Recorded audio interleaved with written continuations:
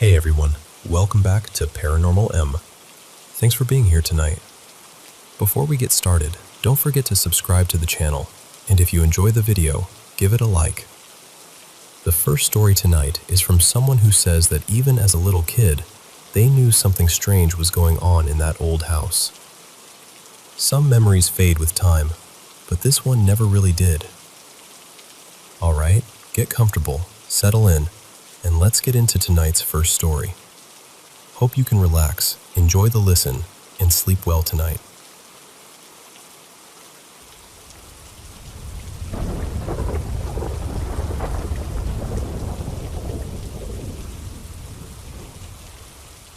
Let me tell you something about myself first. I was an unusual kid, and honestly, I still am, just with more years on me now. I wasn't diagnosed as autistic until I was an adult, though looking back, it made perfect sense. It runs deep in my family. I've also always remembered things people insist I was too young to remember, but I do remember them, clearly. Not just as pictures either. I remember the smell of a room, the feel of the air, the texture of things, all of it. And as long as I can recall, I could read. Books were my refuge. I loved fairy tales, folklore, anything old and enchanted. But even as a child, I knew perfectly well the difference between fantasy and real life. I never mixed those up. When I was very little, we lived in an old Florida house that sat up on piers, with a wide porch wrapping around it, and a long hallway running straight through the middle. If you walked in the front door, you could see all the way to the back. Rooms lined both sides of the hall, and the place had that kind of old-fashioned shape that feels beautiful and strange at the same time. It was the sort of house that seemed to hold on to its stories. I was about 3 when we moved in, and it did not take long for me to feel that we weren't alone there. There were, at least to my mind, 2 very different kinds of spirits in that house. One terrified me. My bedroom was halfway down the left side of the hall, and at night, I would see a man step out through the fireplace, leading a horse. It never felt like he was entering the room so much as continuing along a path the house happened to be built across. He never looked at me. The horse never did either. They never spoke, never paused, never acknowledged me at all. But every single time, I felt this awful heaviness coming off him, something cold and hateful, and I would scream until they passed through. I can't explain why I knew he was bad. I just did. After a few nights of this, my parents stopped making me sleep in that room. The others were different. They were children. A little girl, about 5 years old, and a younger boy, maybe 2 or 3. The girl's name was Elsie. She was bossy in the way some little girls can be, always wanting to organize things and decide how everyone ought to behave. The boy, Jonah, showed up less often, but he was sweet. He liked toy cars, and he loved being read to. Elsie liked to fuss over my little brother, and if I refused to play what she wanted, she'd get offended and pout. My brother used to ride his tricycle down the hallway, then get stuck because he couldn't turn it around by himself. More than once, it seemed like Elsie helped him. The strange thing is, they didn't look ghostly at all. They looked solid, ordinary, like children you might expect to see in any house. They could just vanish in an instant. Nobody really believed me when I talked about Elsie. My mother especially brushed it off. She thought she was imaginary, and because people sometimes tried to call me by a nickname that sounded a bit like her name, my mother decided I must have invented Elsie out of that. That bothered me so much. I knew what I was seeing, and being teased about it made me furious. At one point, my father built a big bird enclosure at the end of the playroom and filled it with parakeets. I liked watching them, though from a distance. One day I was sitting there drawing, completely focused, and Elsie wanted me to stop and play something else, probably dolls. I hated dolls, which never stopped relatives from giving them to me. I told her she had to wait until I finished. The next thing I knew, the birds were loose, flapping wildly all over the room. I didn't see her open the cage, but I was certain she had done it. I I crouched down screaming while feathers and wings went everywhere. My parents rushed in. My father tried to gather the birds, and my mother pulled me out of the room and demanded to know why I had opened the cage. I told her I hadn't, that Elsie had. She thought I was lying, and I got punished for it. I was angry at Elsie, hurt by my mother, and completely shaken by the birds. Even now, if one flaps too close to my head, my whole body remembers that moment. Then my baby sister was born in the winter, during a cold spell, and my mother had fires going in the fireplaces to keep the house warm. My brother and baby sister were sleeping in a room on the right side of the hall, and my mother was in the kitchen nearby. My brother, trying in his toddler way to help, decided the baby must be cold and pushed her bassinet closer to the fire. Too close. Eventually, it caught. My mother later said that a little girl ran into the kitchen, shouting that the baby's bed was on fire. She ran in, saw the flames, snatched my sister out, and shoved the burning bassinet outside through the porch door. Then she came looking for me and the girl. I was nowhere near it, just playing at the other end of the house, completely unaware of what had happened. She demanded to know who I had let in. There were neighborhood girls I wasn't allowed to invite over, so that's what she assumed. I told her I hadn't let anyone in. I said it must have been Elsie.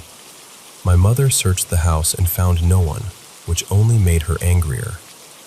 But then my father came home, and after hearing her describe the little girl, he came and asked me what Elsie looked like. I described her exactly as I always had: blonde ringlets, a pale blue dress with a white collar, little brown lace-up shoes. My mother had described the same child. Even my brother said it was Elsie.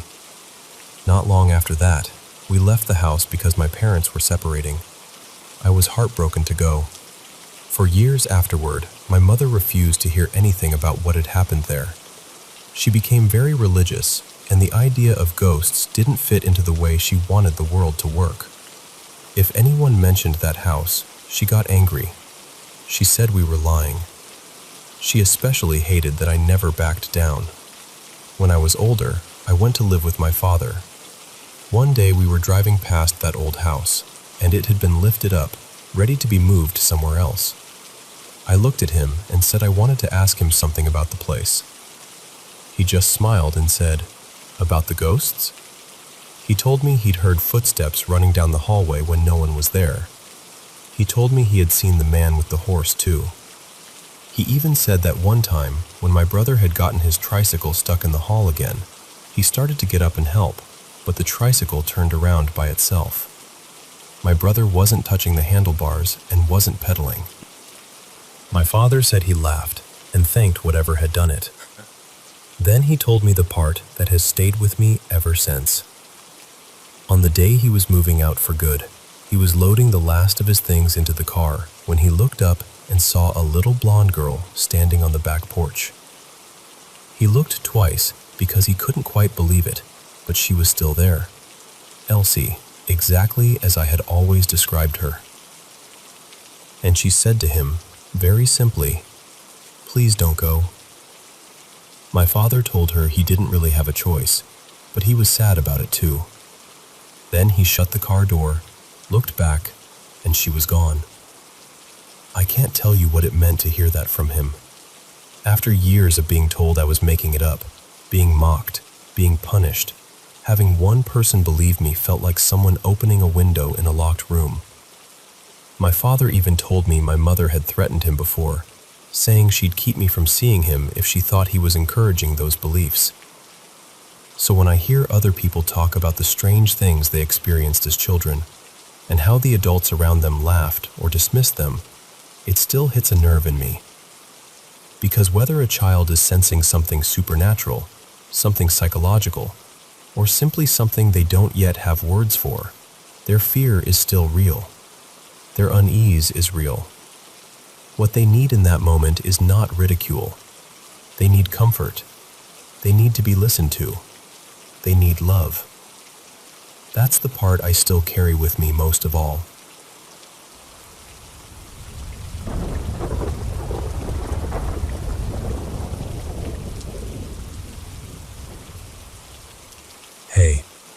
tell you something that happened when I was around 12. Back then, it was just my mom, my sister, and me, living in a cramped basement apartment.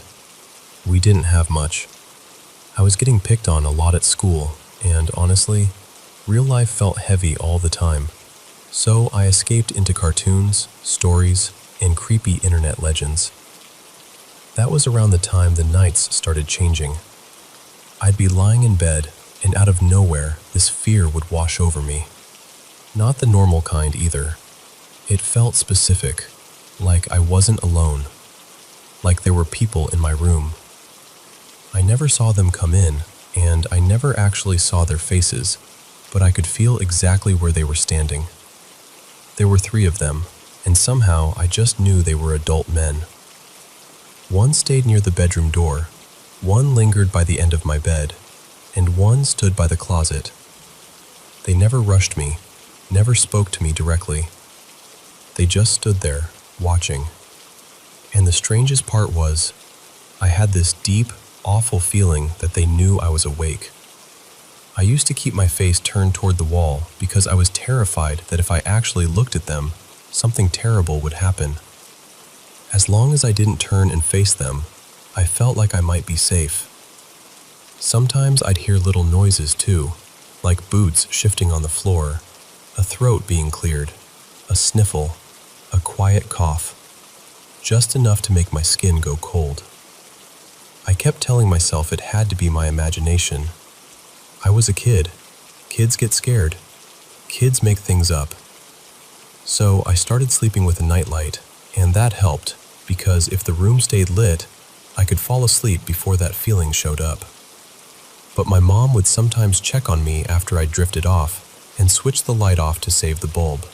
So some mornings I'd wake up and find it dark again. After a while, I got tired of being scared. I wanted proof one way or the other.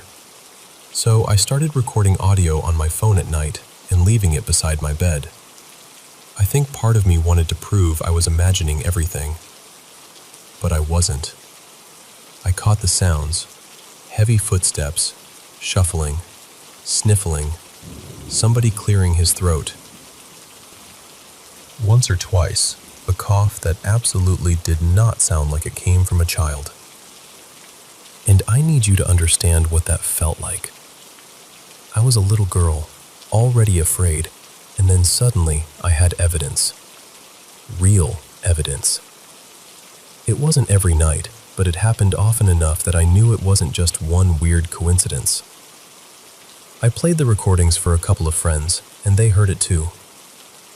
For one tiny second, I felt relieved, because I thought, thank God, I'm not losing my mind. And then right after that came the worst realization.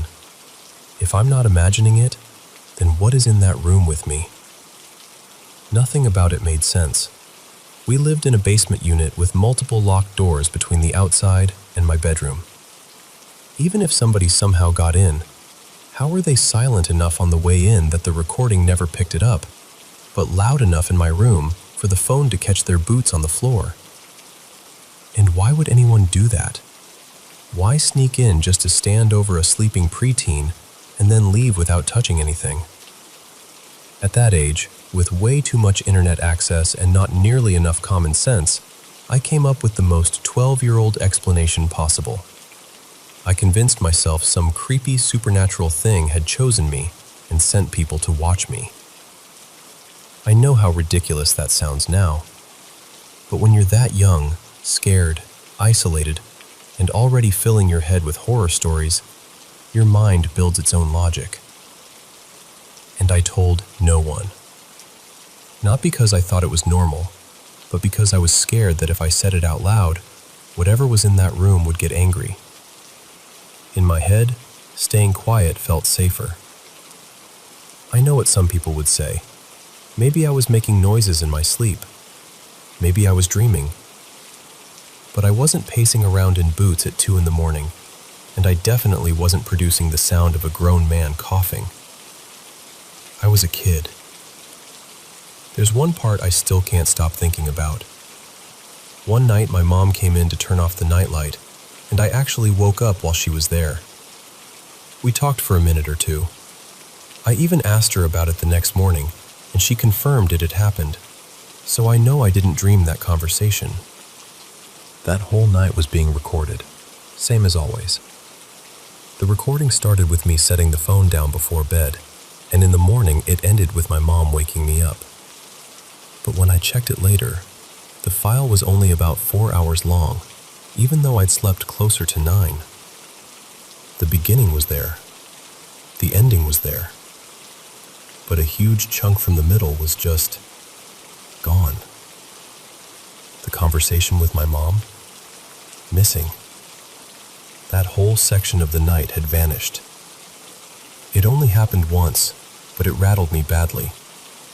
It made me feel like something had happened during those missing hours, and for whatever reason, I wasn't supposed to hear it back.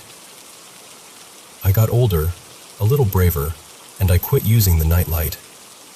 I even stopped recording myself. Then about a year later, after we moved into another basement apartment, it happened again.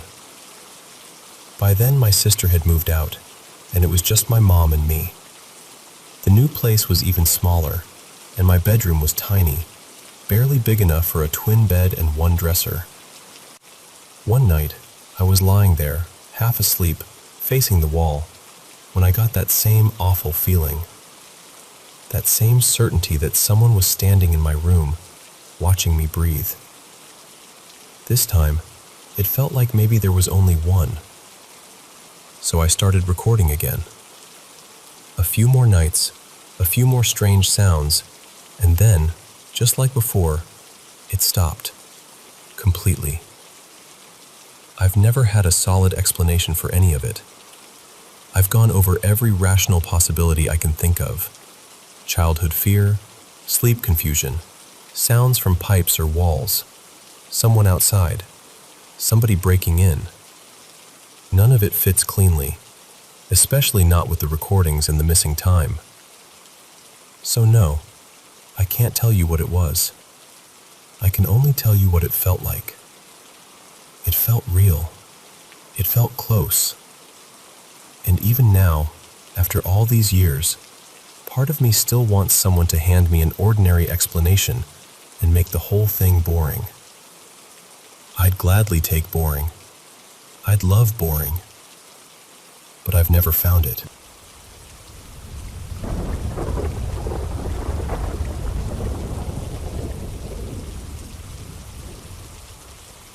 Hey, I'm 18 and I still live with my parents. Not too long ago, my mom decided we should move because she never felt comfortable in our old neighborhood. The new house was bigger, and I was actually excited because I'd finally have a larger room with its own bathroom. The only catch was that the bathroom inside my room didn't work yet, so nobody really used it. Before we even brought all our things in, my parents had a priest come bless the house with holy water. That already left me feeling a little uneasy. Like, maybe there was some reason they felt it was necessary. I tried not to think too much about it, though. The first few nights there felt off. I kept hearing strange noises upstairs, like doors shifting, things dropping, little sounds that didn't make sense when everyone was supposed to be asleep. I told myself it was just a new house making new house noises, but deep down, it didn't feel that simple. One night, while I was asleep in my room, I suddenly became aware of this intense heat spreading across my back. I was lying with my back turned toward that unused bathroom. Then I felt something even worse, someone breathing near my ear. And after that, I heard a woman's voice whispering so clearly it didn't feel like a dream at all. She said she wouldn't close my bathroom door. The terrifying part was that I couldn't move. I was stuck there, fully aware, trying to calm myself down enough to wake up. When I finally managed to break out of it, I shot out of bed shaking, drenched in sweat, and ran straight out of my room. I tried to convince myself it had just been a nightmare, but it felt way too specific, way too real. When I told my parents, they brushed it off and said I was overreacting. After that, I could barely sleep. Every time I closed my eyes, I felt like something was standing beside me. For several nights, I kept waking up just to make sure I was alone. Then the nightmares started. They were always about my room. In one, the lights went out all at once, and I had to run out in the dark. I'd never had dreams like that before, and honestly, they got under my skin. Then, for about a week, everything went quiet. No nightmares, no whispers, nothing. I started to relax again. But on the 7th night, it happened again. This time, in the dream, I felt that same burning heat, only stronger. It spread all the way from my shoulders down to my heels. Then another voice came, older this time, like an adult man. He sounded angry. I can't remember every word, but I remember the feeling of what he was saying. He was asking why I hadn't listened to what the woman had told me before. At that point, I was on the verge of tears. Some friends had told me that if anything like that happened again, I should pray in my head. So I tried. But the more I prayed, the worse it felt. Then I heard laughter behind me. Not loud, not dramatic, just this awful laugh that made me feel completely helpless. I was so scared, I thought I might actually break down. Then my sister woke me up for breakfast, and I came back to myself all at once. When I told my parents that morning, they looked more serious than before, even though they still said it was probably just another bad dream. My mom decided she'd sleep in my room for a while, just to see if anything strange happened. She brought in an air mattress and stayed there for about a week. That helped me settle down a little. I started to feel safer. But one afternoon, while my mom was out buying groceries, I took a nap in that room, and it happened again. Same heat, same fear, same feeling of someone right behind me. Only this time, I wasn't facing the bathroom. I had my back against the wall. That's what really shook me. The voice came back, older and harsher than before, saying things I couldn't fully understand. But there was one part I did understand, and it scared me even more because it felt personal, like it was talking about me directly. By then, I'd learned the only way to force myself awake was to start moving my fingers, little by little, until I could move my hand, then my arm, then finally pull myself out of it completely. And now, honestly, this is starting to wear me down. I never thought I'd become afraid of falling asleep, but that's exactly what's happening. It's happening more often, and it's starting to affect my whole day. I'm exhausted all the time. I can't rest properly. The people I've told don't really know how to help, and I'm reaching the point where I just want a real explanation. Anything that makes sense, because right now I feel completely drained.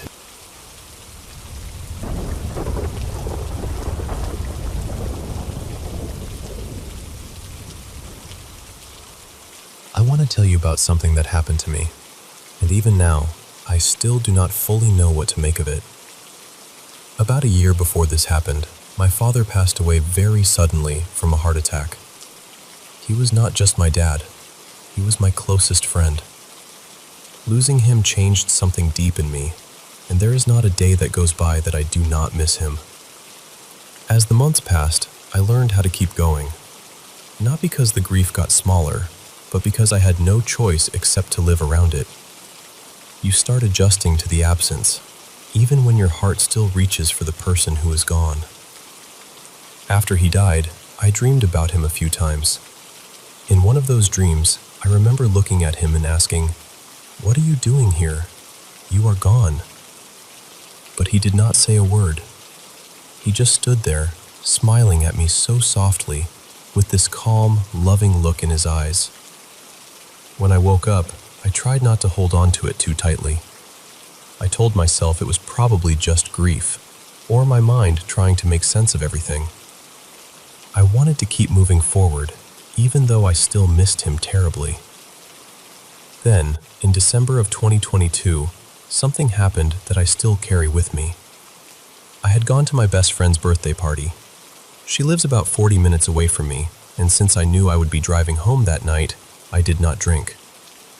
Everything about the evening felt ordinary. When it got late, I hugged everyone goodbye, got into my car, and started the drive home. At first, nothing seemed unusual. The roads were quiet, almost empty, the kind of stillness you only get late at night. I was driving like I normally would, music playing softly, just focused on getting home. Then, without any warning, a freezing chill went through my whole body. The hairs on the back of my neck stood up, and I was hit with this immediate urge to lock the doors. So I did. I locked the car, turned my music way down, put everything else aside, and gripped the steering wheel with both hands. And all at once, I had this overwhelming feeling that someone was in the car with me. It was so strong that I started checking the back seat, glancing from side to side, looking at every empty seat as if I expected to catch movement out of the corner of my eye. But there was nothing there. Still, the feeling would not leave. It was not just nervousness. It felt like a presence, solid, unshakable, as if someone was sitting there with me in silence. I even had the wild thought of pulling over to check the trunk or to look under the car, just because the feeling was that intense. I know how strange that sounds, but in that moment, it felt completely real, like I was not alone. And then, the second I turned into my driveway, it vanished. Just like that. No chill, no heaviness, no presence. Nothing. I sat there for a moment, trying to understand what had just happened. And deep down, the thought that came to me was simple. I felt like my dad had been with me, like he had ridden home beside me to make sure I got back safely. I have had experiences in my life that I cannot fully explain, especially after a hospital stay years ago when I flatlined for a few seconds during a seizure. Since then, there have been moments that made me wonder whether there is more around us than we can see. But this felt different from anything else. This felt personal. And even now, when I think back on that night, part of me still believes it was him, quietly keeping watch. Not to frighten me, but to stay close until I made it home.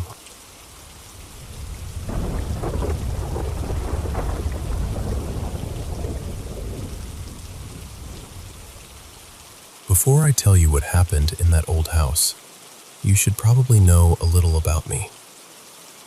I was an unusual kid. Honestly, I still am, just with more years on me now. I found out as an adult that I'm autistic, which made a lot of things click into place. It runs deep in my family, so it wasn't exactly a thunderbolt. I've also always remembered things from very early childhood that other people insist I couldn't possibly remember. But I do. I remember them clearly. And when I remember, it isn't just pictures. It's the smell of the air, the feel of the floorboards, the texture of the blankets, the whole thing. I learned to read so young that I can't even remember a time before books. I absolutely inhaled them. Folk tales, fairy stories, old legends, anything strange or enchanted. I loved it. But even as a little kid, I knew the difference between pretend and real. I never mixed those up. When I was very young, we lived in an old Florida cracker house. It was raised up on piers, with a metal roof and a wide porch wrapping around it. The front door opened into this long hallway that ran straight to the back door, and all the rooms branched off from that hall. It was one of those old houses that feels like it's holding its breath. The right side still had its original rooms, each with a fireplace and a door to the porch. The kitchen was at the far end. The left side had been changed over the years. One room had been split to make a bathroom and storage room, and the porch on that side had been enclosed into this long, narrow playroom. I was about 3 when we moved in, and it didn't take long for me to feel that we were not alone there. There were really 2 kinds of presences in that house. One of them terrified me. My bedroom was the middle room on the left side of the hall. Every night, a man would come through the fireplace, leading a horse. Not climbing out of it exactly, more like he and the horse were walking along their own path, and the house had somehow been built across it. He never looked at me. The horse never looked at me. Neither one ever spoke. But every single time, I would panic. I mean, absolute, screaming terror.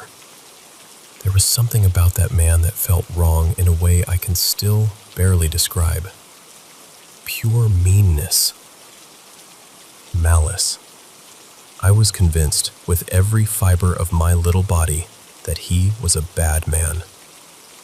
My parents tried sleeping in my room for a few nights, but eventually they decided I didn't have to sleep there anymore. That solved at least that part of it. The other spirits in the house were different. They were children. A girl and her little brother. The girl's name was Elsie. She was around 5, a little bossy, a little motherly, and very sure of herself. Her brother Johnny was maybe 2 or so, and he showed up less often. He loved toy cars, and he loved being read to. Elsie liked fussing over my little brother too. If he rode his tricycle down the hall and got stuck because he couldn't turn around, she would help him. And if I didn't want to do what she wanted to do, she'd get offended in this dramatic little pout. What's strange is they didn't look ghostly at all. They looked solid, ordinary. They just had this habit of appearing and disappearing so quickly it made your head spin. Whenever I talked about Elsie, nobody really believed me. My mother especially. She kept insisting Elsie was imaginary, and she thought I'd made up the name because people sometimes tried to call me Jessie, which I absolutely hated. So in her mind, Elsie was just my child brain version of that. But no, I knew the difference. And honestly, I was offended she thought I'd be that unoriginal. One day, my dad had built this huge cage at the far end of the playroom and filled it with parakeets. I loved watching them, though from a safe, emotional distance, as it turned out. I was sitting there drawing one afternoon, perfectly happy, and Elsie wanted me to do something else. Probably play with dolls, which I hated even then. My grandmother kept trying to bless me with dolls, and I kept feeling cursed by them. I told Elsie she'd have to wait until I finished my drawing, and then suddenly, every bird was out. They were everywhere, flapping wildly around the room, and I just dropped down and started shrieking. My parents came running. My mother took me out of the room while my dad tried to catch the birds. Then my mother demanded to know why I had opened the cage. I told her I hadn't, that Elsie had. I hadn't actually seen her do it, but nobody else had been in there. My mother said I was lying, and I got punished for it. I was furious at Elsie, furious at my mother, and deeply traumatized by that whole storm of wings. Even now, if a bird flaps too close to my head, my nervous system still wants to evacuate the premises. Then came the day with my baby sister. She was born in February, during a cold stretch, and my mother had fires going in all the fireplaces to warm the house. My brother and baby sister were sleeping in the middle room on the right side. My mother was in the kitchen, keeping an ear on them. My brother was still very little, and at some point he decided the baby must be cold. So he pushed her bassinet as close to the fireplace screen as he could. Eventually, the bassinet caught fire. My mother said a little girl came running in to tell her the baby's bed was burning. She ran into the room and found it true, grabbed my sister out, opened the porch door, and shoved the flaming bassinet out into the yard. Naturally, she was shaken to the core. Once the baby was safe, she came looking for me and the girl who had warned her. I was all the way in the playroom, completely unaware of the chaos. She demanded to know who I had let into the house. There were some neighborhood girls I wasn't allowed to invite over, and she assumed it had been one of them. I told her, as calmly as I could, that it was probably Elsie. That did not improve her mood. She searched the whole house and couldn't find any little girl, of course, and then she turned that anger on me. She accused me of lying and threatened to punish me hard if I didn't tell the truth. Thankfully, my dad came home right about then. He pulled my mother aside, asked what had happened, and listened while she described the little girl who had warned her. Then he came and asked me what Elsie looked like. I described her: blonde hair in ringlets, a pale blue dress with a white collar, brown lace-up shoes. And apparently, that was exactly the same description my mother had just given him. My brother, little as he was, also said it had been Elsie. Not long after that, we moved out because my parents were splitting up. I was heartbroken. I lost regular time with my dad for a while, and my mother became more rigidly religious. After that, any mention of ghosts or anything from that house would set her off. She called everyone liars. She especially called me one. So for years, I carried all of that alone.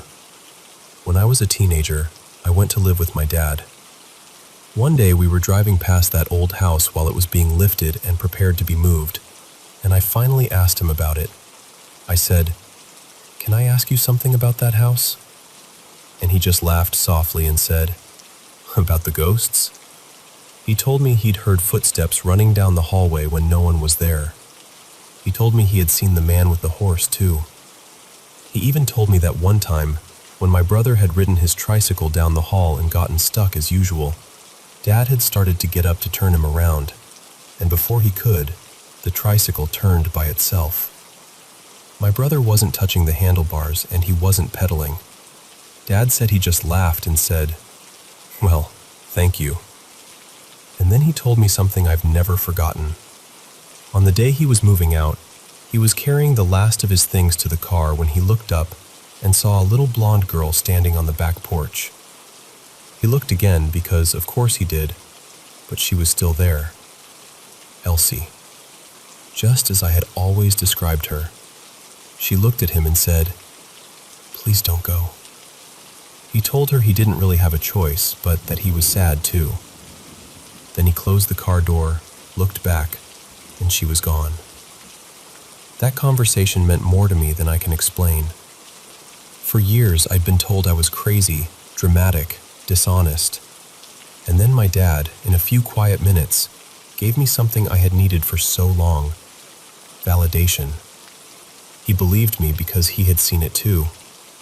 He even admitted my mother had threatened to make his life harder if he encouraged any of my beliefs about what happened in that house. So when I hear other people talk about strange experiences they had as children, especially the ones nobody believed, it still hits a nerve in me. I think about how vulnerable children are when they're frightened, and how much damage it does when the adults around them respond with ridicule instead of care. Maybe what a child senses in a place turns out to be nothing paranormal at all. Maybe it's stress, or atmosphere, or something they can't name yet. But sometimes, maybe, it isn't nothing. Either way, the answer should be the same. Listen to them. Take them seriously.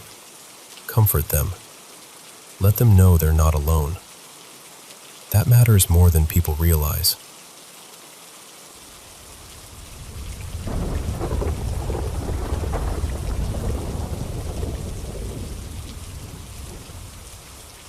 I was sitting with my mom one evening, just half watching TV, and we started talking about her father, my grandfather, who had passed away years ago. The room was calm, the kind of quiet that settles in when people are sharing old family memories. Then the ceiling light above us flickered. My mom got tense right away. Trying to lighten the mood, I laughed and said something like, "Maybe Grandpa's dropping by to say hello." She did not find that funny at all. And then, almost on cue, we both jumped because the blender in the kitchen suddenly roared to life. The kitchen was just down the hall, so we rushed in to see what was going on. My mom looked at me like I had set the whole thing up to scare her. I hadn't. Not even a little. The blender was plugged in, yes, but the switch itself wasn't turned on. I remember trying to brush it off, telling myself it had to be something ordinary, maybe a power glitch, something dull and explainable. We were still standing there going back and forth about it when this huge crash came from the living room. Not a little bump. A real, sharp bang that made both of us yell out. We ran back in and saw the coffee table had shifted in a way that made no sense. It was one of those older tables with a chrome frame and a thick sheet of glass resting on top. The glass sat on small metal supports covered with worn rubber sleeves, and over time those sleeves had gotten tacky. You couldn't just nudge the table and expect the glass to slide around. Even lifting the glass took a deliberate push from underneath to free it. It stayed put. Always. But now the glass was sitting crooked, off-center, like someone had lifted it, turned it slightly, and let it drop back down. That sound we heard? It fit perfectly. We were the only two people in the house. No pets, no shaking from traffic, no earthquake. Nothing obvious that could explain how that glass had moved. Honestly, it rattled both of us badly. Even my mom later said that if she hadn't seen it with her own eyes, she never would have believed me. I'm still a skeptic by nature. I'm not desperate to call everything paranormal.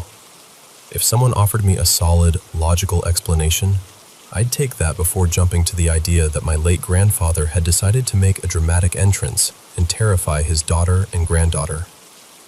But here's the part that still gets me. When we told my grandmother, I expected her to dismiss the whole thing immediately. She's practical, deeply religious, and not the type to entertain ghost stories or superstition. She believes in God, in common sense, and not much in between. So I thought she'd tell us we were being ridiculous. Instead, she went quiet for a moment and said it wouldn't surprise her if it had been her husband. Then she told us that years after he died, she woke up one morning to the bed shaking violently. Not subtly, really shaking. She said she couldn't explain why, but in that moment she just knew it was him, and she snapped out loud, "All right, stop that." The shaking stopped instantly. She said her heart was pounding afterward, and she got out of bed right away. Maybe it was a dream, maybe not, but she never laughed it off. And coming from her, that landed hard. She is the last person in the world I'd expect to tell a story like that. So that's what happened. I still don't know what to make of it. Maybe there's a sensible explanation I'm missing. Maybe there isn't. But I can tell you this. Whatever it was, it felt real when it happened, and neither my mom nor I has forgotten it.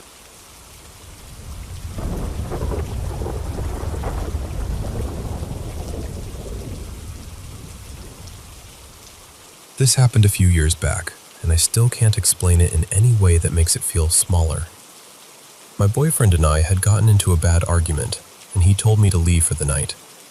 At the time, we'd been staying in his old 1990 Silver Eagle coach, parked at a truck stop across from a budget motel. A few friends of mine were staying there, and when I headed toward the office, they waved me over and invited me in for a drink. One beer turned into a couple, and before long, I decided I'd just get my own room and stay there until morning. The motel had several long wings, and one of them had a reputation. People said there were things in that section, upstairs and downstairs, that never really left. Naturally, that was the wing where they put me. My room was one of the accessible ones. The first thing I noticed was the bathroom. I'd asked for a bathtub, but there wasn't one. Instead, there was this sliding barn-style door, which I actually thought was kind of neat at first. That changed the moment I tried to close it. Every time I slid it shut, it rolled right back open. I checked the track, thinking maybe it was crooked, but it looked perfectly normal. I turned off the bathroom light, shut the door again, and stood there watching it. A few seconds later, it slowly slid back open on its own. I dragged a chair over and wedged it against the door, thinking that would solve it. Somehow, the door still shifted the chair. Eventually, I got it to stay closed, or at least I thought I did. When I climbed into bed and looked over again, the bathroom door was open. The light was on too. At that point, I was too tired to care. I rolled over and went to sleep. Sometime later, while it was still dark, I woke up because I heard something breathing over me. Not just nearby, right over me. Heavy, slow breathing. I could actually feel the heat of it through the blankets, pressing against me. I cracked one eye open and turned to see what it was. Standing there was this enormous figure. It had to be at least 8 or 9 feet tall, with horns, a massive head, and these huge shoulders and arms. The kind of thing that should have terrified me instantly. But strangely, it didn't. I've had experiences my whole life. Things I can't neatly explain. So instead of screaming, I just looked at it and said, "Seriously?" Then I turned over and went back to sleep. Later, I dreamed my boyfriend was sitting in the chair I'd used against the bathroom door, except now the chair was by the front door of the motel room. He was smoking a cigarette, just staring at the door like he was waiting for something. I asked him how he got in and reminded him it was a non-smoking room. He turned to me, pressed a finger to his lips, and told me without words to be quiet. I remember thinking he must be hiding from someone, that maybe he'd convinced the front desk to let him in. I pulled the blankets up and drifted back to sleep. The next morning, I woke up around 9:30. The chair was no longer by the bathroom door. It was sitting by the front door, exactly where it had been in the dream. The bathroom door was closed and the light was off. A few minutes later, there was a knock. I froze for a second, then crept over and looked through the lower peephole. It was my boyfriend. I opened the door and asked him how he found me. He said one of our friends had told him where I was after seeing how upset he'd been trying to track me down. I asked why he'd been so worked up, and he said, "Because I had this awful feeling in a dream that you were in danger, like something evil was after you." I just stood there. I couldn't speak, couldn't move. It felt like my whole body had turned to stone. When I finally found my voice, I told him everything that had happened that night. I told him about the thing standing over me, about the heat of its breath, about the chair moving, about the dream. I told him I thought what I'd seen looked like a minotaur or something close to it, some kind of ancient, impossible creature. And the strangest part was still this. When it happened, I wasn't afraid. Not then. The fear came later, all at once, like my body had waited until it was safe to react. Once it hit me, it hit hard. My chest tightened, my hands started shaking, and I spiraled into a full panic attack. I couldn't catch my breath. He calmed me down and told me that, in his dream, I had called out to him to come protect me from something evil. After I finally settled, I took a shower, got dressed, and left that place as fast as I could. But I've never forgotten that night. More than the shape of it, more than the horns or the size, what stayed with me was the heat. That awful, unnatural heat of something breathing over me while I slept.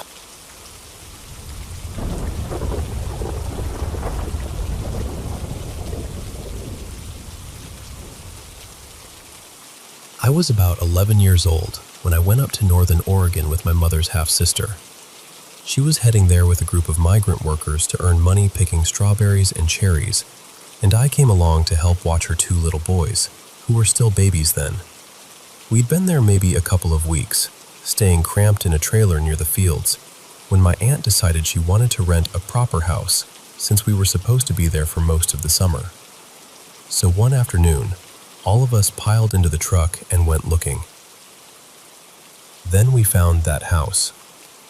I still remember it so clearly. It sat up where you could see forever, with this sweeping view of green land and sky that didn't even feel real. The house itself looked grand, almost too grand, like something from an old film. It was 2 stories tall, with heavy wooden French doors. And when those doors opened, right there in front of you was this wide staircase that curved upward, with polished wood and dark iron railing. It was beautiful, truly beautiful. But the second I stood on that porch, before I even stepped inside, something in me changed. I felt this deep, sudden heaviness. Not fear exactly, not at first. More like dread. Like loneliness so strong it had a shape. My aunt, though, was thrilled. She kept saying, "This is the one, this is the one." She was smiling, calling everybody from room to room, wanting us all to see how perfect it was. My cousin Mariella reached her hand out to me and said, "Come inside with us." So I did. I took maybe 5 or 6 steps into that house, and as I got close to the staircase, this red cloud came rushing down from upstairs. It looked like smoke, but not like any smoke I'd ever seen. It was dense and angry and bright, and it slammed into me so hard it knocked me flat onto the floor and drove the breath right out of me.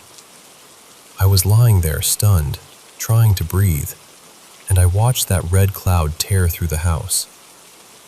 It rushed into one room, then another, then flew back upstairs and darted in and out of those rooms like it was searching, or raging, or both. The second I could move again, I scrambled for the door, and the moment my foot hit the porch, I heard Mariella crying. I turned around and there she was, sitting on the shiny wood floor near the bottom of the staircase, crying hard. I looked up just in time to see that red smoke glide into the room where my aunt was standing. But as it moved toward her, it changed. It got thinner, lighter, almost faded, like its anger had softened. I shouted to Mariella, "Come on!" She jumped up and ran toward me. And just like that, the red cloud turned dark again. Thicker, faster. It came straight at us. We leaped off the porch and ran to the truck as fast as we could.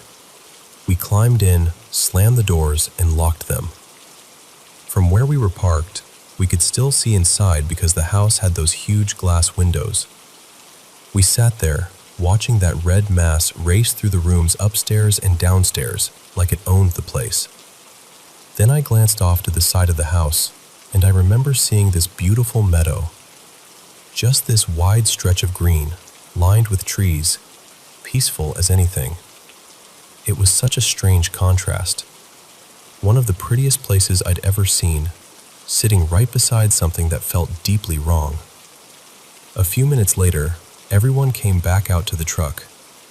You could hear their footsteps in the gravel before they opened the doors. My aunt was still excited, oddly enough. More excited than anyone else. Like nothing had happened. As we drove away, I looked back and could still see that red cloud moving through the house. Only now it looked even bigger.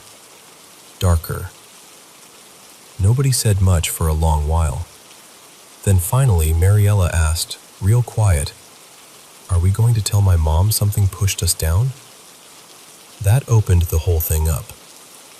The men riding with us started talking about how bad the house had felt to them.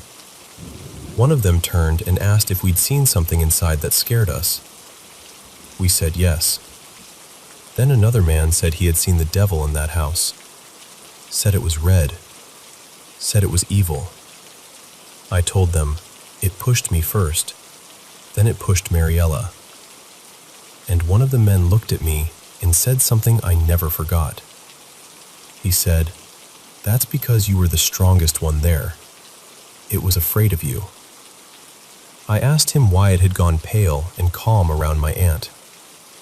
And he said, maybe because she knows black magic. At 11 years old, I didn't understand what he meant. Not really. But years later, I came to believe he was telling the truth. We never went back to that house, and no matter how hard my aunt tried afterward, she could never get anyone to answer her about renting it. Not once.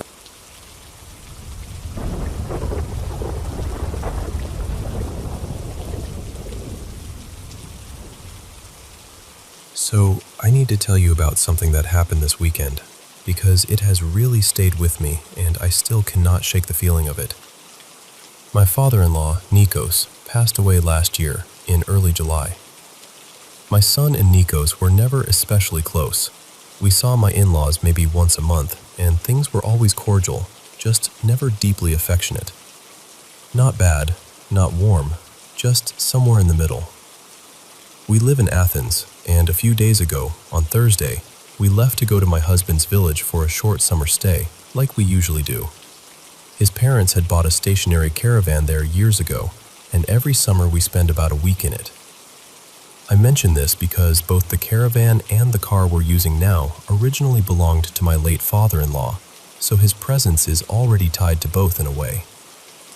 While we were driving there, my husband suddenly told me something that completely threw me.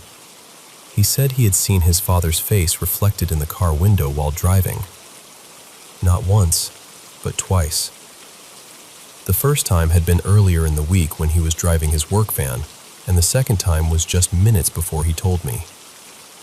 I honestly did not know what to say.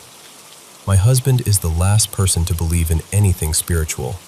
He usually teases me for even entertaining those ideas, so for him to say that, and say it seriously, really unsettled me. Anyway, we arrived at the village, and everything seemed normal enough. We had our 15-year-old son with us, along with two of his friends, boys aged 13 and 16. Then on Saturday evening, we had to leave unexpectedly because of an emergency with my dog. All the vets in the village were closed, so we packed up and headed back to Athens. On the drive home, my son was sitting in the back with his friends. They were chatting, laughing, asking us to stop somewhere because they were hungry. I had one earbud in and was listening to an anxiety meditation, trying to calm myself because I was already so worried about my dog. After a while, I noticed the boys had gone quiet. I assumed they were tired. About 15 minutes later, my son suddenly asked us to stop the car and get him a pill from the luggage because his head was hurting badly. He looked awful, really pale and distressed. I asked him what was wrong, and he just held his head and said, "Please just give me a painkiller. I'll tell you later." He looked deeply shaken. We stopped at a service station, and I asked again if he felt sick or dizzy. And then he looked at me and said, "I saw Grandpa," and immediately burst into tears. That alone was enough to make my heart drop. My son is not dramatic. He is not interested in spirits or anything supernatural, just like his father. And he would never cry like that in front of his friends unless he was truly terrified. I told the other boys to step out for a bit and went with them to get food. While we were away, I asked the older one what had happened. He told me my son had suddenly gone completely still and was staring straight ahead at the window in front of him. At first, the boy thought he was joking, like pretending to freeze for fun. He even pretended to fall asleep, expecting my son to snap out of it and laugh. But he didn't. He just sat there, eyes open, fixed on one spot, not moving, for what felt like around 10 minutes. Then he leaned back, grabbed his head, and asked for a painkiller. Later, my husband told me more, and when we finally got home and my son was lying in bed, I asked him to tell me exactly what he had experienced in his own words. He said that all at once, everything around him went black. He could not hear us, could not speak, could not feel the car anymore. Then he said he was suddenly seeing the living room in my in-laws' house. He said he could see the sofa where his grandfather used to sleep. And on that sofa was the framed photo of his grandfather, the one that is really there now because my mother-in-law placed it there after he died. Then he saw his grandmother, still alive, walk toward the photo and touch it. He said she was dressed in black. And while she was touching the picture, he heard his grandfather laugh, but in a cold, almost mocking way. He did not see him directly, only heard the laugh. Then he said, a dark shadow came quickly and took his grandmother away. Right after that, he was suddenly back in the car. He told me his head was pounding and he was so frightened he did not know what to do. And when he repeated this to me later, he started crying all over again. I am honestly very worried. My son is healthy. He is not prone to this kind of thing. He does not believe in spirits, does not seek out scary ideas, and would never invent something like this for attention, especially not in front of his friends. He was truly terrified. I do not know what to make of it. Was it his grandfather? If it was, why would he frighten him like that? Or was it something else entirely? Whatever it was, it did not feel comforting. It felt heavy. Dark even. My uncle thinks maybe my father-in-law was not such a kind man underneath, and maybe he did not like all of us, or even the dogs, being in his caravan. But still, what my son saw seemed to be mostly about his grandmother, and that is the part that troubles me most.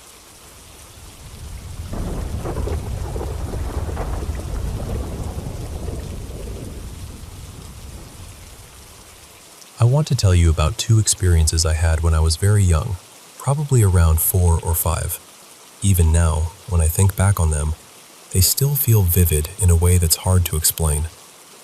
The first happened during a time when my mom was seeing a man who lived in an apartment across town.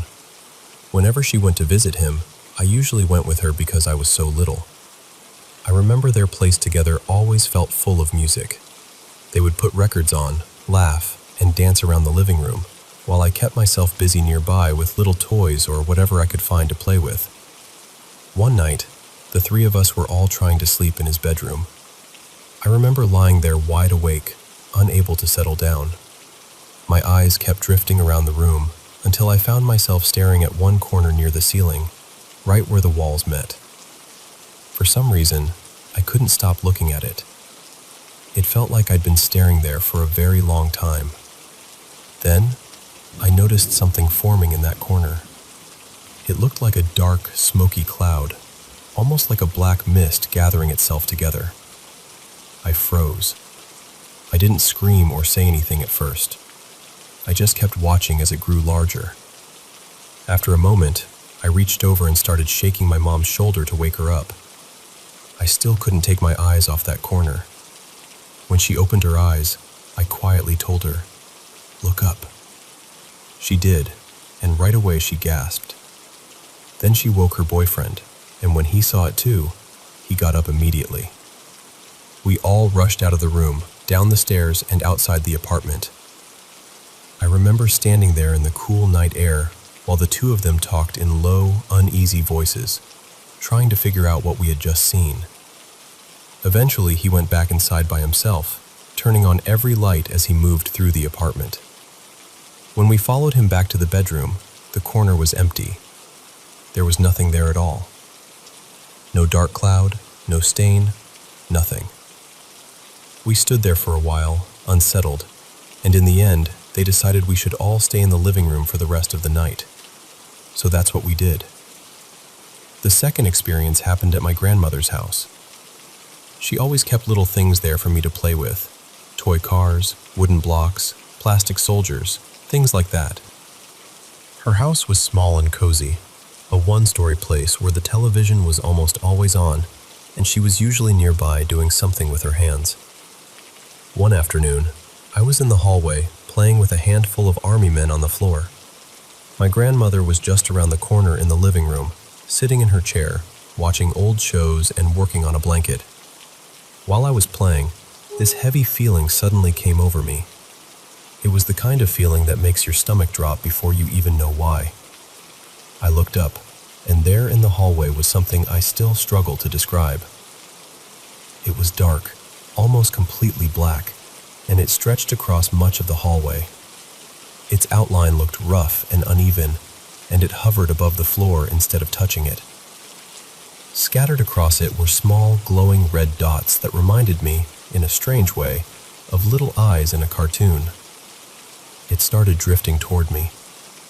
The second I saw it moving in my direction, I jumped up and ran. I flew around the corner into the living room, past my grandmother, and straight to the window. There were thin white curtains there, almost transparent, with delicate patterns stitched into them. I remember some of the shapes looked like little angels with trumpets. I hid myself behind those curtains, even though, looking back, it wasn't much of a hiding place at all. My grandmother looked over at me and asked in this light, cheerful voice, "Are you hiding?" I didn't answer. I just stayed still and waited. But nothing came around the corner. Nothing entered the living room. After a while, I stepped out from behind the curtains and stayed close to my grandmother for the rest of the day. Much later, once I finally worked up the courage, I went back to look down the hallway. There was nothing there, not a single sign of what I'd seen. Even so, I've never forgotten the feeling of it.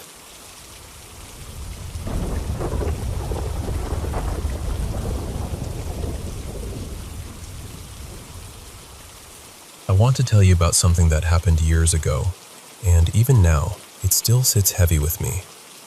It started late one evening. I was with a friend of mine who has since passed away. I'll call him Ricky.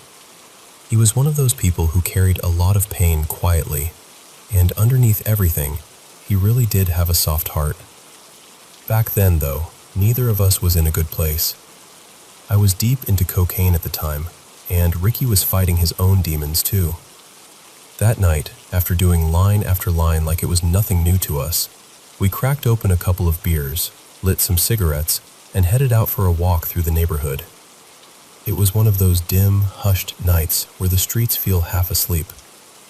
The drugs had us completely spun out, and when we got like that, we talked in ways we normally wouldn't. We'd say the darkest things out loud. In a twisted way, it felt like therapy. All the anger, all the hurt, all the buried ugliness would come pouring out. As we walked, the conversation turned dark. Real dark. Somehow we got onto the subject of murder, and I hate even saying that now. Sober, we were both sensitive people. But that night, we felt reckless, disconnected, almost possessed by our own worst thoughts. We started talking about how easy it would be to hurt somebody, some stranger out alone at night. Just saying things that should never have been said. And then, it happened. Out of nowhere, I heard this growl. I still can't describe it properly. It wasn't just loud. It felt like it went through me, like it shook something loose inside my chest. I felt it in my stomach, in my bones, across my skin. It was the kind of sound that makes every instinct in your body wake up at once, like something was warning me, like something was snapping me back to reality. I looked up, and there, a little ways ahead of us, were two small red eyes glowing in the dark. At first, it looked like a dog, maybe medium-sized, but the longer I stared, the wronger it felt. Its body looked shadowy, almost half-transparent, like it was flickering. The best way I can explain it is this. It reminded me of an old television on a dead channel, that grainy static, except darker, denser, almost alive. It didn't look like any normal animal I'd ever seen. The second I locked eyes with it, I stopped cold. I put my arm out across Ricky's chest to keep him from moving and said, "Do you see that?" He didn't answer right away. It took him a couple seconds, and then he went completely silent. That silence told me everything. Without saying another word, we both started backing up slowly, eyes fixed on that thing the whole time. We kept stepping backward until it finally disappeared from view. We stood there at the end of the block trying to make sense of it. Part of us wondered if it was just the drugs, if maybe we'd let our minds run too far. But another part of me knew better. I knew what I'd felt. Still, after a few minutes we went back. There was nothing there. No dog, no movement, no sound. We even wandered the area for close to an hour, checking side yards, alleys, the whole stretch of street. Nothing. Eventually we gave up and went back to his place. When we got there, we didn't really talk. We just sat in silence for a long time, like neither of us wanted to be the first one to say what we were both thinking. Because whatever that was, it didn't feel like something ordinary. I've thought about it so many times since then, and I know how this sounds, I really do. But in my gut, I never believed that thing was just a dog. It felt like something else entirely. Something not meant for this world. Something that had shown up for a reason. About a month later, Ricky died of a heart attack. By then, things had gotten even worse for us. We'd started mixing heavy opiates in with the cocaine. He already had heart problems, so looking back, it's not hard to see how dangerous that was. He wasn't in a good state mentally either. Truthfully, neither was I. But with him, it felt deeper, like he was carrying a kind of exhaustion in his soul. He used to say, during late-night drives, "I'm probably not going to live long anyway, so I might as well get as high as I can on the way there." Those were his words, not mine, and I've never forgotten them. To this day, I still think about that thing we saw. I think about the timing. I think about the way it appeared right when we were talking about doing something truly evil. I think about the growl and the feeling that came with it, like a warning dropped straight into my body. Maybe it was an omen. Maybe it was there for him. Maybe it was there for both of us. I don't know. What I do know is that underneath all the drugs and all the darkness, Ricky was not a cruel person. He was wounded. He was lost. But he was gentle in ways that mattered. So when I think back on that night, I don't claim to understand what we saw or what it meant. I just know it was real. And I know I've never looked at the world quite the same way since.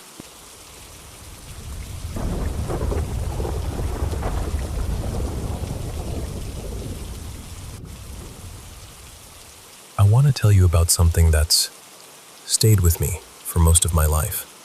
Even now, talking about it makes my chest tighten a little. When I was really young, maybe around 4, I lived in a small apartment with my mom for part of the week, and then I'd stay with my dad the rest of the time. My parents had split when I was still a baby, so that back and forth was just normal to me. My mom shared that apartment with another woman, Marissa, and her little daughter, who was close to my age. That place is where the nightmares started. They weren't the kind you forget after breakfast. They felt sharp, detailed, almost physical. I still remember them in pieces so clearly it's unsettling. At night, I always fell asleep with a movie playing on the VCR in my room. Usually I'd wake up at some point and see that blue TV screen glowing in the dark after the tape had finished. It almost became a kind of comfort, like a little artificial nightlight. But one night, I woke up needing to use the bathroom, and the room felt wrong immediately. The TV wasn't glowing. It was off.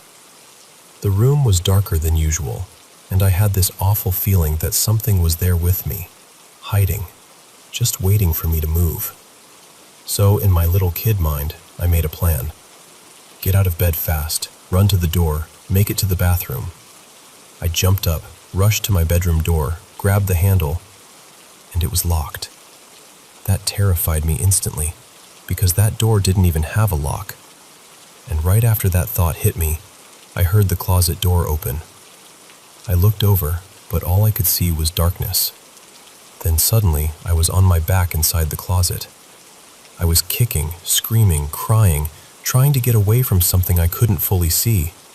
I knew something was in there with me. I felt completely trapped, completely helpless. I remember the panic starting to drain into this numb kind of surrender, like some part of me realized no one was coming. What I remember most clearly, strangely enough, is the carpet. I could feel the fibers brushing against my fingers above my head, and I kept focusing on that sensation, almost like I was trying to prove to myself that it was real, or prove that I was awake. At one point, I could see through the crack in the closet door.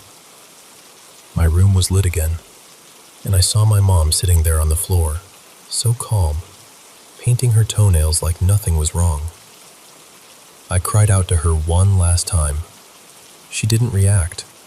She didn't hear me, and I just lay there in silence. Then I woke up. Morning light, TV still off. I'd wet the bed. And honestly, that was the beginning of all of it. I never told my mom. I never told my dad either. Even now, I still don't know what to call that experience. A nightmare, obviously, but it never felt like just a nightmare. Not long after that, I started having another dream over and over again. In that one, I'd wake up in this room that looked kind of like a motel room. The carpet was this dull green color. To my right, there was an old telephone lying off the hook on the floor. To my left was a bed, and there was just enough space underneath it to see the floor on the other side. That's where I'd see them first. Hooves. Just a pair of them, pacing back and forth. I'd slowly lift my head high enough to look over the edge of the bed, and there it was. This thing. Its lower half looked animal, almost horse-like. Its torso was human.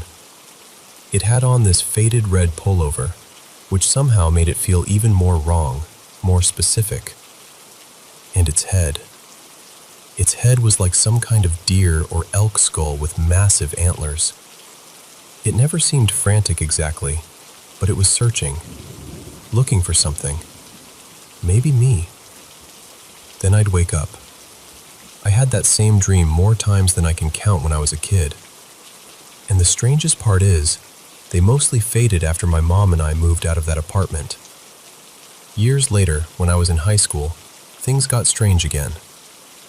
One night, a friend slept over, and we crashed in the living room. The next morning, he asked me where I'd gone in the middle of the night.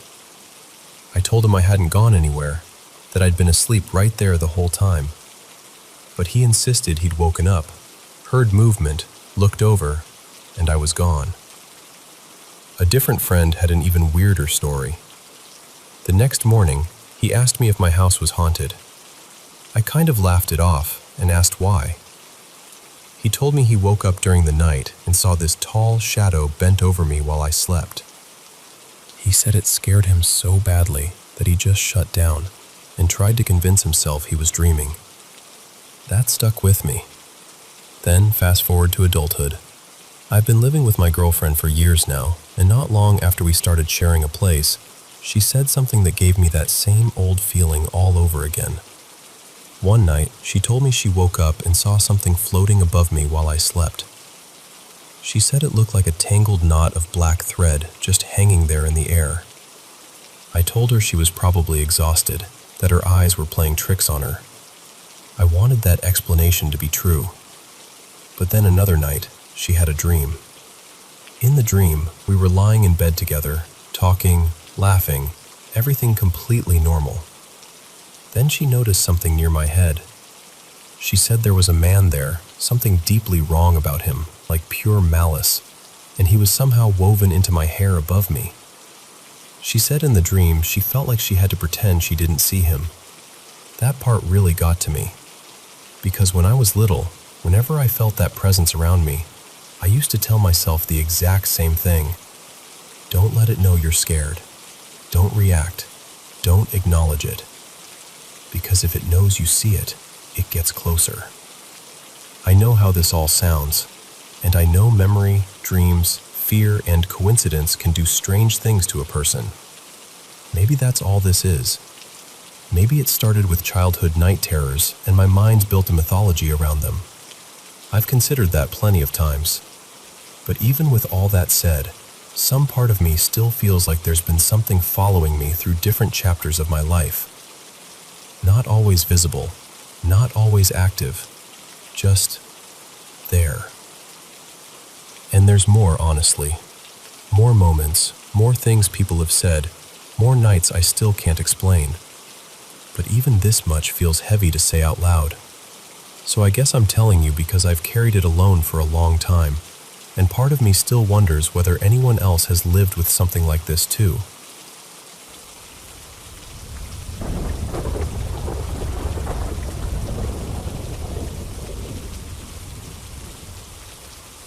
I want to tell you about something that happened to me a few months ago, because honestly, I still think about it. I have never really been able to explain it, and part of me still wonders what it was. A close friend of mine, Camille, comes from an old French family with a lot of history behind it. Her father's side has this aristocratic background, the kind with old family stories, heirlooms, and furniture that has been passed down for generations. And with those pieces came a lot of strange legends too. One of the items in her apartment was this antique vanity with a mirror brought over from France. According to her family, sometime in the 1800s, a young woman died while sitting in front of it. I never knew how seriously to take that story, but I remembered it. Then one night in 2024, Camille had a few people over at her apartment. It was a small gathering, nothing wild, and by the time everyone left, it was around 2 in the morning. She went to sleep in her bed, and I stayed over, trying to get comfortable on the couch. The room was dim, not completely dark, and at first everything seemed fine. I did not feel panicked. I did not even feel especially scared. But there was this quiet, nagging feeling that I was not alone. It felt like someone was watching me. I kept trying to brush it off. I closed my eyes and told myself I was just overtired. But the longer I lay there, the stronger that feeling became.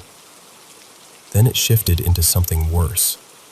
It was like every instinct in me suddenly woke up and said, "Something is wrong."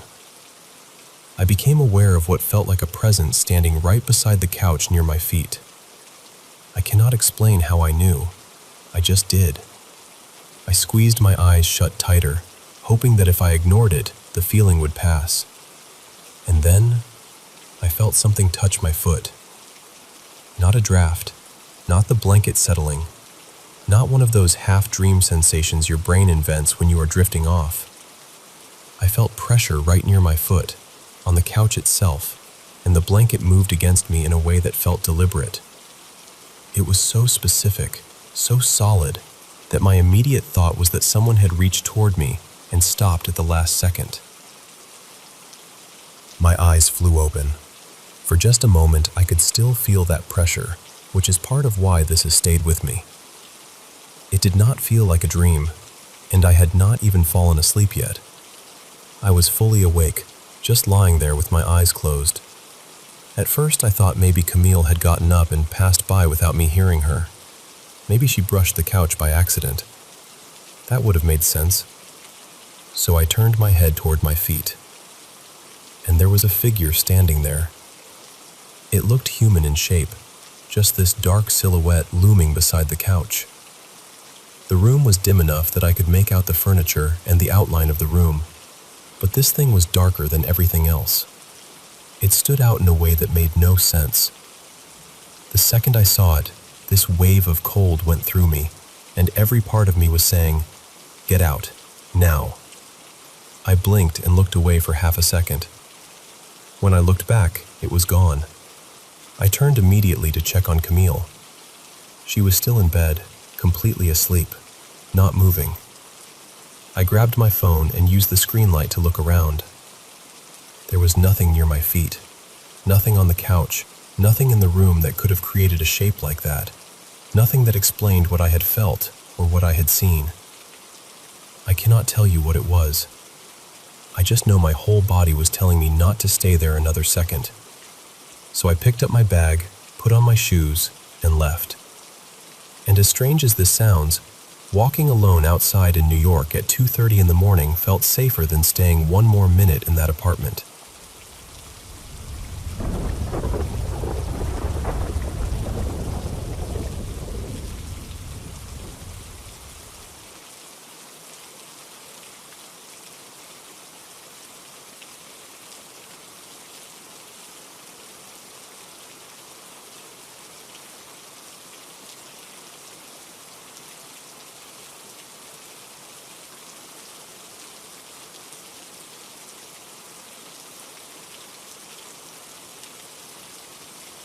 So this happened to my mom, Marissa, back on Christmas Eve in the early 90s, when she was still a teenager.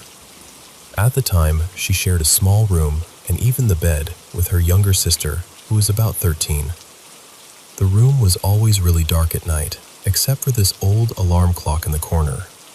It had those glowing blue numbers, and they cast just enough light to make shapes in the room feel almost alive. She told me she woke up suddenly because she heard something gagging.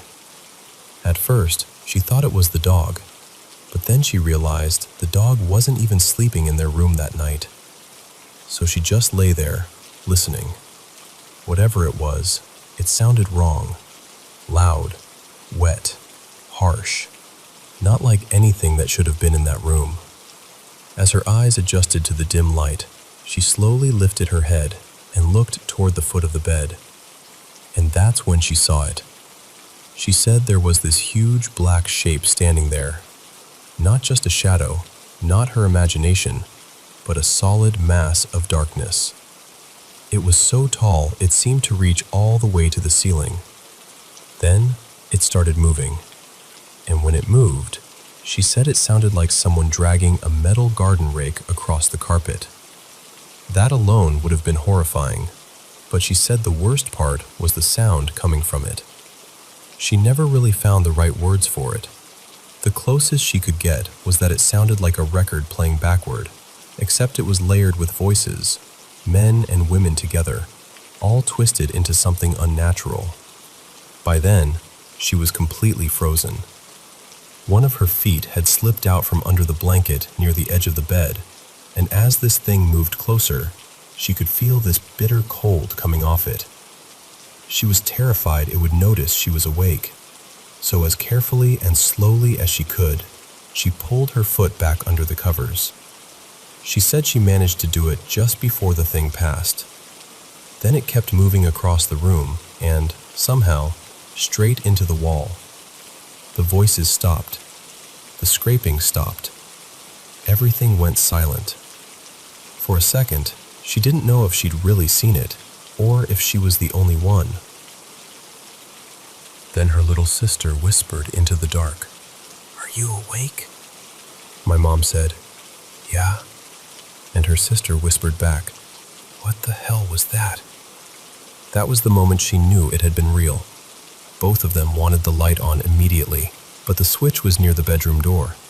To get to it, one of them would have to get out of bed and cross the room barefoot, and neither of them could bring themselves to do it right away. They were too scared to even put their feet on the floor. Finally, my mom worked up the nerve. She jumped out of bed, ran to the switch, flipped the light on, and leapt back into bed as fast as she could. She said they stayed awake the rest of the night with the light on. They didn't sleep, and they barely spoke. They just sat there in silence until morning, when the rest of the family got up to open presents. And even now, all these years later, she still doesn't know what it was. What she does know is that after that night, she could never sleep in complete darkness again. She also said the house changed after that.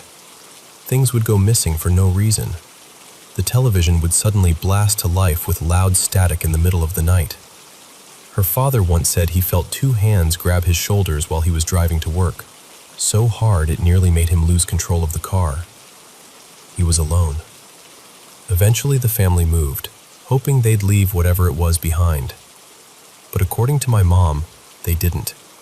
She believes it followed them, and that whatever entered that room on Christmas Eve stayed close to the family for decades afterward.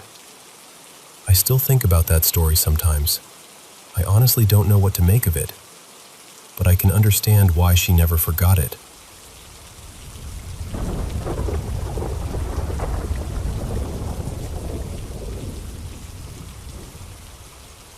I used to work as a cook in senior living communities, and while I was there, I downloaded a couple of those ghost hunting apps, just for fun. You know, something silly to mess around with. There was always a lot of activity on them, which honestly felt pretty normal given where I worked. Then life got heavy.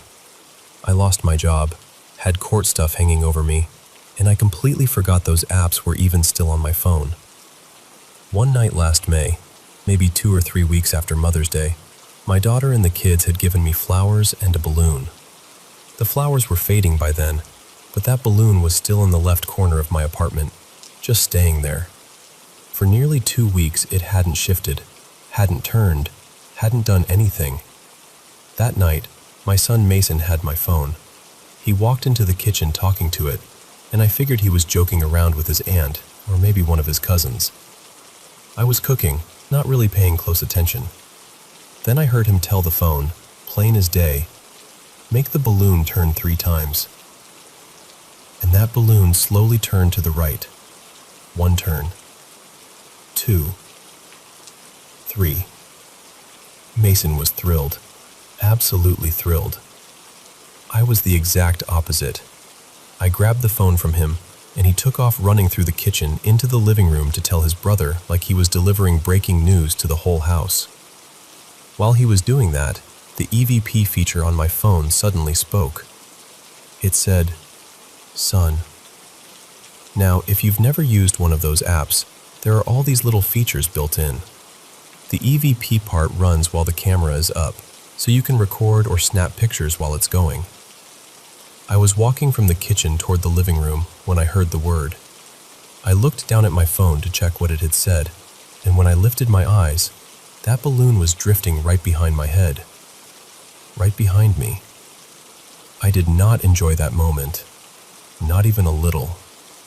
And before I could fully process what was happening, my Govee lights shut off. I don't use the overhead lights much, so suddenly the whole place dropped into darkness. I ran into the living room, trying to remember where I'd left the remote. While I was reaching around in the dark, the EVP spoke again. It said, "Further. Reach further." At that point, no, absolutely not. I went straight to the wall and flipped on the overhead light. And sure enough, when I looked back, the remote had been just a little farther than where my hand stopped. If I'd reached a bit more, I would have grabbed it. And yes, the balloon had followed me into the dark and all the way over toward the light switch. I deflated it that same night, immediately. Didn't even do the usual thing where you suck the helium out first and make the ridiculous squeaky voice. I always do that. It makes me laugh every time. But not that night. Not with that balloon. There's one more part to this that really stayed with me. Ever since I moved into that apartment, which was just a 1-bedroom with my kids in the bedroom and me sleeping on the couch, that room had always felt off.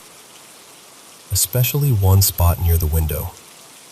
It felt like something more than being watched. It felt like being stared at. Really stared at.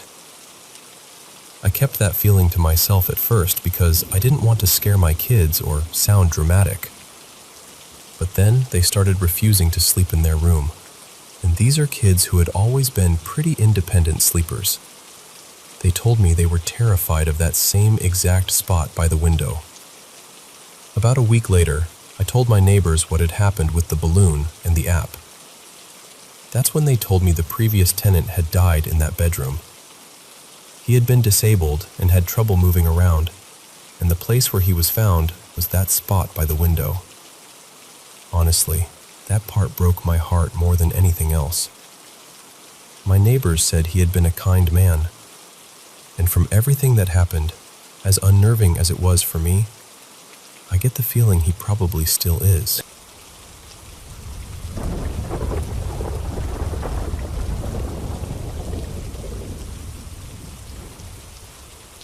You know, back in September 2001, my family and I moved out of a house I'd owned for years. I'd bought it in the late 1980s, long before I was married. It was an older place, likely built sometime in the 1960s, maybe the early 70s. At first, it was just my house. Then later, it became our family home, with my wife and our 2 daughters. Because the driveway was so steep, moving everything out was a bit of a drawn-out process. We couldn't get a big truck up there properly, so we had to use smaller vehicles and do it over several days. By the final day, we had everything settled into the new house. I told my wife, Mara, that I'd head back one last time just to make sure we hadn't left anything behind, and then I'd drop the keys off with the real estate agent at the local shopping center. We'd already handed over one set of keys, which had been mine, so I took Mara's set with me. And that's where the first strange thing happened. When I got back to the old house, I went to unlock the front door. It had 2 locks, and neither one would open. The keys turned, but nothing actually unlocked. It was as if they fit, but somehow didn't work anymore. I rang Mara and asked if she was sure those keys were the right ones. She told me she'd locked up with them the day before, and they worked perfectly. So I called the agent and asked if I could come by and collect my set of keys, the ones we'd left earlier. I picked them up, drove back, and this time the door opened without any trouble at all. I went inside and did a proper final check, opening cupboards, looking through the rooms, making sure we hadn't missed anything. Everything seemed normal until I stepped into one of the 3 bedrooms, the one we'd used as a study and little library. There was a small whiteboard fixed to the wall that I decided to leave behind because it was attached pretty firmly. It still had a couple of phone numbers and a few notes scribbled on it. I don't remember exactly what was written there now. I reached up, dampened my fingertip, and started to rub the writing away. The moment I did, my entire body turned ice cold. I don't mean a chill or a shiver. I mean a cold so deep and sudden that I'd never felt anything like it before, and honestly, I haven't felt anything like it since. At exactly the same time, I heard the sound of a woman crying, maybe moaning. What made it even worse was that it didn't seem to come from one part of the room. It felt like it was everywhere, all around me. I completely panicked. I bolted out of the room, rushed out of the house, got in the car, and drove straight back to our new place. When I walked through the door, Mara looked at me and immediately asked if I was all right. She said I was white as a sheet. I told her what had happened, though even as I said it, it sounded unreal. But I know what I felt, and I know what I heard. I still think about it, even now. For years afterward, maybe 10 or 12 years, I had the same dream over and over again, every few weeks. In it, someone had been killed and buried beneath that house. The dream never really changed. It always played out the same way, and it always woke me in a sweat. So that's my story. I've never been able to explain it. And just for context, I'm a semi-retired IT consultant in my 60s. I'm not someone who scares easily, and I like to think I'm practical, thoughtful, and fairly open-minded. But whatever happened in that house that day has stayed with me ever since.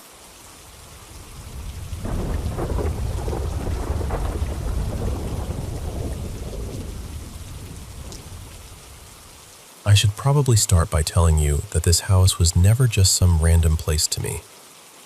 It belonged to one of my closest friends, and I stayed there more times than I could count when we were growing up. I knew the long driveway, the pond out front, the way the place looked at night, the sound of the lake nearby. It was familiar, safe, at least on paper. But over the years, little things would happen there. Strange things. Easy to brush off in the moment, but harder to ignore once you started stacking them together. There were all these small incidents. His parents would get annoyed because the freezer, the fridge, or the cupboard doors would be left open, even on nights when we barely left his room. I remember playing hide and seek once and feeling absolutely sure someone was standing right behind me in one of the bedrooms. The room always felt colder than the others. When I turned to leave, I felt what seemed like a hand press against the middle of my back. I spun around and nobody was there. Another time, a bunch of us were outside playing manhunt across the property. There were usually 8 or 9 of us running around for hours, laughing, yelling, being stupid kids. But twice, on 2 completely different nights with 2 completely different friends, someone suddenly wanted to end the game and call home early. Both of them looked pale and rattled, like they had seen something they couldn't explain. Then there was the night after our grade 8 graduation, when 4 of us were sleeping over. We had all just decided to call it a night when, the second everything went quiet, the whole house stereo system blasted music out of nowhere. Stuff like that happened in pieces, just enough that you could dismiss it, until one night you couldn't anymore. My friend, who I'll call Corey, hated talking about it. If If I ever mentioned something weird while we were actually in the house, he would shut it down immediately. Not jokingly either. He meant it. At the time, I thought he was just superstitious. Looking back, I think he knew more than he wanted to admit. So here's the night that changed everything for me. Corey's house was huge. Not just big for a family house huge. I mean a full-on mansion. 5 bedrooms, a live-in maid suite, a driveway that felt like it went on forever, and the whole place sitting near Lake Ontario. One night, his parents were away at a wedding, and it was just me, Corey, and his dog, who I'll call Mac. Mac was the best dog I've ever known. Calm, unbelievably smart, perfectly trained. I never remember hearing that dog bark, not once. He had this quiet awareness about him that made you trust him. That night, we were just being teenage idiots, eating pizza and wings with the money his parents had left for us, watching some documentary about indigenous history and culture. We were joking around, doing dumb impressions, not thinking much of it. Nothing felt wrong yet. At some point, Corey got up to put the leftover pizza in the kitchen. When he came back, something had changed. I could see it on him right away. His face looked off. His energy had gone flat. It wasn't even that late, maybe a little before 11, but he came back and said he just wanted to head upstairs and go to bed. I remember thinking that was weird, but I didn't push it. Later, I was lying in bed, still awake, staring across the room. On the nightstand beside me was a pair of wired earbuds, and I watched them move. Not fall suddenly, not slip in some quick, natural way. I watched the cord slowly slide, inch by inch, over the edge of the table like something was gently pulling it downward. There was barely enough of the wire hanging off for gravity to make sense of it, but I saw it happen. I watched until the weight finally took over and the earbuds dropped to the floor. A minute later, Corey came into the room with Mac, and I told him what I'd seen, kind of carefully, because I knew he hated hearing that stuff in the house. He looked at me with this weird mix of anger and panic and said, "Are you messing with me right now? Because I'm already freaked out." That stopped me cold. I asked him what he meant. He told me that while he was in the kitchen, a 2-liter bottle of soda that had been sitting on the counter tipped over by itself and rolled off. He picked it up, and right as he did, the fridge door slammed shut hard enough to make him jump. That was when he decided we were done for the night. Even after that, I still tried to explain it away. I told him maybe the earbuds had just shifted. Maybe we were both tired and getting into our own heads. Honestly, I was trying to calm myself down as much as him. So we turned off the lights and got into bed. We had only been lying there for maybe a couple of minutes, just talking quietly in the dark, when the lamp on the nightstand beside Corey switched on. Not a regular switch lamp either. It was one of those touch lamps where you just tap the base or the metal and it lights up. We both went dead silent. We looked at each other, then at the lamp. Then it turned off. I don't think either of us even had time to breathe before it switched back on. And that was when Mac started growling. Not a little warning rumble. A real, low, focused growl aimed directly at that nightstand. I had known that dog for years. I had never seen him act like that. Never. He stood rigid, staring into that corner like he was locked onto something we couldn't see. The whole thing probably lasted less than half a minute, but it stretched out in my memory like it went on forever. Then the lamp shut off again, and Mac exploded out of the room. He tore through the doorway like he was chasing something, and the bedroom door slammed hard behind him. Corey and I jumped up and ran after him. We heard him thundering down the stairs all the way to the basement. We got halfway down and stopped. Even in broad daylight, his basement had always felt wrong to me. Dark, unfinished in parts, cold in a way that didn't feel normal. And now, in the middle of all that, we could hear Mac down there. Then we heard him yelp. Not bark, not growl, a yelp. We started yelling for him to come back, both of us panicked. A few seconds later, he came running up from the basement, tail tucked so tightly underneath him it looked painful. He was trembling. That was it. We didn't debate it anymore. We shoved on our shoes, grabbed what we could, and got out of that house as fast as humanly possible. We walked all the way down the driveway with Mac and stood near the road trying to figure out what to do. Part of us was still trying to be rational. Do we go back in? Do we wait it out? Do we call someone? Then we looked up at the house and saw the bedroom light come back on. The same bedroom we had just run out of. That decided it. We called a friend who lived maybe 20 minutes away on foot and asked if we could crash there for the night. We didn't care how ridiculous we sounded. We were not going back inside. Now here's the part that really stayed with me. Corey's dad had security cameras installed around parts of the house. I never knew exactly why, but later on Corey told me they had caught things on video. One clip showed the fridge, the freezer, and multiple kitchen cabinets opening on their own at the same time. I actually saw that one myself. It explained a lot of those arguments from years before, when his parents thought we'd been leaving everything open. He also said there were other clips too. Shadows, movements, things that were harder to explain. I never saw those with my own eyes, so I won't pretend I did. But I believed him after that night. Years later, his family moved out, and once they did, two things happened that still bother me when I think about them. His dad had pretty severe sleep apnea while they lived there, and it eased up almost immediately after they left. His mom used to get awful vertigo spells in that house, and those stopped too. Just gone. Then his dad admitted something he should have admitted a long time earlier.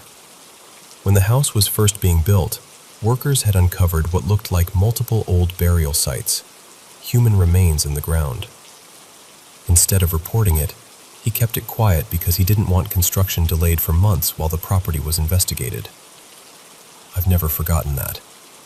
And I still can't shake the timing either. The one night everything truly erupted was the same night we had been sitting there joking around and mocking the documentary we were watching. Maybe that meant nothing. Maybe it meant everything. I'm not going to stand here and tell you I know exactly what was in that house or who it belonged to.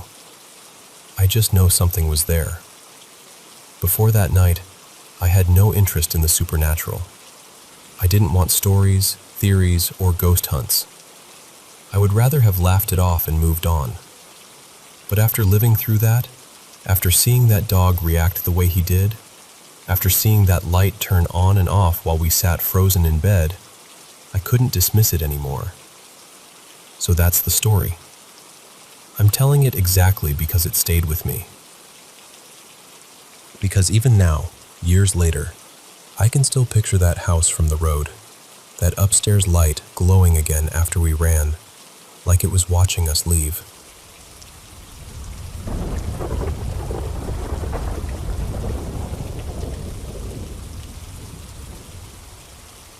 I need to tell you about this dream because it did not feel like a dream at all. It felt like I had slipped into some ancient world, something half myth and half memory, as if I had wandered into a story older than history itself.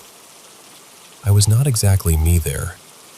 I was a shape-shifting fox named Radhika, and even though part of me felt young and confused, another part felt impossibly old, like I had already lived through ages I could not count. And then there was him. He called himself Ritvij. That name caught me off guard because it belonged to someone familiar from my real life, my cousin. But this being looked nothing like him. That was what made it so unsettling. It felt as though he had borrowed a name I trusted just to come closer, just to make me let my guard down. From the beginning, something about him felt wrong beneath all the beauty. The first time we stood near each other, he made this strange comment about our size difference. I was so much smaller than him. He looked at me almost amused and said something like, "You're still young." And I remember pushing back, telling him, "No, I'm not. I'm grown. This is who I am." But he only smiled and told me I would become much more, that I would grow.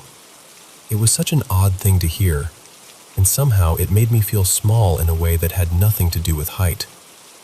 Then he told me I had kissed him once while I was drunk. I could not clearly remember it, and that made the whole thing worse. It left me with that awful feeling of having lost control of my own story for a moment. He said that the very first time he saw me, he knew I longed for him. And I cannot explain it properly, but that line stayed with me because it felt invasive, like he was naming a hunger inside me before I had ever spoken it aloud. All around us, people were laughing. Not kindly, not gently. They laughed like I was the only one who did not understand the rules of whatever world I had fallen into. I felt exposed, confused, almost ashamed, as if something deeply personal was happening in front of an audience, and everyone understood it except me. And time there was not normal. It stretched in impossible ways. It felt as though I lived through lifetime after lifetime, and even though most of those years are blurred now, I remember the feeling of them. Longing, solitude, waiting. In every version of that existence, I seemed to go on without ever truly belonging to anyone, without a lasting mate, without ever fully remembering him. Not for centuries. Not for what felt like 300 years or more. Then one day, after all that time, he came back. At first he appeared as a black cat, silent and watchful, like he was testing whether I would recognize him. Then right there in front of me, he changed. The cat gave way to a crow, dark and gleaming, and then from the crow he became himself. I still cannot shake that image. He looked almost unreal, too striking to belong to any ordinary world. Taller than any man should be, wrapped in flowing black robes, with hair as dark as midnight falling down his back. His eyes were black too, and his skin was pale in that moonlit, otherworldly way that made him look less human and more like something ancient pretending to be human. And yet I knew it was him. That was the strangest part. Everything about him had changed, and still I knew. I remember what I looked like too, with an odd clarity. Pale skin, wide eyes, lashes too long to seem real, lips soft and full, almost like I had been shaped into something delicate and unreal myself. There was something doll-like about me, something celestial, and in that dream, I was aware of it. I was aware of how he looked at me. I was aware of how deeply I wanted his touch. That is the part I still do not fully know how to say out loud. Because even with all the fear, all the manipulation, all the signs that something was off, I felt drawn to him with an intensity I have never known in waking life. When he touched me, especially when he held my face in his hands, it felt impossibly right, as though my whole being leaned toward him before I had time to think. I did not feel the usual discomfort I would feel in real life. In that world, with him, closeness felt overwhelming and natural at once. Not safe exactly, but irresistible. There was even a moment when I almost became lucid, almost remembered myself. It was like surfacing through deep water.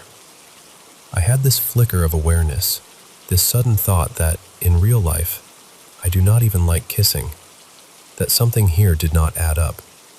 But then he looked straight at me with this dark, knowing intensity, as if he could see that I was beginning to wake.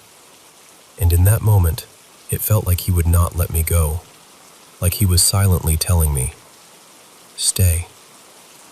The dream pulled me back under. Later, he lifted me into his arms as if I weighed nothing. It felt effortless for him, and strangely grounding for me, as though being held by him erased the distance between fear and desire. Everything in that moment felt too vivid, too emotionally detailed, too layered to dismiss as just a random dream. His eyes held something unreadable, something powerful and ancient and almost possessive, and that made it even harder to look away. What unsettles me most is that even through all the confusion, I still wanted him there. I still recognized him. I still felt that pull. And when I finally woke up, I did not wake cleanly. I had slept for nearly 20 hours, and even then it felt unwilling, like I had been torn out of another life before I was ready. I had an exam the next day, real life waiting for me, but part of me wanted to sink back into sleep and return to that strange place. I even woke a few times during it, but every time the dream kept going, like it had its own current, and I was being carried by it whether I chose it or not. That is what stays with me now. Not just the beauty of it, and not just the fear. It is the fact that both existed together. The manipulation, the longing, the recognition, the unease. Something in me knew all along that not everything was right, and still I could not stop wanting him in that moment. That is the part I cannot forget.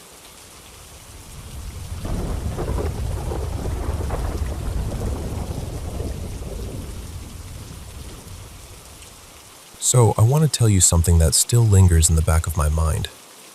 I've never really been the kind of person who believes in ghosts or spirits. I've always figured that strange things happen, sure, but there's usually some logical explanation hiding somewhere in the weeds. Still, there was one stretch of my life that shook me enough to leave a crack in that certainty. This happened not long after my wife and I had our first baby, back in early 2020. She was on maternity leave, and I was driving nearly an hour each way to work every day, so we decided to move out of the city and settle in a little town much closer to my job. We found this wreck of a house for a price that felt almost suspiciously good, and to us, it looked like a chance to build something of our own. The place had a history. We were told an older man named Martin had lived there most of his life. People in town knew him as a heavy drinker, and the house had been neglected for years. Then he met a woman who helped him get his life together, and the two of them started fixing the place up so she could move in. But not long after the renovations began, Martin got sick, ended up in the hospital, and passed away. She didn't want the house after that, and she sold it unfinished. That's how it landed with us. Once we started tearing into it, we realized just how old it really was. The paperwork said it dated back to the 1890s, one of the first homes built in town. We stripped it down to the studs, no insulation anywhere, square nails in the framing, old lath and plaster packed with animal hair. It felt less like remodeling and more like excavating. Eventually, despite all the delays and chaos, we got it ready enough to move in with our daughter. And that's when things changed. From the first night in the house, the nursery felt wrong. Not while I was renovating it, interestingly enough. I spent hours in there hanging drywall, wiring a ceiling fan, painting, building a closet. Nothing. But once the crib was in place, once the dresser and rocker and all the baby things made it feel like a lived-in room, something about it shifted. Every time I walked in there, especially at night, I felt like I wasn't alone. Not in a dramatic way. Just that quiet, unmistakable feeling that someone was standing just outside your line of sight, watching. I'd sit in the rocker holding my daughter while she drifted off, and the whole room would feel heavy. There were nights I'd lay her in the crib and feel guilty leaving her there, like I was walking away from something I couldn't explain, but deeply didn't trust. And the weirdest part was, she slept beautifully. Nothing seemed to bother her at all. So I kept telling myself it was stress, exhaustion, a new house, too much imagination, whatever would make it sound normal. I mentioned it to my wife, and she admitted the house gave her a strange feeling too, but not the way it did for me. To her, it just felt like an old house full of creaks and history. To me, that one room felt occupied. A few months later, the ceiling fan in the nursery started turning on by itself. It happened enough that it stopped feeling random. We'd leave the house, make sure the fan was off, and come home to find it spinning at full speed.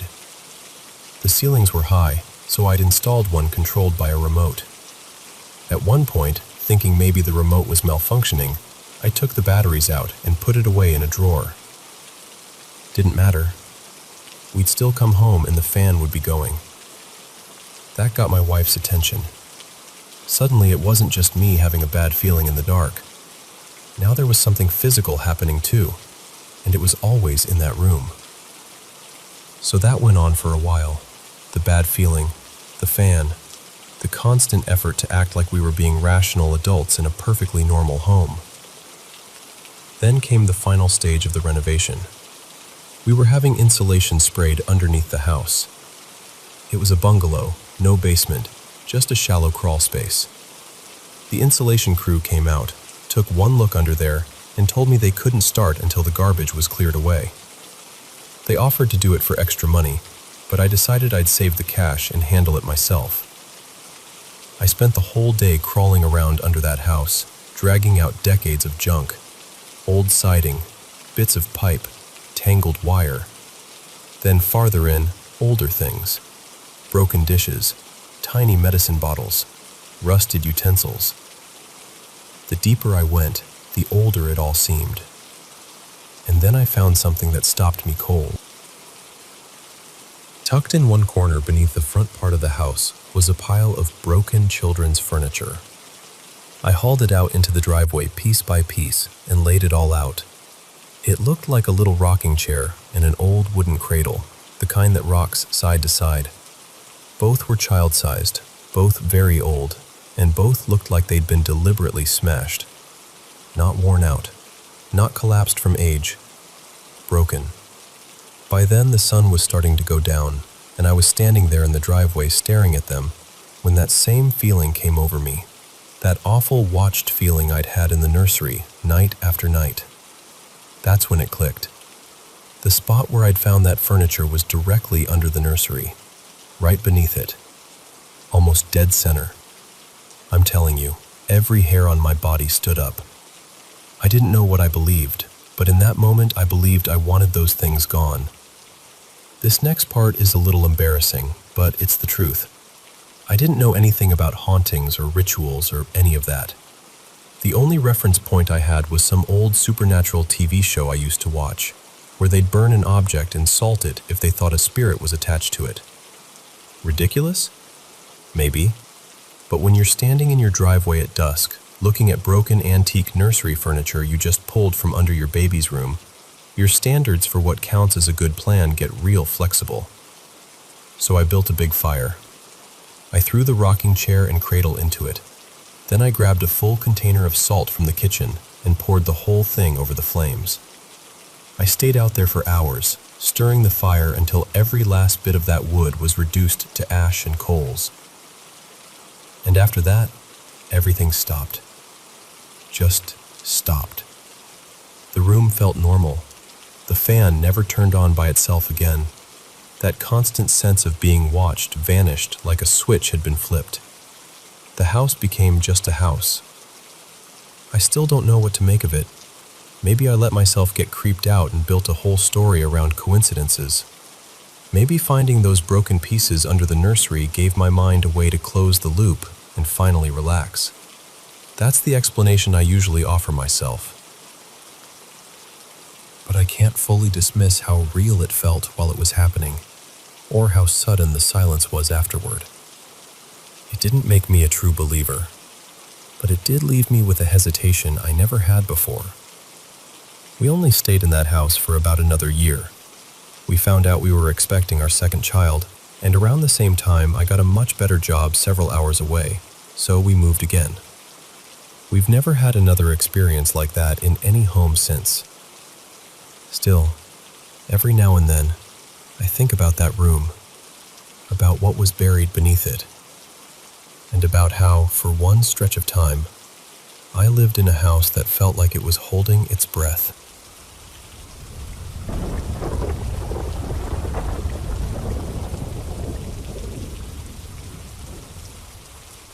I wanted to tell you about something strange that's stayed with me for years, because every now and then it comes back so clearly that it rattles me a little. I keep having this dream about an apartment, or maybe more like a house split up like an apartment. And even though I know for a fact I never lived there, it feels deeply familiar. Not dream familiar either. I mean the kind of familiar that settles into your memory like it belongs there. Sometimes, when I'm mentally listing all the places I've lived, my mind still tries to include it before I catch myself. That's how real it feels.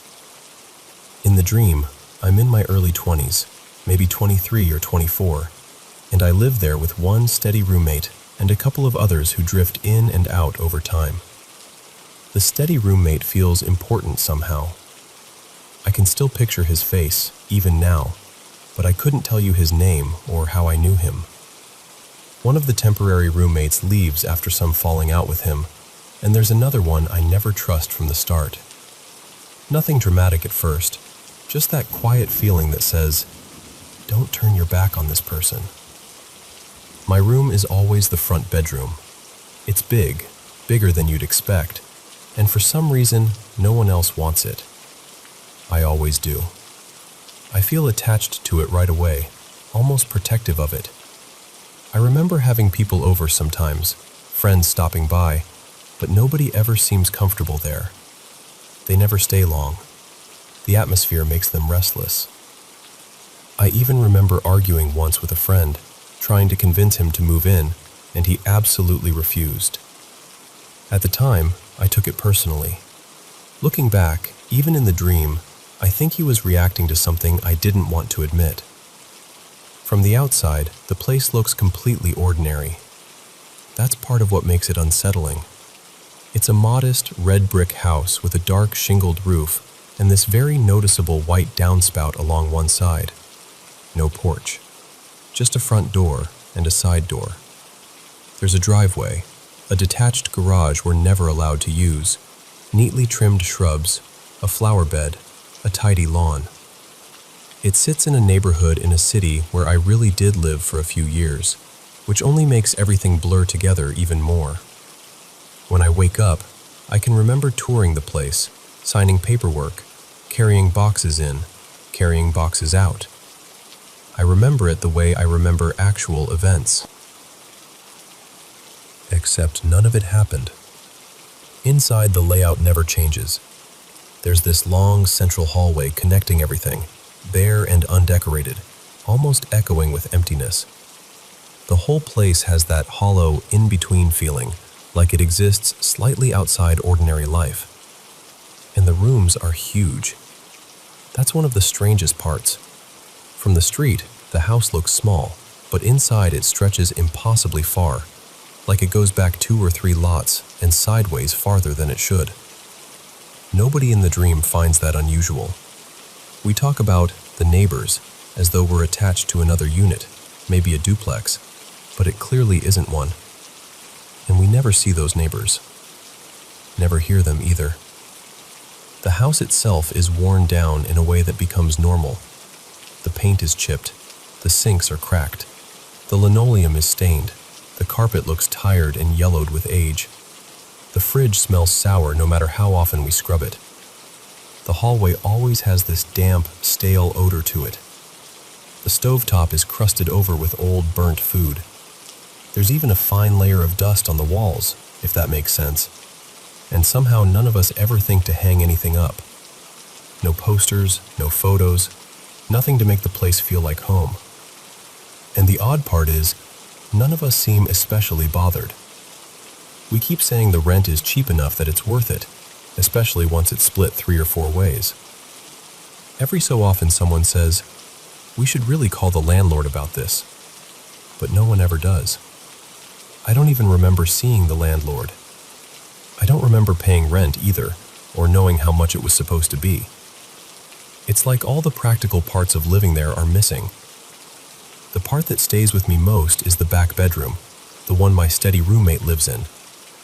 In his room, there's a staircase leading down to the basement. Not behind a door, just open, with a dusty curtain hanging at the bottom. The curtain is always closed. We've all somehow been told the basement isn't ours to use, that we're not supposed to go down there. Nobody questions it. Nobody jokes about it. Nobody pushes. but every time I even look toward those stairs, I feel uneasy. Deeply uneasy. I avoid that room whenever I can. I avoid the back part of the house altogether. Meanwhile, my roommate sleeps in that room like it's the most normal thing in the world. He never seems disturbed by it at all. Then, one day, something changes. We decide to go past the curtain. I never remember who brings it up. I never remember what finally makes us do it. And I can never remember what we saw down there. That part is always gone when I wake up, like someone tore those pages out. But I do remember the feeling. Whatever was in that basement made something inside me snap into place. Not curiosity, not confusion, just certainty. I needed to leave. And in the dream, I do leave. Within a few days, maybe a week, I'm moving out. But that last week feels blurred over, foggy in a way the rest of the memory doesn't. Everything before it is sharp. Everything after it is absent. I never hear from those people again. I never see the roommate again.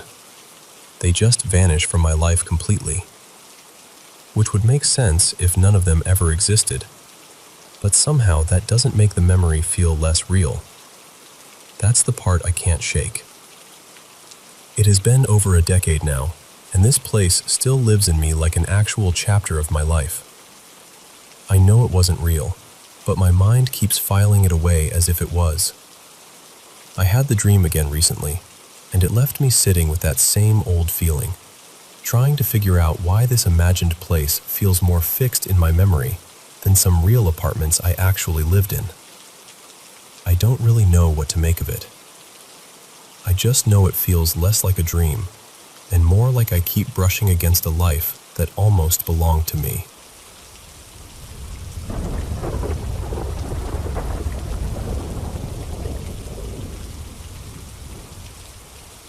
So, this happened a few months ago, and even now I still catch myself thinking about it.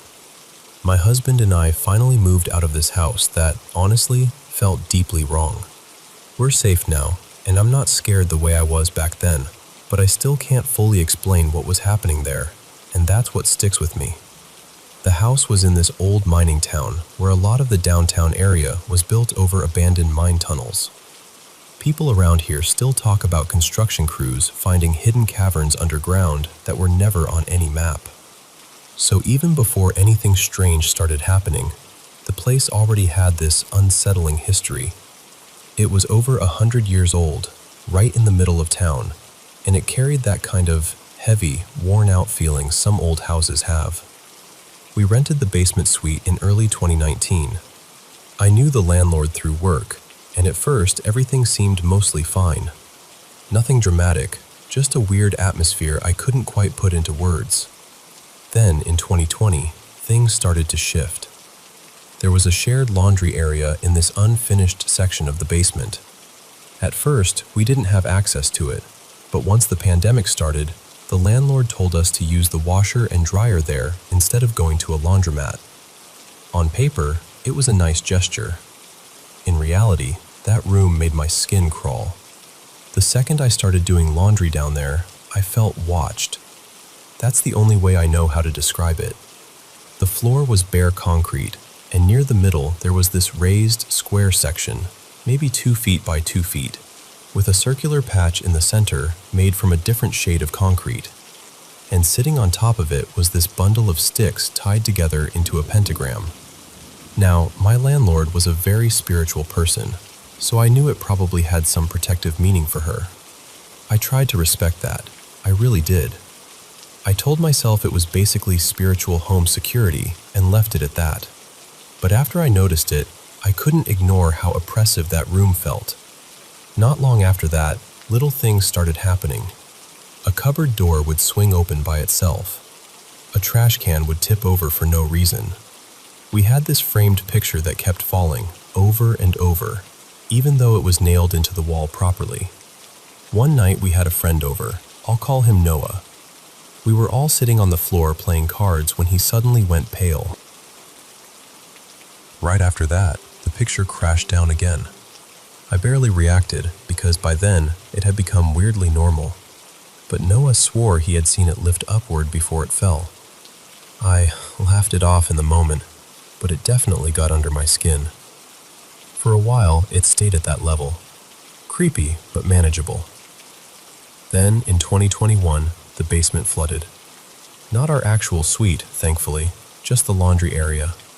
The landlord had her partner come by to fix a pipe, and to get to it, he had to open up this hidden area under the house. We hadn't even known it was there.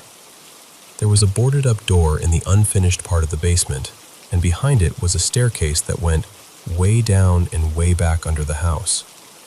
I never actually went down those stairs, but I stood at the top once, and I couldn't see where that space ended. It felt less like a basement and more like the beginning of a tunnel.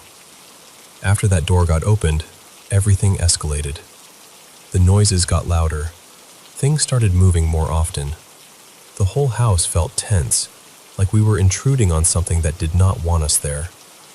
Most of it seemed to center around my husband, especially when I wasn't home.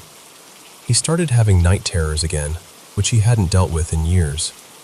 Then one day he was standing across the living room from me, pulling his shirt over his head, and suddenly he jerked and laughed like I was messing with him. He said something like, "Okay, very funny, stop." I had no idea what he meant. He told me he thought I had just grabbed at his stomach, but I hadn't gone near him. And when he took his shirt off completely, there were fresh red scratches on his side. I know how that sounds. I know. But I saw them. Another time I went out of town overnight for work, and because he hates sleeping alone, he stayed up late redoing our fish tank to keep himself busy. When I got back, he told me my earrings had been falling off their rack all night. I had a lot of jewelry on that thing, dozens of pairs, and he said it kept happening one at a time until finally everything came crashing down at once, while the rack itself stayed hanging on the wall. Then he heard the shower turn on. He was too scared to check right away, so he just stood there listening until it shut off. When he finally looked, the shower was wet. That was one of the moments that really got to him. There was also this day when I was in the laundry room and came back into the living room to find him looking absolutely horrified. He told me I had just walked in from the basement a minute earlier, sat down on the couch, and ignored him when he tried to talk to me. But I hadn't. I had literally just walked in. And then something similar happened again not long after. I was cleaning in the kitchen for over half an hour, watching a whole episode of a show on my phone while I worked. When I came into the living room, he said my name, sharply, like he was frustrated. He insisted I had been standing there the whole time ignoring him. I got defensive because I knew I hadn't been there. Then I showed him the show I'd been watching, and we both just kind of froze. Because at the same time, we remembered the earlier incident, the one where he thought he'd seen me come in and sit down. After that, we made this unspoken agreement not to talk about any of it while we were inside the house. And looking back, I really think whatever was in that place fed on tension. During that stretch, my husband and I fought more than usual. At first, I blamed stress. I was in school. He was burned out at work. Life was a mess. But our landlord started changing too. She became colder, harsher, more obsessed with money. And our mutual friends noticed it as well. Around the same time, she and her boyfriend started fighting constantly upstairs until they eventually split up. It felt like the whole house was souring people. At one point, my husband asked a coworker for advice. His family had spiritual traditions, and he took our story seriously. He gave us a few suggestions, mentioned some crystals, and warned us not to engage directly with whatever was there. But the one thing he said very clearly was this: if the pentagram ever broke, we needed to leave. That same day, before my husband had even told me any of that, I went into the laundry room and noticed the pentagram was gone from its usual place. I assumed one of the landlord's cats had knocked it down, but when I found it under the stairs, it wasn't just knocked loose, it had completely come apart. Every tie had unraveled. The sticks were all scattered in a pile. I texted the landlord to let her know and left it there. When my husband got home and told me what his coworker had said, I just stared at him and then showed him what I'd found. After that, things got worse, but not always inside the house. It felt like the chaos spilled into our lives. I hit one of the worst depressive episodes I'd had in years. My husband quit his job because the environment had become unbearable, and then an older coworker became fixated on him and eventually tried to break into our house. That was it for us. At that point, whatever was going on spiritually almost stopped mattering, because now our safety was at risk in a very real, physical way. The strangest part was that once we decided to move, the focus seemed to shift. My husband's night terrors stopped almost completely, and mine started. Full body, screaming, kicking, terrified sleep. The atmosphere got so heavy that he barely wanted me in the house alone anymore. Once we got the keys to the new place, he handled most of the move himself because he didn't want me spending more time back there than I had to. And the difference after we left was immediate. I didn't realize how oppressive that house had been until we were out of it. The air in the new place felt lighter, cleaner, like my body could finally unclench. Later on, we talked to a few people who had visited us there, and every single one of them said some version of the same thing. That house felt off. So that's the story. Maybe there's a logical explanation for all of it. Maybe the old tunnels, the hidden space under the house, the tension, the fear, all of it just combined into something that got into our heads. I'm open to that, truly. But there are still moments I can't explain away. And even now, what stays with me most is not one single event. It's the feeling. That house felt like something underneath it was awake.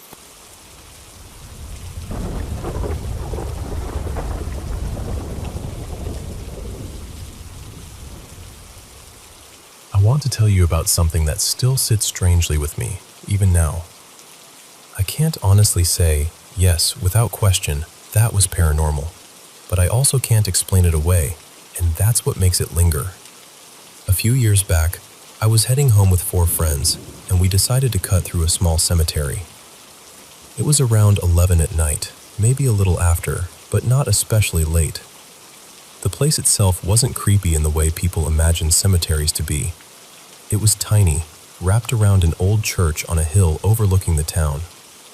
The gravestones were all weathered and old, and no one had been buried there in a very long time. There were houses nearby, a few small flats, and even a care home just down the road. I'd walked through that cemetery plenty of times before without giving it a second thought. So we were making our way around the circular path, and out of nowhere, I caught this bright blue flash in the corner of my eye. It shot from my left side across my vision and disappeared off to the right. It happened so fast that I turned my head instinctively, but there was nothing there. I remember thinking, well, that was odd. But I kept quiet at first because I assumed it was just my eyes playing tricks on me. Then, it happened again. This time it moved the other way, from right to left, just as quick and just as vivid. And when I say vivid, I mean it was impossible to ignore. It wasn't a faint flicker. It was this intense electric blue, almost like the flash of emergency lights in the distance. Small, yes, almost wispy, but incredibly bright. After that, it kept happening. Back and forth. Left to right to left. Always just ahead of me, always darting across the center of my vision, and then gone the second I tried to look directly at it. It was so consistent that I started wondering if one of my friends had a laser pointer and was messing with me. But none of them could see anything at all. Not one of them. And honestly, they weren't the kind of people to pull that sort of prank anyway. The longer it went on, the more unsettled I became. Not frightened exactly, not in a haunted goosebumps kind of way. It didn't feel sinister. It felt confusing. Deeply, intensely confusing. But then my brain did what brains do when they can't make sense of something, and it jumped to the worst possible conclusion. I became convinced something might be wrong with my eye. I actually started thinking, what if this is a retinal tear or some kind of medical emergency? Looking back, maybe that sounds dramatic, but in that moment, it felt like the only explanation I had left.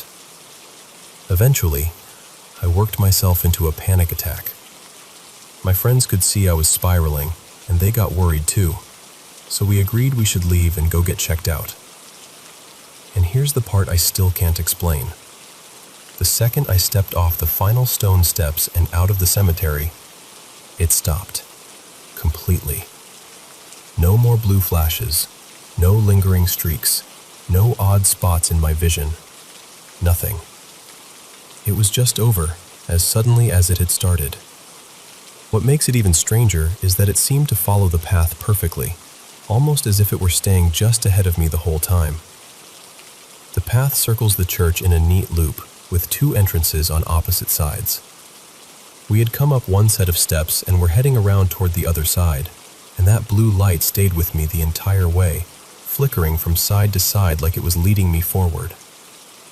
I've heard plenty of stories about shadows, figures, voices, cold spots, all of that. But blue light? I've never really heard anyone talk about that as a paranormal thing. So I'm left with the same questions I had that night. Was it something explainable that I still haven't managed to identify? Was I somehow hallucinating for no reason I understand? Or did something genuinely happen there, and for whatever reason, I was the only one who saw it? That's the part I can't shake. Not because I'm desperate to believe it was supernatural, but because I'm usually the one trying to rule things out. I'm naturally skeptical. I look for the ordinary answer first. But this one has never settled neatly into any box for me, and I still think about it more often than I'd like to admit.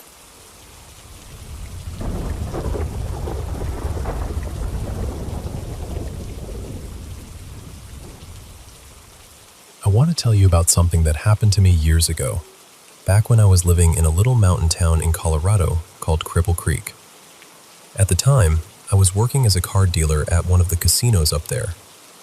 I had been living in Colorado Springs before that, but the drive was long and rough, especially once winter rolled in, so I figured it made more sense to move closer to work. I ended up renting this old miner's house just outside town. It had been standing there since the late 1800s, and it looked every bit its age. The floors sagged in places, every step made the wood complain, and the whole place always felt cold, no matter what I did. The basement was the worst part. It was unfinished, with dirt floors and crumbling walls, and somebody had carved this strange symbol into one of the stones. I never put much stock in things like that, though. I've always been a skeptic. What really got me at first was my cat, Jasper. The moment we moved in, he acted like he wanted no part of that house. For days, he barely left my bed. He stayed tucked under the blankets most of the time, and honestly, with how cold that place was, I didn't mind the company. I had the heat running constantly, a space heater in my room, even an electric blanket on the bed, and somehow it still never felt warm enough. After a few months, I decided to get a roommate to help with bills. A guy I worked with at the casino moved into the upstairs area. His name was Braden. Everything seemed normal, and life settled into a routine for a while. Then one morning, something happened that I still can't explain. I was working an early shift then, the kind where you're up long before the sun even thinks about rising. That morning I got up around 3, took a shower, got dressed, and was getting ready to leave for work. My bedroom was just off the living room, and as I stepped out in the dark, I saw what I thought was Braden walking up the stairs at the far end of the room. I remember it clearly. It was the shape of a man in a thick winter coat moving up the steps. I even heard that soft rustling sound those heavy jackets make when someone walks by. It felt completely ordinary for about 2 seconds, and then my brain caught up with me.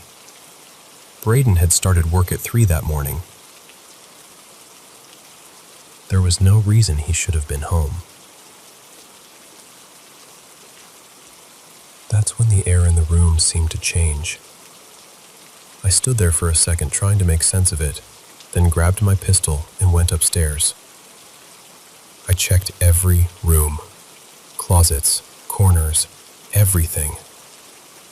There was nobody there. Nothing. The whole upstairs was empty. I didn't stick around after that.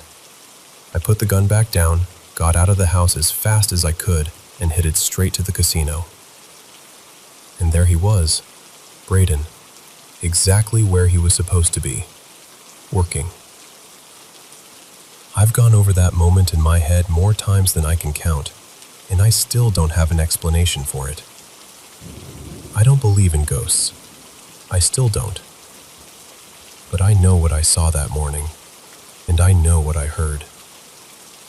Even now, just talking about it, I can still feel that chill all over again.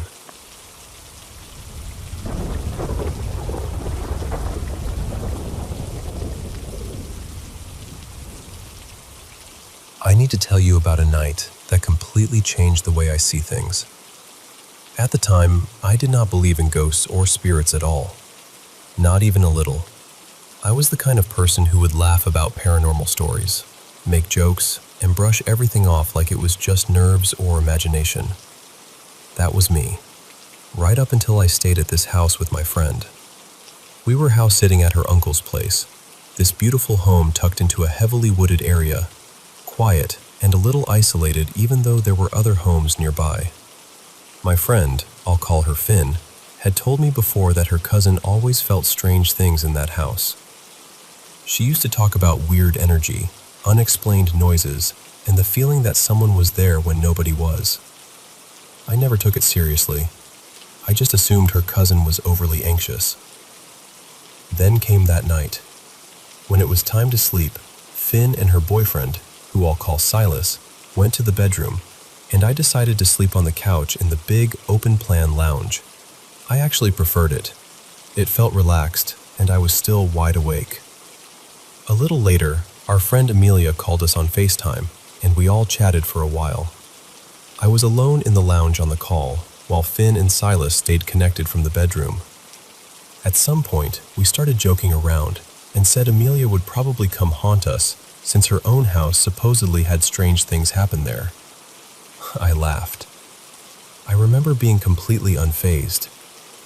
And then, almost instantly, the whole atmosphere changed. The room went cold. Not normal nighttime cold, not a breeze, not a subtle shift. I mean suddenly, sharply cold. The kind of cold that makes your skin tighten. At the same time, I felt this horrible, draining sensation, like my energy was being pulled straight out of me. My body felt heavy, and there was this pressure on my chest, as if something was sitting there, pinning me down without actually touching me. That feeling lasted for a couple of minutes, and I was trying to make sense of it, trying to stay rational. But then I became aware of something else. I felt, so clearly, that something was in the lounge with me. It felt like it was standing in the corner near the fireplace, just watching me. I looked straight at that corner. There was nothing there. Nothing I could actually see. But the feeling did not go away. If anything, it got worse. The room felt freezing by then, and the pressure and dread just kept building. It is hard to explain unless you have felt it yourself, but it was like every part of me knew I was not alone. And what made it even stranger was that this happened in the middle of a scorching summer. I live in South Africa, and that day had been unbearably hot. There was no reason for that room to feel like ice. After about 10 minutes, I could not take it anymore. I ran down the passage to the bedroom where Finn and Silas were. I told them exactly what had happened, and I know I must have looked shaken because they immediately took me seriously.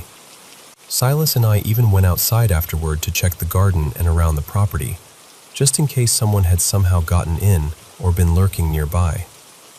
There was nothing, no sign of anyone at all.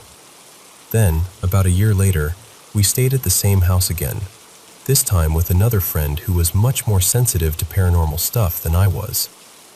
He was one of those people who picked up on things without even trying.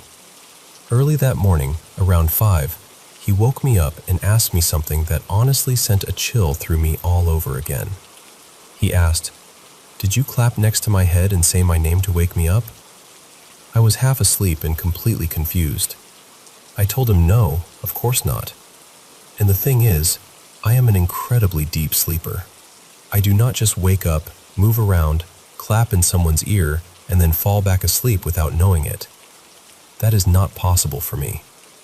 Our other friends were not in the room either. When he woke up, there was nobody there. We were both left staring at each other, trying to come up with some reasonable explanation, and neither of us could. That house was the first place that ever made me question everything I thought I knew. Before that, I would have rolled my eyes at stories like this. Now, I cannot. I still do not have a perfect explanation for what happened, but I know what I felt that night, and I know how real it was. Whatever was in that house, I do not think we imagined it.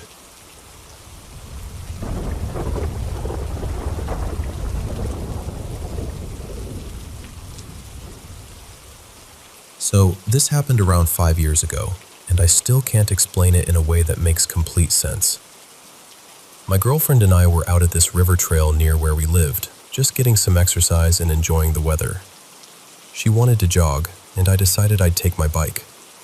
The trail kind of splits around a main bridge in the middle, and that bridge is the big landmark. There are smaller crossings at either end, but the center one is where people usually stop, look out over the water, and hang around for a bit. We decided to go in different directions at first. My plan was to bike my side, turn around, then head toward her side so we could meet up and finish around the same time. Each half of the trail is maybe a couple miles or so it felt easy enough to time it out. Since I was on my bike, I was moving pretty fast.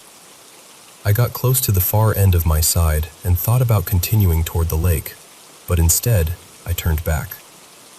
On my way back, I passed this older man, probably somewhere in his late 70s or early 80s.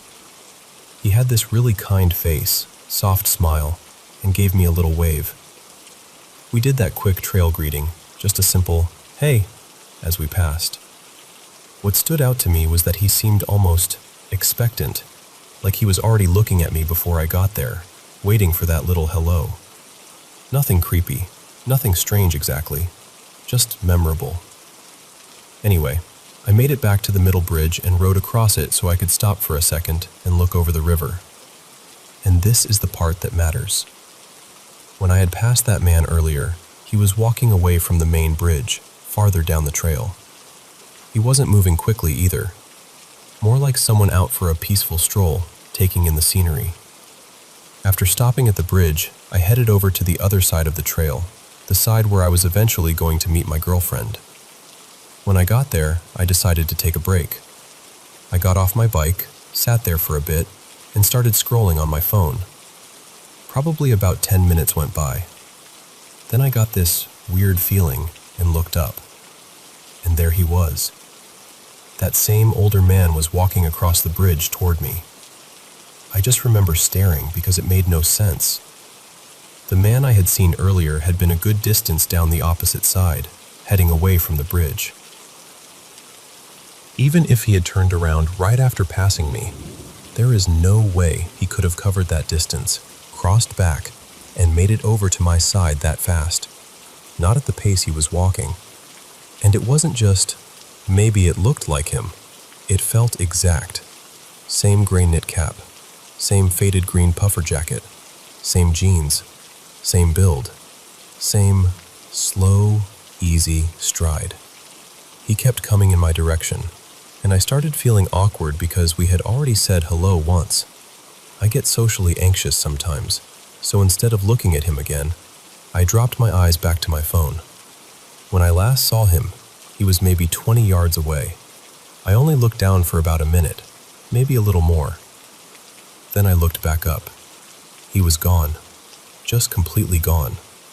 And what made that so unsettling was the layout of the trail. From where I was standing, I could see a decent stretch in both directions. If he had kept walking, I should have seen him somewhere. If he had turned off, I should have noticed that too. But there was nobody there. No man on the path. No figure in the distance. Nothing. I just sat there staring, trying to make it make sense. And honestly, I still can't. I know how it sounds. Maybe there's some explanation I missed. Maybe there were two men dressed almost exactly alike. But in the moment, it didn't feel like that. It felt like I saw the same person twice in two places he couldn't possibly have reached, and then watched him disappear.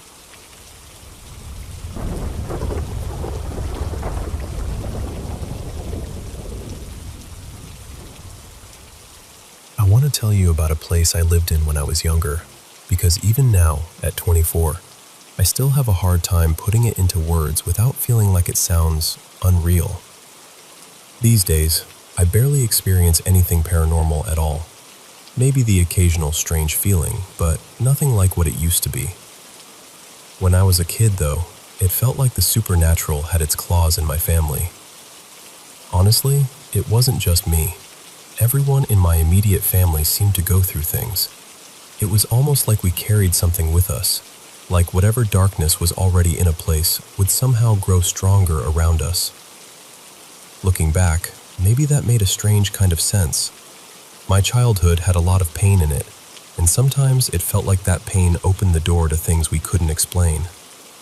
There was one apartment in particular, where I lived from about age 9 to 12, that I still think of as the worst place we ever stayed. I don't say that lightly. That apartment felt wrong in a way I've never felt anywhere else. It was like the air itself was angry. There was this constant heaviness, this sense of dread that never really lifted, like something in that place was always watching and always furious. And it wasn't just a feeling. All of us experienced things. We'd catch shadows moving across the walls when nothing should have been there. We saw figures out of the corners of our eyes. We'd wake up with scratches.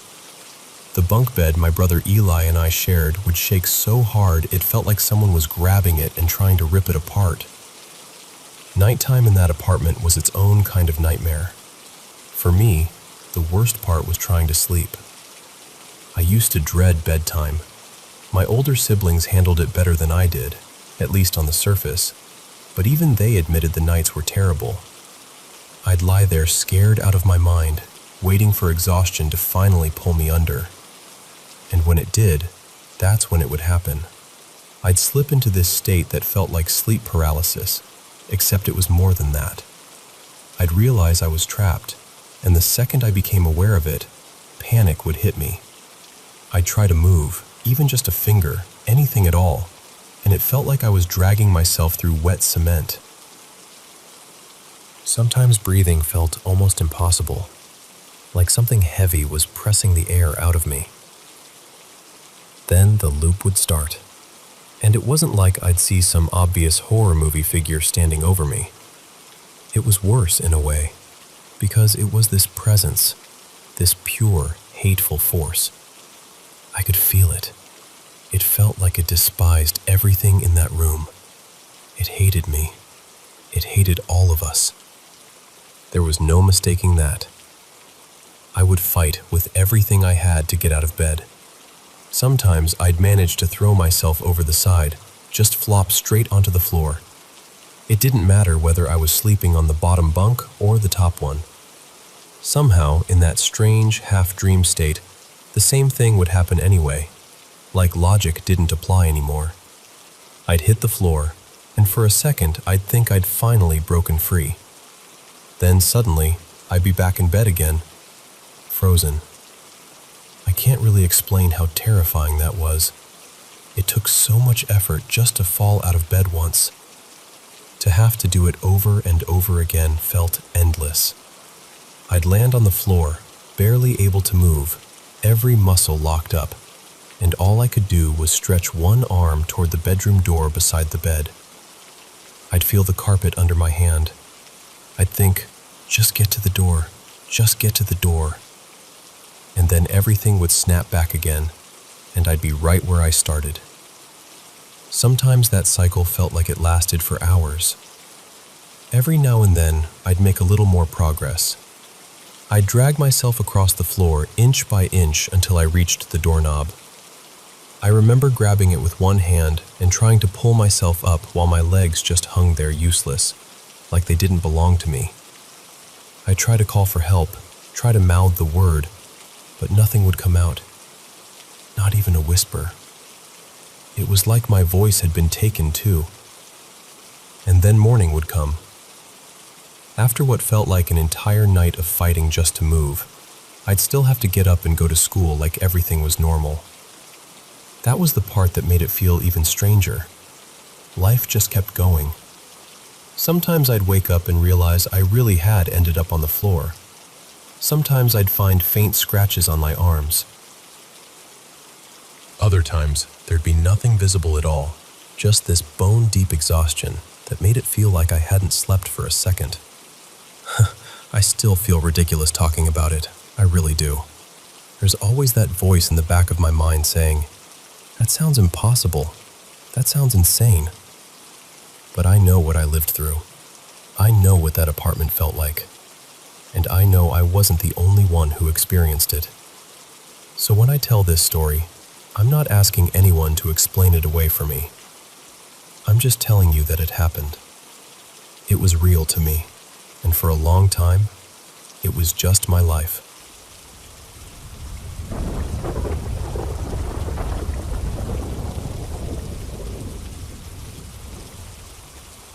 Hey, I've got a story that still gives me chills when I think about it. And honestly, I'm not even sure what to make of it. So, this all started in my little daughter Mara's room. She's 2 years old, and up until all of this, her room was just her room. Nothing dramatic, nothing unusual. My wife and I are not religious people at all. My wife is a little open-minded about spiritual stuff, I guess, but I've always been the skeptic in the house. A while back, we started hearing noises coming from Mara's closet. Not constantly, but often enough that it caught our attention. It sounded like knocking or something bumping lightly against the closet doors. Every time we checked, there was nothing there. No vents, no pets, no obvious explanation. It was strange, and even though Mara mostly brushed it off, it definitely left my wife and me with that unsettled feeling you can't quite shake. Then one evening, I was in the bathroom next to her room giving her a bath when I heard this loud crash. I called out, my wife came running, and I went straight into Mara's room. A whole stack of books had fallen from a high wall shelf onto the floor. Now, these weren't books loosely stacked on a ledge. They were on one of those front-facing nursery shelves where the books sit pretty securely. I even tested it afterward because I wanted a reasonable explanation. I tried to see if they could just slip out on their own, but they really couldn't. And the strangest part was that only the books from the top shelf had come down. The lower shelves were untouched. Those books hadn't even been handled in weeks. After that, things went quiet for a while. No more closet noises, no more weird moments. We actually started to think maybe it had all just been a string of odd but harmless little incidents. Then another night, during bath time again, I heard another crash. This time, I walked into Mara's room and found a framed picture lying flat on her changing table. What made that one so unsettling was how it had been placed before.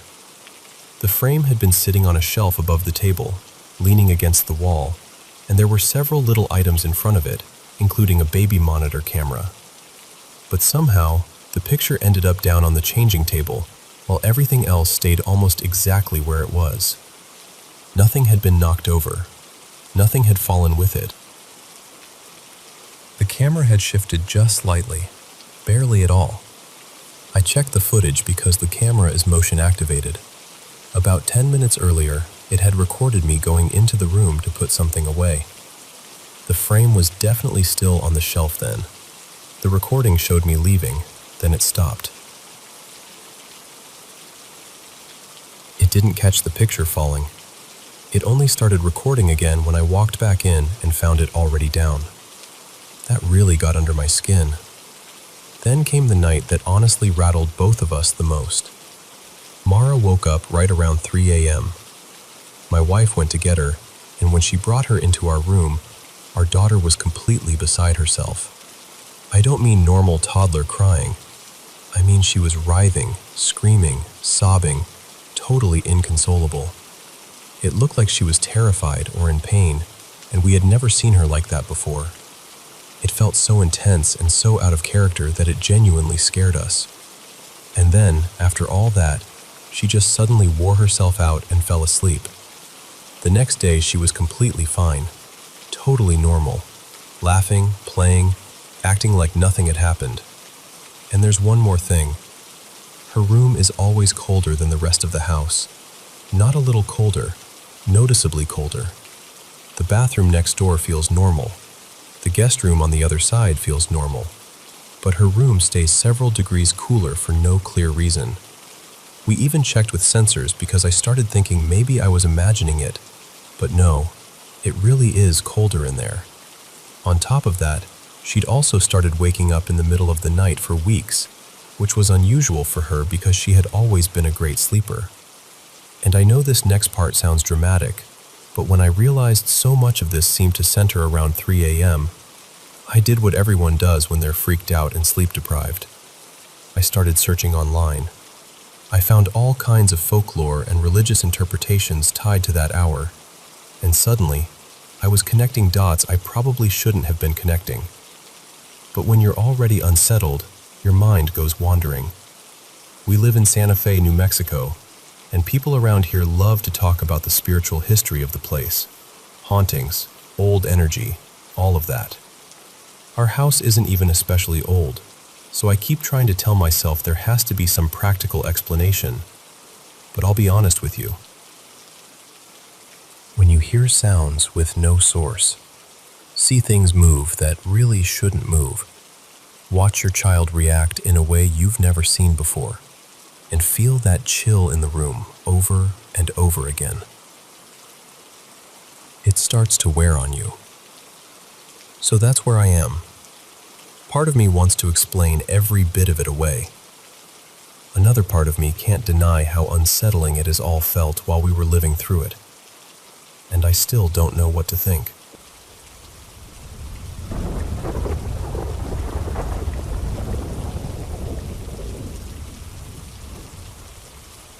I grew up in a small village in Romania, in an old family house that, on paper, seemed completely ordinary. Its history was never especially dramatic. As far as we know, the people who lived there before us were religious people, church-going, respectable. Nothing that would make you immediately think something was wrong. And yet, from as far back as I can remember, that house never felt entirely right to me.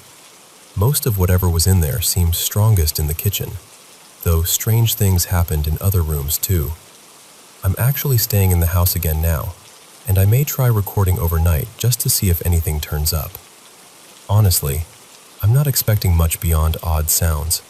Still, after everything I've experienced there, I can't really ignore it either. The first thing I remember happened when I was around 6. I was sleeping in a room where the door had a glass pane in it, and from my bed, I could see straight through that little window.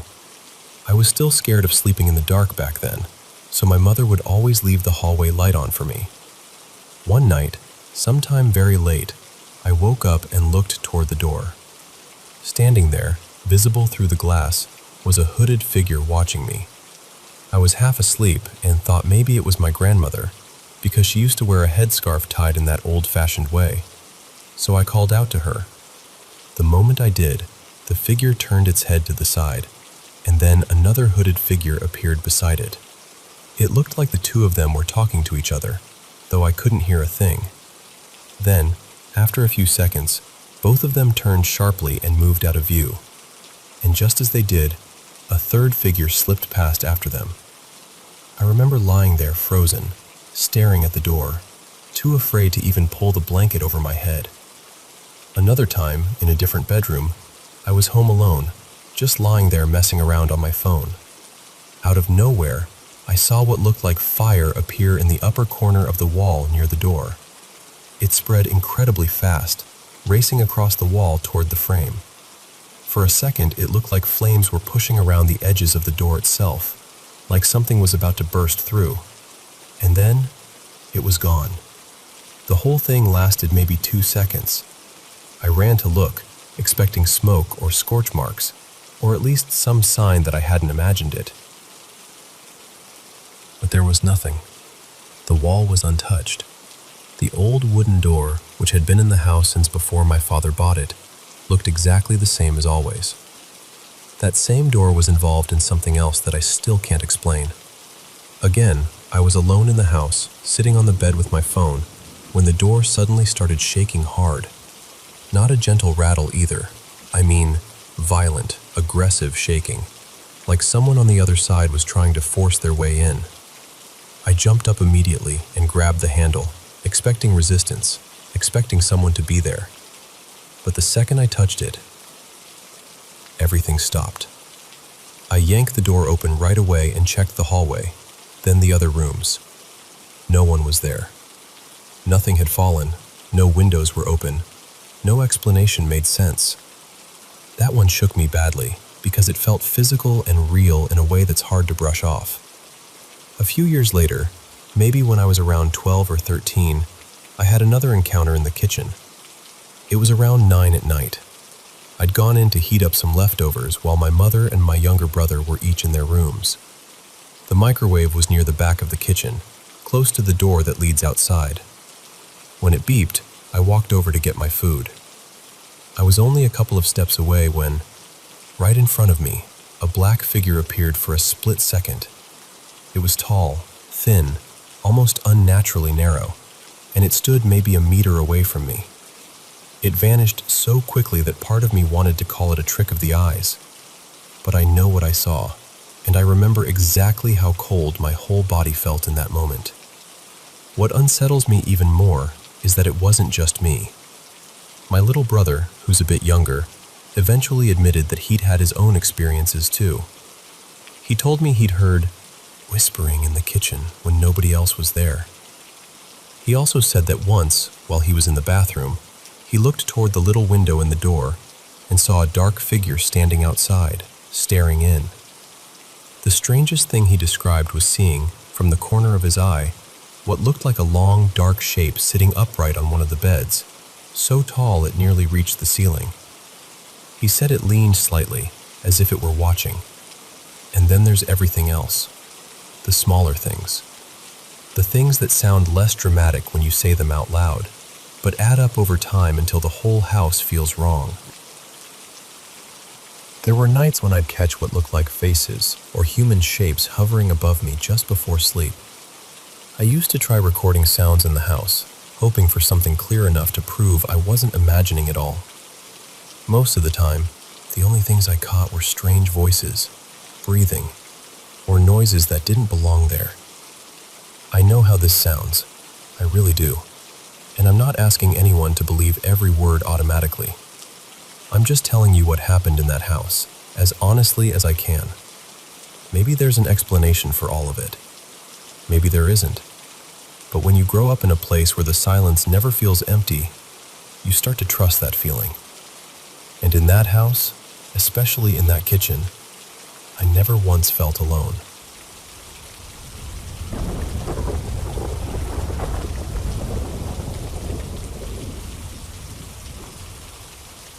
You know, I grew up in a house with a kind of history that seemed to cling to the walls. The land had been settled way back in the 1840s, and even when I was little, parts of the original property were still there. Some of the old outbuildings were standing, weathered but stubborn, on the section that hadn't been divided up yet. Our house itself was newer. It was part of a neighborhood that started going in during the 1970s, but our place wasn't actually built until 1988. What made it feel different, though, was where it sat, right beside the old barn and those original buildings, like it had 1 foot in the present and 1 foot somewhere much older. My grandfather, whose name was Walter, died in that house in 1991 when I was still a baby, only a few months old. My mom used to say he had come there to die, and even as a kid, that phrase stayed with me. It felt heavy, strange. like it meant more than what she was saying out loud. For as long as I can remember, I never felt completely alone in that house. It wasn't always frightening, at least not at first. One of the earliest things I remember is being out on the swings in the backyard and seeing a woman on horseback passing through. She always seemed gentle. She'd smile, lift her hand, and wave to me, and I'd wave right back like it was the most normal thing in the world. At the time, it didn't seem unusual. Our neighbors had horses, so to me it made perfect sense. But one day my mom saw me waving and asked who I was waving at. I told her, just as casually as anything, that I was waving to the lady riding her horse through the yard. And she looked at me and said there was no woman there. She told me the neighbors never rode through our property. Looking back now, what stands out is how she was dressed. Even then, something about her clothes felt old-fashioned. Not costume old, but genuinely from another time, maybe late 1800s, early 1900s. I didn't have the words for that as a child, but I do now. And then there was my grandfather. When I was young, I remember waking up at night and seeing him standing in the living room. He looked faint, almost translucent, but recognizable. Just there, quiet, watching. I was so scared of seeing him that whenever I had to cross the living room to get to my parents' room at night, I'd shut my eyes and hurry through, hoping that if I couldn't see him, maybe he wouldn't be there. Years later, my mom admitted that she'd experienced things too. She told me she believed he had stayed behind in some way. At one point, 2 different mediums came through the house at different times, and both of them mentioned an older man's spirit attached to the property. I know how that sounds, I really do. And even now, part of me resists it. But there were other moments too, things that are harder to explain away. One afternoon, my sister and I came home early from school and went to change before heading next door to the babysitters. We were the only ones home. Then we heard this huge crash downstairs, like a sudden burst of chaos in the kitchen. We both froze, then ran to look. The chairs around the breakfast table had been knocked over, and every cabinet door in the kitchen was standing open. Every one of them. We had only been upstairs for a minute or two. No one could have come in, done all that, and vanished without us seeing or hearing more than that one violent burst of noise. But the encounter that stayed with me most happened just before I turned 8. I was in my bedroom getting ready for bed. I had this routine where I'd pull on my pajamas, jump onto my twin bed, then hop off and head into the hallway to brush my teeth. One night, I jumped onto the bed, and when I landed, there was a boy standing right there in front of me, maybe 6 inches away. He looked about my age. He had reddish hair, freckles, and pale eyes. He was translucent, but clear enough that I can still picture him. I remember the shock of it, the way my whole body seemed to stop. It was only a second, maybe less, and then he was gone. After that, sleeping in that room became almost impossible. For a long time, I'd sleep in the family room instead, or on the floor in my parents' bedroom, anywhere but there. And every now and then, I'd see that same boy again, outside this time, moving through the backyard or near the neighboring pasture. He never spoke. He never came toward me. He would just be there for a moment and then disappear. Even now, I'd still say I'm skeptical by nature. I don't jump to supernatural explanations.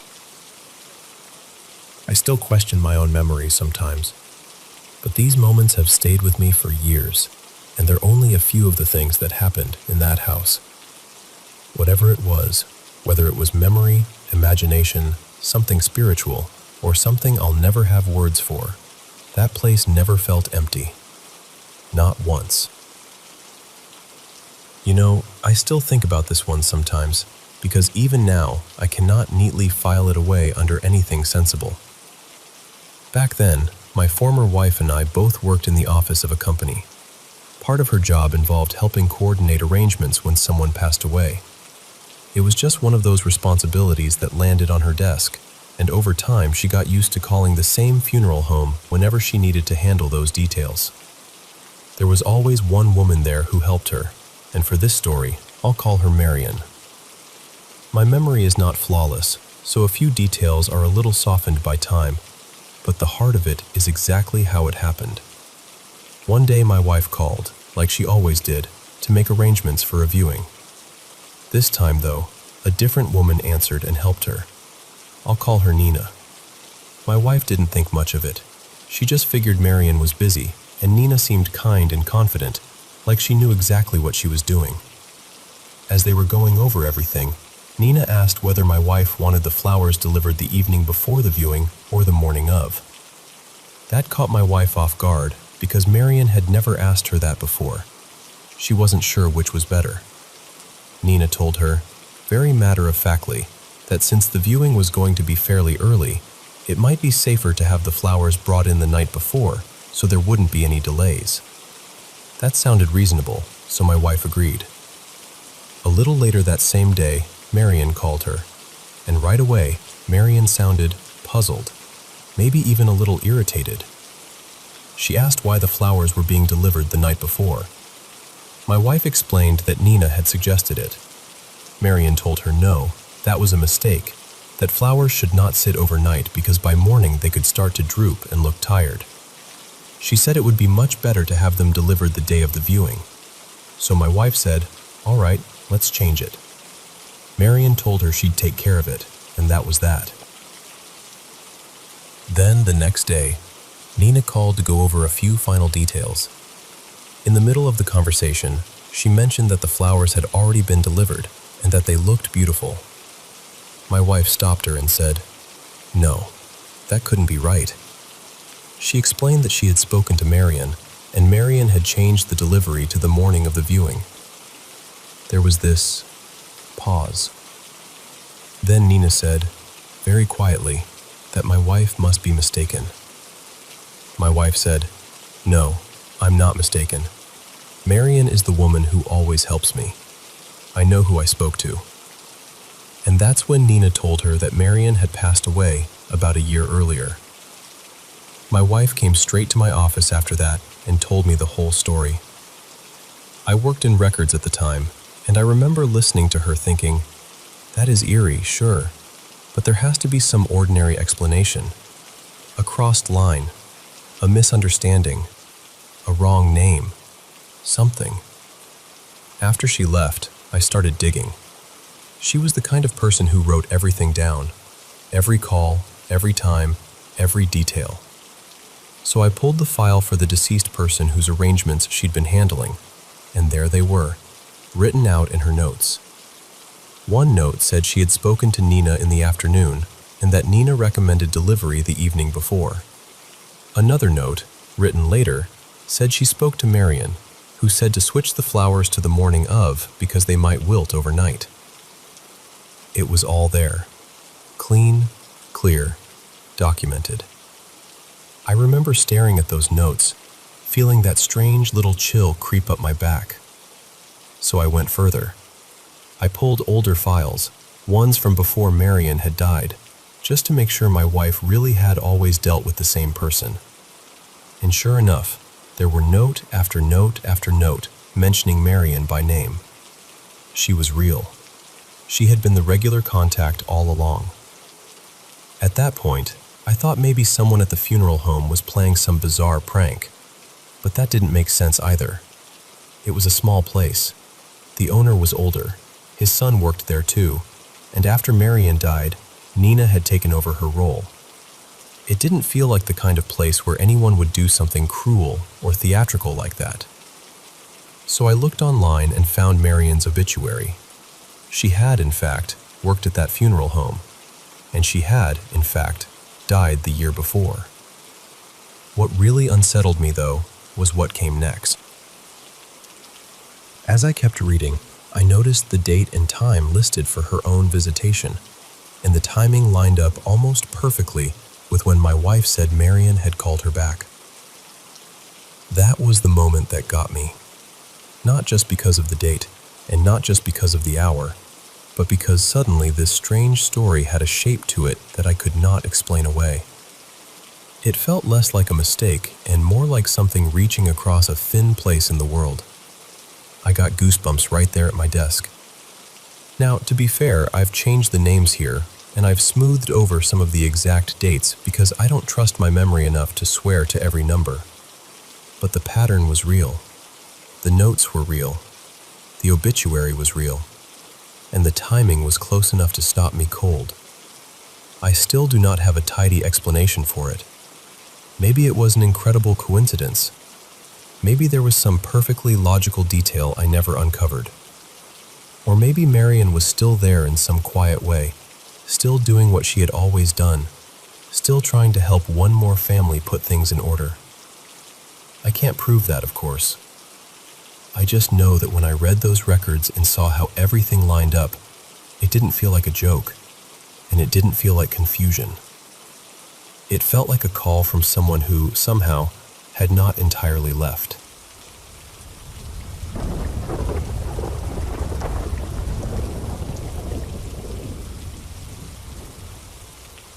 You know, I still think about this one sometimes, because even now, I cannot neatly file it away under anything sensible. Back then, my former wife and I both worked in the office of a company. Part of her job involved helping coordinate arrangements when someone passed away. It was just one of those responsibilities that landed on her desk, and over time she got used to calling the same funeral home whenever she needed to handle those details. There was always one woman there who helped her, and for this story, I'll call her Marion. My memory is not flawless, so a few details are a little softened by time, but the heart of it is exactly how it happened. One day my wife called, like she always did, to make arrangements for a viewing. This time, though, a different woman answered and helped her. I'll call her Nina. My wife didn't think much of it. She just figured Marion was busy, and Nina seemed kind and confident, like she knew exactly what she was doing. As they were going over everything, Nina asked whether my wife wanted the flowers delivered the evening before the viewing or the morning of. That caught my wife off guard because Marion had never asked her that before.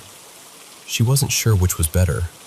Nina told her, very matter-of-factly, that since the viewing was going to be fairly early, it might be safer to have the flowers brought in the night before so there wouldn't be any delays. That sounded reasonable, so my wife agreed. A little later that same day, Marion called her, and right away, Marion sounded puzzled, maybe even a little irritated.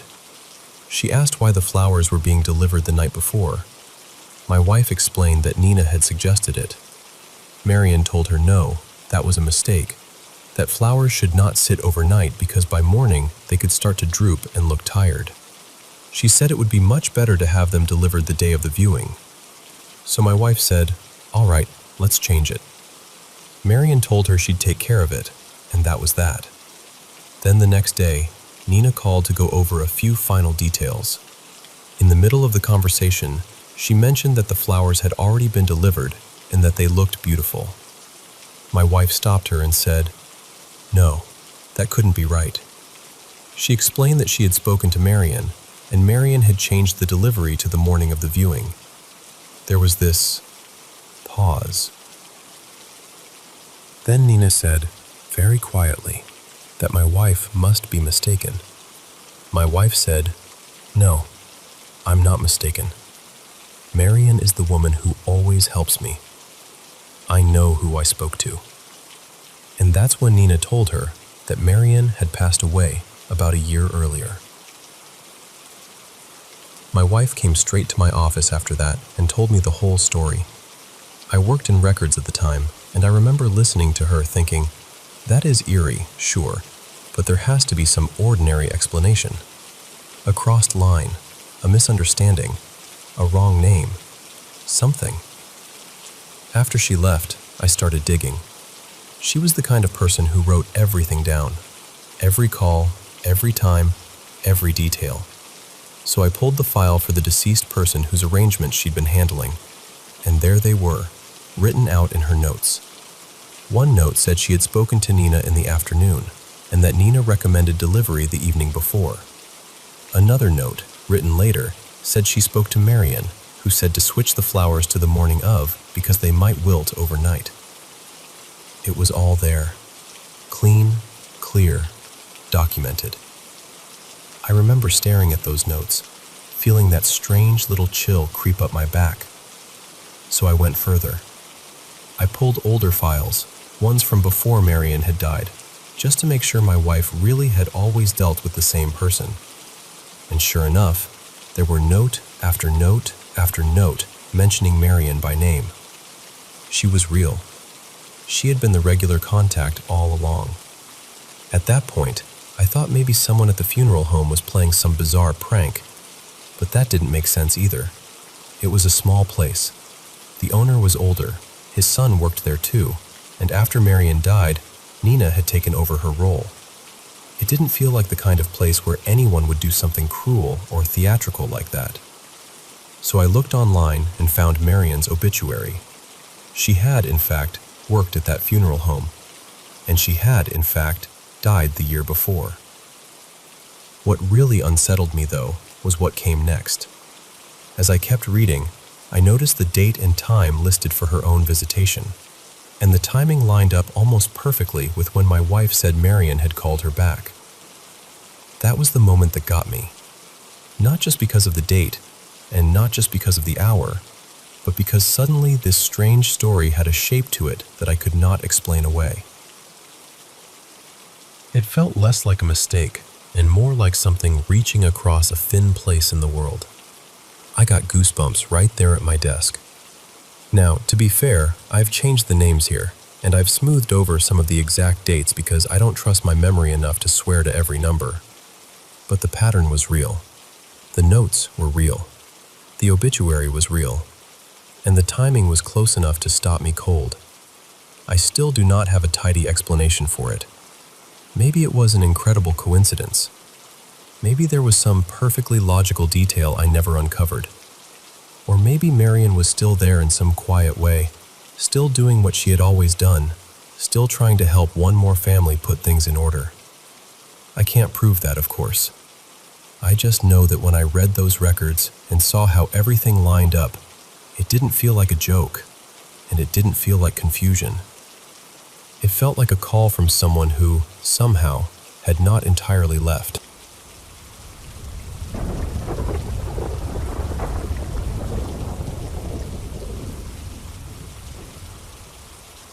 I need to tell you about something that's been weighing on me, because honestly, I still don't know how to explain it.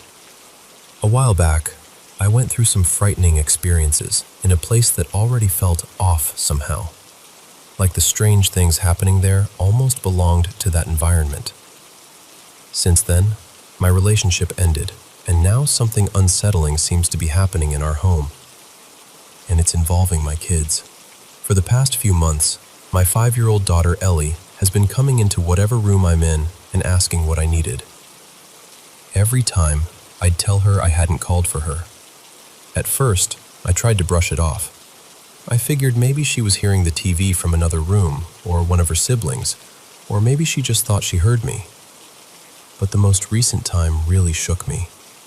She came to me looking genuinely worried and said she heard me calling her, and that I sounded upset, like I was crying or hurt. I asked her if she was sure it was my voice, and she said yes, without hesitation. I told her I was okay, and that I hadn't called her at all. It felt awful trying to explain it away, because I didn't want her to think I didn't believe her.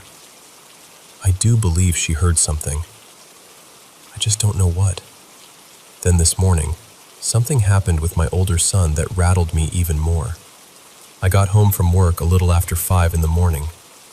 2 of my kids were asleep, and the house was quiet.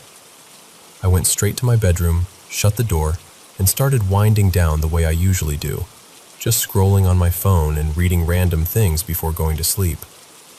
Around 5:40 or so, there was a knock at my bedroom door. It was my 16-year-old son, Mason, and he looked confused. He asked me what I wanted him to do. I just stared at him because I had no idea what he meant. I opened the door and told him I hadn't asked him to do anything. He asked again, and I told him I'd been in my room since I got home and hadn't called for him once. The color drained from his face. He told me that he had been jolted awake by loud knocking on his bedroom door, and that he heard my voice telling him to get out of bed right now. He said I sounded irritated, even harsh, so he got up and started getting dressed. Then he heard the knocking again, along with my voice telling him to hurry up and get out of his room. My bedroom is only a few steps from his. If that had really happened in the hallway, I should have heard it, even with my door shut. But I heard absolutely nothing. What scared him most was that by the second round of knocking, he was fully awake. He wasn't half dreaming. He was standing there, getting dressed, hearing what he was sure was me. I tried to stay calm for his sake. I told him maybe there was some strange overlap, something we couldn't explain. Maybe even something like hearing a version of me from somewhere else. I don't know if I believed that myself, but I didn't want to dismiss what he experienced, because I could see how real it was to him. And I definitely didn't want to frighten him with darker ideas. The truth is, I'm scared too. Lately, there have been other things that feel just as strange. Not long ago, a bank card I had misplaced at work somehow turned up inside a storage box at home. Then, not long after that, a PDF downloaded itself onto my son's computer while he was home alone. It was a guide for teens preparing for their driving permit, which stood out because he and I had only talked about it a few days earlier. We hadn't searched for it or signed up for anything yet. It just appeared. I'm trying to stay grounded. I'm trying not to jump to the worst conclusion. But when your children keep hearing your voice when you know you never spoke, it's hard not to feel deeply unsettled. So I'm telling you this the best way I can, because I honestly want to know what you'd think if this were happening in your home. Would you be worried too? Because I am.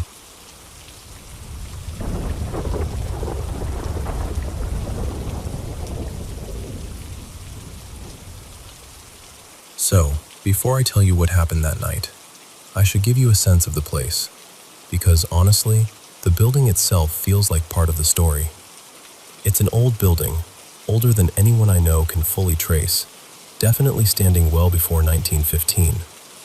It's huge, the kind of place that seems to keep unfolding the longer you work there. The second and third floors are packed with old offices, most of them sitting empty almost all the time. And there's a big function hall upstairs that we rent out now and then.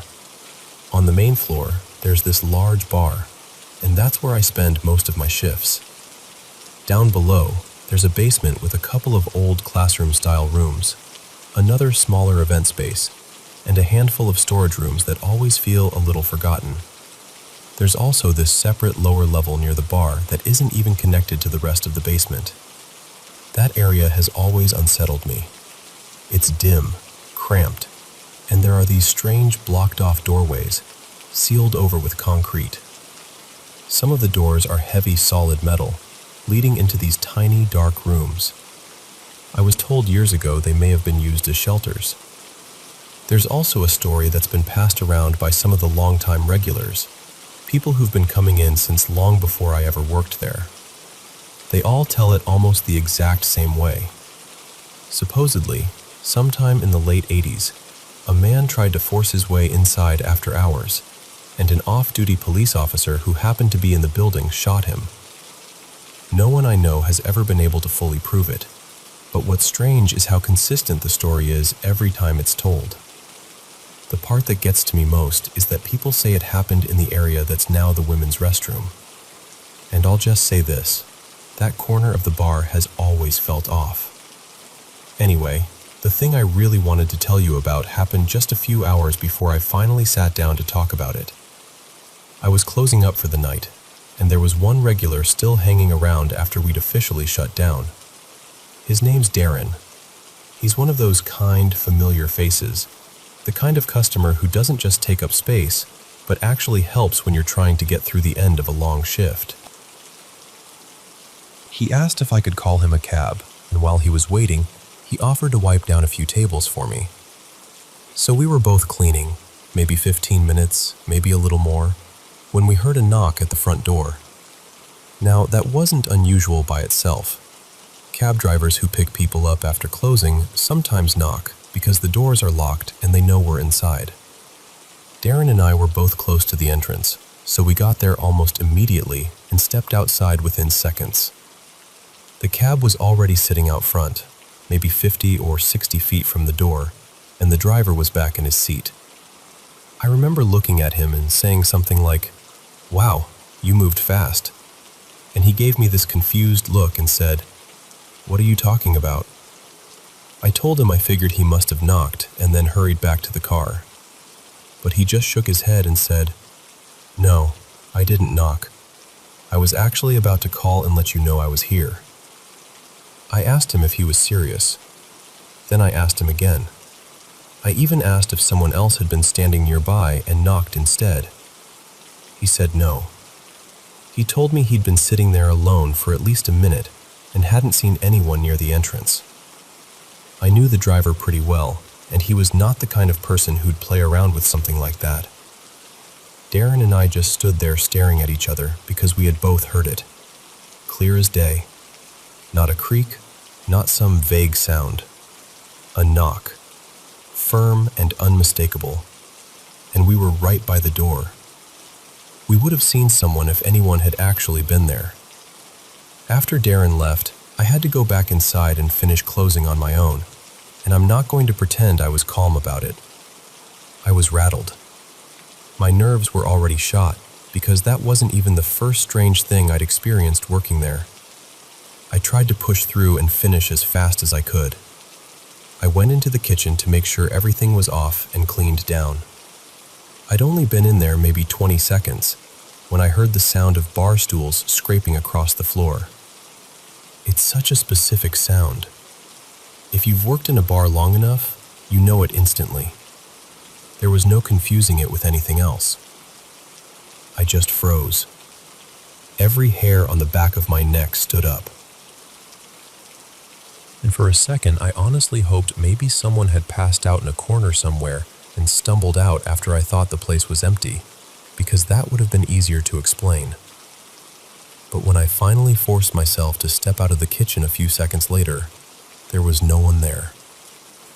And the strangest part was that none of the stools had moved. I had lined them all up earlier, neatly, exactly where they should be. Everything looked untouched. That was the moment I really lost my nerve. I didn't want to stay in that building another second by myself. I left, picked up a coworker, and brought her back with me just so I could finish closing without being alone. I've worked at that bar for over 2 years now, and I can tell you this was not the first time something happened that I couldn't explain. There have been a lot of moments there, some small enough to brush off, others that genuinely scared me. I'd probably tell myself it was stress or imagination if it had only happened to me, but it hasn't. Other employees have seen things too. Sometimes other people are standing right there with me when something strange happens. And I guess that's what stays with me the most. It's not just that the building is old, or eerie, or full of stories. It's that every now and then, it feels like something inside it wants to be noticed.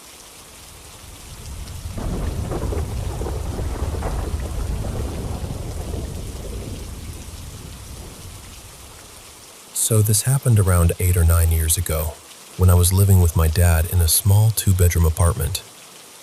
My room was connected to the bathroom, and that setup always felt a little strange. There were 2 doors into the bathroom. One opened from the main part of the apartment, right near the front entrance, and the other connected directly to my bedroom.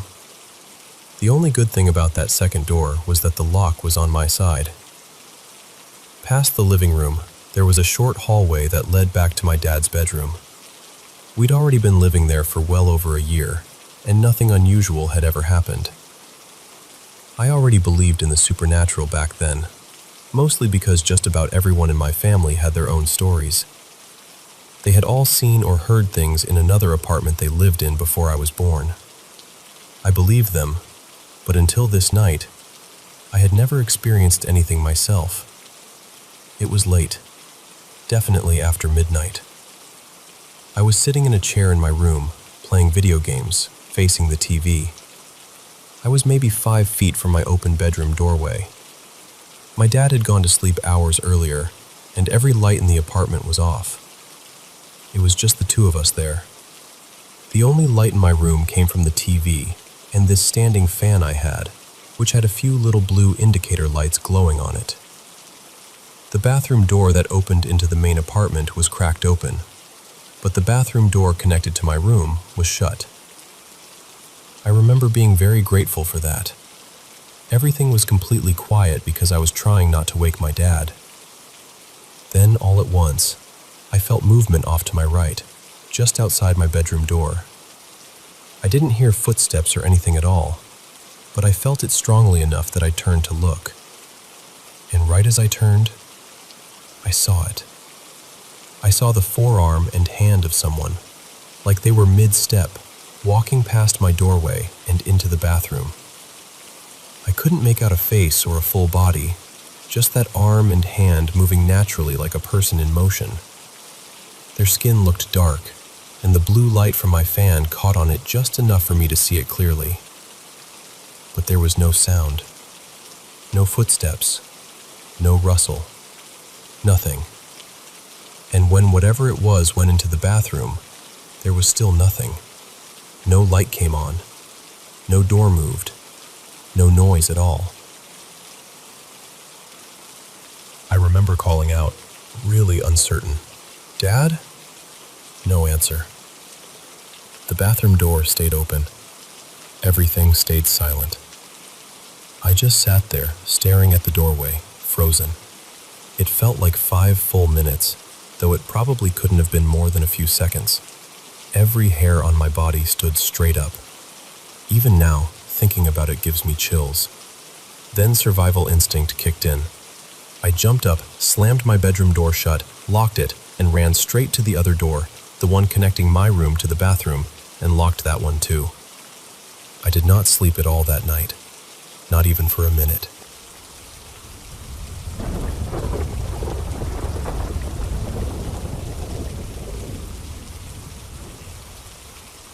This happened around 16 years ago, and I still remember it with that strange, heavy clarity some nights leave behind. My grandmother, May, had reached a point where she needed full-time care, and she moved into a nursing home at 92. Even though we knew it was the right decision, it was heartbreaking. She was never going back to her house, so a few months later I went back to my hometown for several days to help my mom sort through everything and get the place ready to sell. I'd spent so much of my childhood at Grandma May's house that being there still felt natural to me, familiar, even comforting. So I brought my 2 cats along and stayed there while we worked. I set us up in a small bedroom at the top of the stairs on the 2nd floor, mostly because it was one of the least cluttered rooms, and the cats could relax there while Mom and I tackled the rest of the house. We spent 2 full days going through drawers, closets, boxes, old furniture. All the quiet little pieces of a life lived in one place for decades. By the end of the 2nd day, I was completely worn out. Mom headed home for the night, and I went upstairs, sat with my cats for a bit, turned off the light, and fell asleep almost immediately. Sometime in the middle of the night, I woke up to a huge bang. The kind of sound that makes your whole body snap awake before your mind has time to catch up. It sounded like wood hitting wood downstairs, like a heavy chair or table had slammed into something. At first, I thought I should get up and check it out. But then, right after that bang, I heard footsteps coming up the stairs. The stairs were right beside the wall my bed was against, so I could hear them clearly. Slow, deliberate steps, coming all the way up. Then they stopped just outside the bedroom door. And then there were 3 light knocks. I was instantly terrified. I remember lying there in the dark, barely breathing, and calling out as steadily as I could. "Hello? Who's there?" No answer. For a second, I tried to convince myself I'd dreamed it, that maybe I was still half asleep and none of it had really happened. The light switch was just above my head, so I reached up and turned it on. I expected my cats to be groggy or annoyed at me for waking them. Instead, both of them were sitting close together, shoulder to shoulder, staring straight at the bedroom door with their eyes wide open, not looking at me at all. Just fixed on that door. That was the moment I knew I hadn't imagined anything. And honestly, that was not the confirmation I wanted. My phone was charging in another room because my cats were young then and had a talent for knocking cords loose. So there I was, stuck upstairs, looking at two cats who were clearly just as uneasy as I was. I called to them a couple of times. They'd glance back at me, then turn right back to the door, like they knew something was there but had no intention of getting any closer. I sat there for a minute, trying to gather myself. Then I thought, I can't stay frozen in this room all night. So I got out of bed, walked to the door, and called out one more time. Is anyone there? Nothing. I opened the door, and I can tell you this, there are few things more unnerving than opening a door when your whole mind is braced to find someone standing on the other side, and there's just no one there. I checked the entire house, every room, every corner. It was a 4-bedroom place, and I went through all of it. Nothing was out of place. Nothing had fallen over. The outside doors were still locked. There was no sign that anyone had been inside at all. Eventually, I went back upstairs and got back into bed. People always ask me how I managed to sleep after that. And the truth is, I think the fear burned through me so hard that once it let go, I just crashed. Pure adrenaline and exhaustion. Nothing else happened the rest of the night. The next morning, Mom came over with breakfast, and while we were getting ready to start another long day of sorting through things, I told her everything. I was expecting her to smile politely and tell me I'd been overtired. Instead, she said, very calmly, when we visit Grandma today, you should tell her that story. I laughed and said, why? So she can make fun of me? Mom just said, no, just tell her. That got my attention. So later that day, we went to see Grandma May. We sat and talked for a while, just chatting, and then Mom turned to her and said, Mom, Rowan has something to tell you about last night. The second Mom said it, I could tell by her tone that this wasn't random. Grandma looked right at me, and I started explaining what had happened. I barely got to the part where I said, I woke up to this really loud sound, before she interrupted me and said, wood slamming into wood? I just stared at her. Then she asked, did you see him? And I said, see who? She answered, the old man in the overalls. I remember looking from Grandma to Mom and back again, completely stunned. And that was when they finally told me that Grandma had experienced things in that house for years. Not just odd noises, but full-body apparitions, footsteps, figures, strange moments that had become almost familiar to her. She even told me that once she'd seen the old man and followed him toward the bathroom, asking where he was going. He told her, to fix the car. She said she told him there wasn't any car in the bathroom, but he walked in anyway and disappeared. Grandma had kept most of it to herself because she didn't want people thinking she'd lost her mind. A few days later, more family came to help finish clearing out the house, and I told the story again. That's when my uncles started sharing their own memories. Shadowy figures upstairs, strange shapes in the hallway. My younger uncle said he used to sleep on the couch because being upstairs at night unsettled him so badly. What gets me is that I stayed in that house all the time when I was a kid. Weekends, holidays, random visits, you name it. And I never had a single paranormal experience there. Not one. So part of me has always wondered if whatever was in that house waited until I was older. Or maybe it was because Grandma had been gone for a while, and I was suddenly there in her place, moving through the rooms, sorting through her things, changing the rhythm of the house. maybe something noticed. Maybe it wanted to know who I was. The house was sold years ago, and as far as I know, it's still standing. And I'll be honest with you, I've often wondered whether the people living there now have stories of their own. Because after that night, I have a hard time believing I was the last one to hear footsteps on those stairs.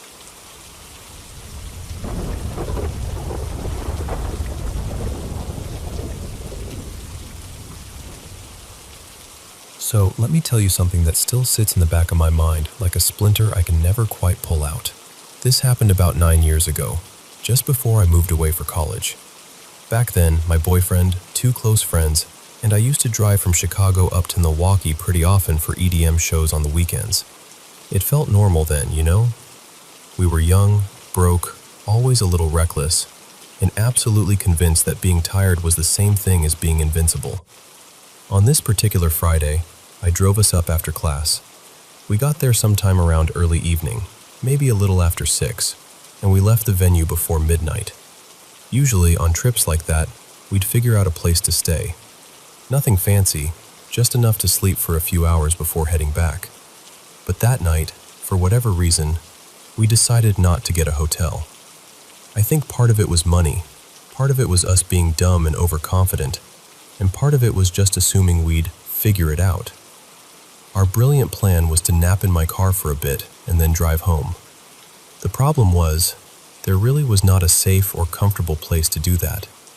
We spent what felt like forever trying to make it work, moving the seats around, cracking windows, talking ourselves into being able to sleep, but nobody really could. So sometime in the middle of the night, maybe around 2:30 or 3, we gave up and decided to head back to Chicago instead. The plan was that I'd drive part of the way, then we'd switch off. My boyfriend at the time, I'll call him Mason, was going to take over for the second half. We made a couple stops, switched drivers once or twice, grabbed gas not too far outside the city, and eventually got back to Chicago. We parked outside Mason's apartment building just before dawn, maybe around 4:30 or so. At that point, all 4 of us were exhausted, but not ready to get out of the car yet. We started passing around my phone, looking through concert videos and blurry photos, laughing at how bad some of them were, replaying little moments from the night. And then came the part that changed everything. While we were all huddled over my phone watching a video, someone knocked on the window. It scared all of us half to death. It was Mason's mom. She worked nights, so seeing her out there in the dark made sense at first.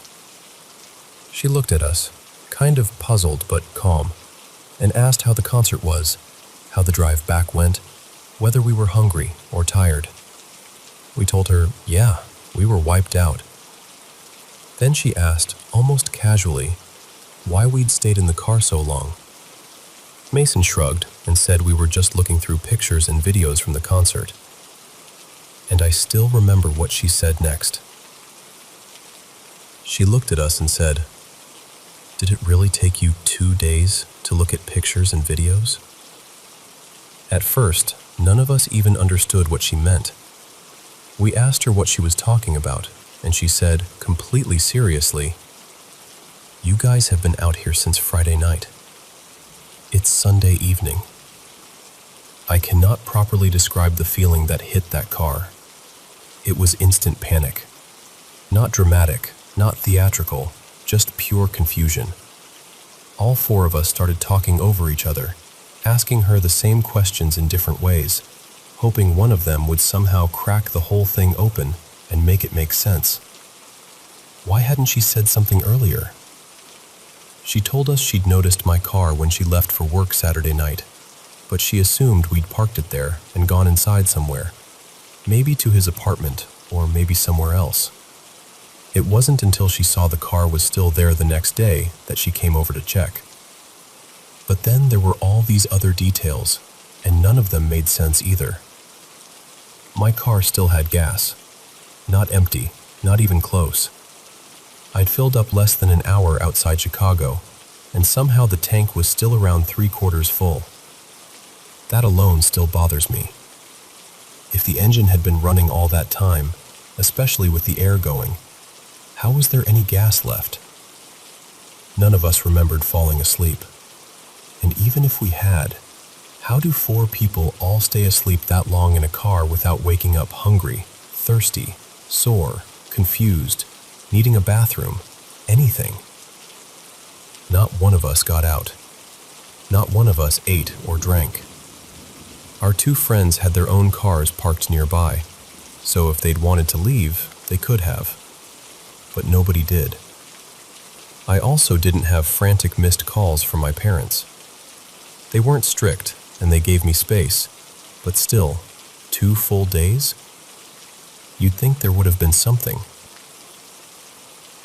After we all kind of spiraled for a while in front of Mason's building, our friends finally left. Mason and I drove to my parents' house, which was only about 15 minutes away. By then, it was around 10 o'clock on Sunday night. We tried to explain what had happened, and my parents didn't believe me at all. I think they assumed I was making up some ridiculous story to cover for being somewhere else, even though I wasn't. And honestly, I get why it sounded unbelievable. But the strangest part is this. All 4 of us were so shaken by it that we basically never talked about it again. Not really. It was like we had all silently agreed that if we left it alone, maybe it would stay buried. It didn't. I still think about it, more than I probably should. I still run through every normal explanation I can think of, trying to force it into something logical. Did we all somehow pass out? Was there something wrong with us physically? Did exhaustion do something bizarre to our sense of time? Was it some shared blackout, some strange psychological thing, some medical explanation nobody caught? Or was it something I still don't have words for? I know how this sounds when I say it out loud, but I'm telling you exactly the way I remember it, and that's what unsettles me most. It doesn't feel like a dream. It doesn't feel fuzzy. It feels real. Just impossible. And even now, part of me still wants to call those 3 people and ask, do you still think about that weekend too? Or am I the only one still haunted by it?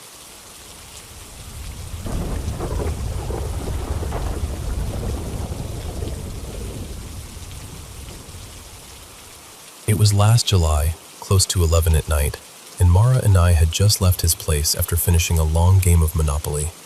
He was staying at his grandparents' old house in a quiet subdivision, and I was driving us back to my place.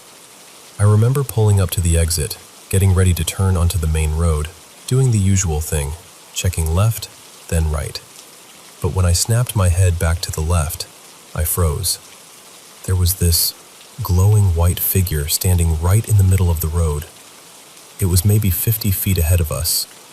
Human-shaped, about the size of a person, but there was no face, no real features, nothing I could make out clearly. It was just this bright white shape, almost like it was lit from within. And then, in a split second, it lifted what looked like an arm and shot straight upward, maybe 15 or 20 feet, and vanished. Just gone. Completely gone. It only lasted maybe 2 seconds, but it was long enough for me to know I saw something. There weren't any cars coming, it was dark, and there was nothing around that could have caused some kind of reflection.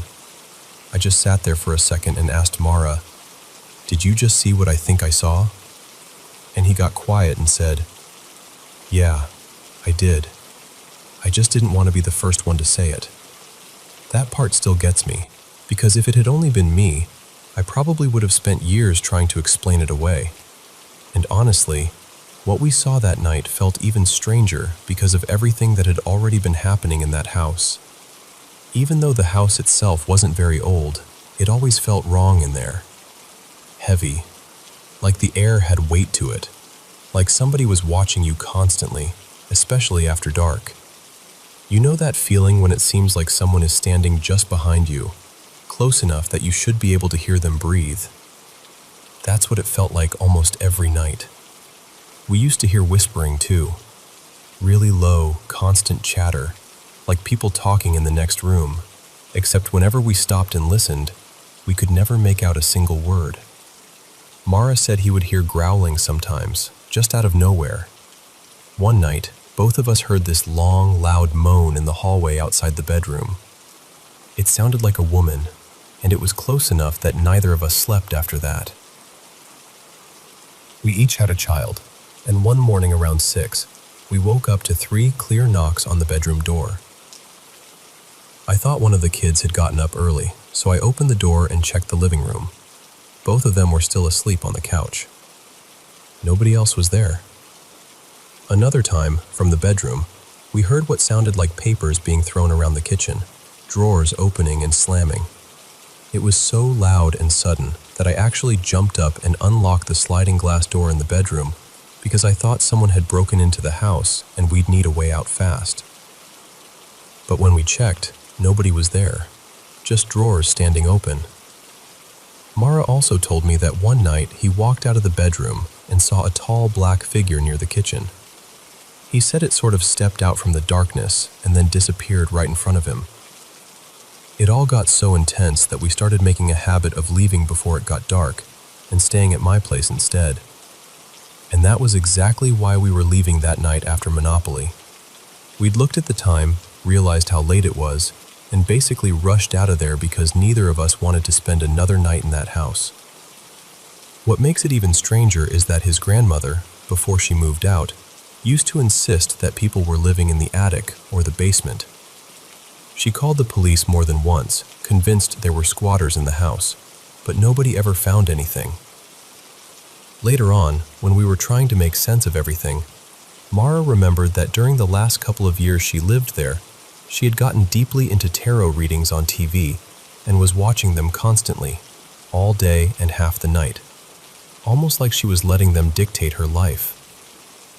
I don't know whether that had anything to do with what was in that house. I really can't say. I just know that the feeling there was real, the sounds were real, and whatever we saw in the road that night, both of us saw it. And I still have no idea what it was.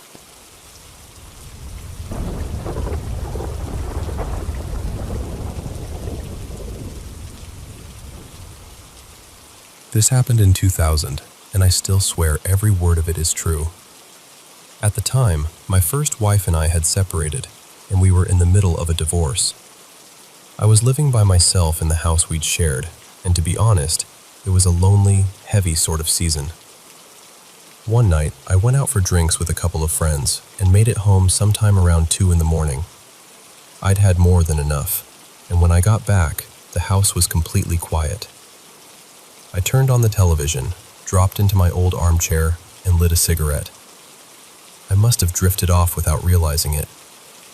Then, out of nowhere, I heard this voice explode right beside my ear, on my right side. It shouted, "Wake up!" I'm telling you, it wasn't like hearing someone call from across the room. It felt close, immediate, powerful. I jumped straight out of that chair in total confusion, half asleep and panicking, trying to figure out who on earth had spoken. And then I felt the heat. While I'd been dozing, the cigarette had slipped from my hand and fallen onto my chest. It had been burning into my jumper, smoldering away until the fabric had just started to catch fire.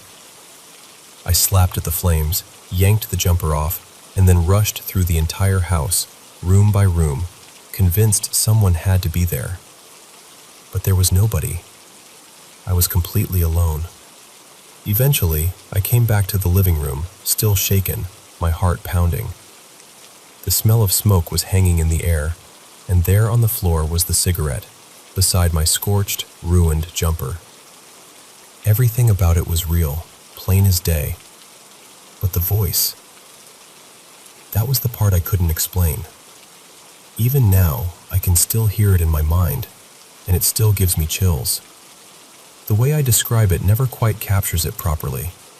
It started low, almost like a deep rumble, and then built into something forceful and commanding, until it hit with this overwhelming urgency.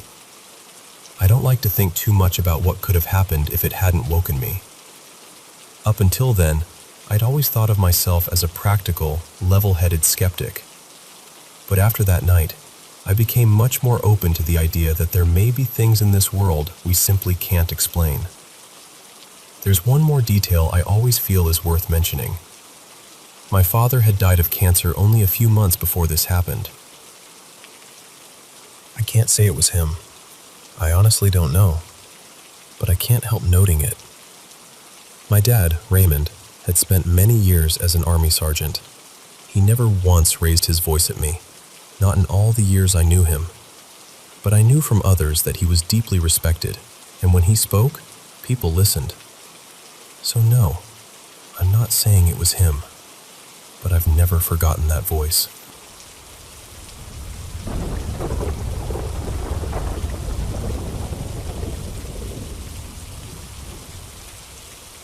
I've only really been living in this apartment for about a week, even though I got the place nearly 2 months ago. It's part of this big old Spanish-style house from the late 1800s, split up into several units now. Mine is upstairs. The whole place has that older layout where every room leads into another room with its own door, instead of one big open space. It feels beautiful, but also a little closed in at night. Almost every night this past week, something strange has been happening between midnight and 3 in the morning. The first time I heard it, it sounded like someone stomping twice with the heel of a shoe. Not loudly, but enough to make me freeze. Then it kept happening for maybe 15 minutes, slightly off rhythm, like someone trying to keep a beat and failing. I got so scared I reached over to wake my boyfriend, but the second I said something out loud, it stopped. Just completely stopped. I stayed awake for another half hour waiting for it to start again, but it never did. When I checked my phone, it was exactly 3 a.m. Another night, I heard this strange movement from the same part of the apartment.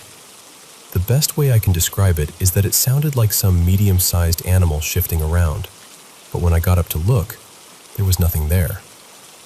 Then one afternoon, I'd fallen asleep on the couch in the living room while my boyfriend was in bed with our dog. I didn't hear anything that time, but the next day he told me he'd heard light footsteps in the hallway. At first he thought it was our dog, who's about 20 pounds, but when he lifted his head, the dog was curled up in the corner of the room, already awake, staring toward the hallway. Then the footsteps came again, quick and light.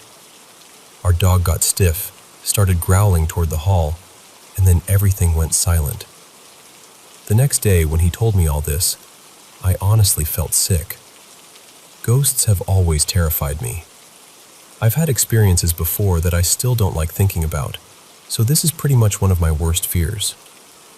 We ended up going out for coffee mostly just to get out of the apartment for a while, and I started pressing him for details. I asked what the footsteps sounded like, where they seemed to be coming from, how heavy they were. He didn't really want to say it, but finally he admitted he thought it might be a young boy. When I asked why, he told me he'd actually been noticing strange things ever since he moved in about a month earlier. He just hadn't wanted to scare me. He said there had been noises at night more than once. Footsteps, little sounds, things he couldn't explain. One night, he was sleeping on the couch during this awful heat wave when it had been over 100 degrees every day, and since the apartment has no air conditioning, it was miserable inside. He woke up around 2 a.m. because he felt like someone was watching him. And even though it had been unbearably hot, the room had turned cold. He didn't see anyone, but he said he felt something there with him. He told me he thought it was a child because whatever presence he sensed felt short, and the footsteps sounded small, like a kid pacing through the hallway. Then last night, things got even harder to brush off. We were sitting in the living room watching TV around midnight when the nightlight in the kitchen started flickering. Not just once or twice, but on and off for 10 straight minutes. I finally said out loud, "Please stop." And it did, immediately. We went to bed around 1 a.m., and not long after that, I heard this scuttling sound behind the hallway door that leads toward the kitchen. My bedroom itself doesn't have its own door, but there's a short hallway attached to it, and that hallway does. My dog suddenly jumped off the bed, ran straight to the door, and started barking. We called him back, and by then the noise had stopped again. I was so shaken that I barely slept. I kept drifting off and waking back up, and every time I started to relax, I'd hear something again from behind that door. My boyfriend left early this morning, around 6, for a long drive, and that was the only time I managed to finally fall asleep. When I woke up around 9, I noticed my closet door was standing open. So was the hallway closet. I still haven't asked him yet if he opened them before he left. I really, really hope he did.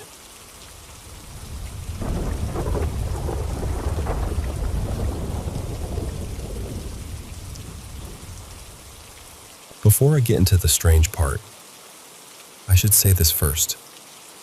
I was incredibly close with my grandmother, Mara. We spent so much time together, especially in the last few years of her life. Then I went overseas for 6 months, and she passed away just days before I was supposed to come home. When I finally got back, it was late, around 2 in the morning. The airport was closer to my grandmother's house than my own place, so I stayed there that first night. My sister, Elise, her husband, and their baby were there too because of the funeral. The service had already happened, but they had delayed the burial so I could be there. I had been traveling for more than a full day, and I was completely wiped out.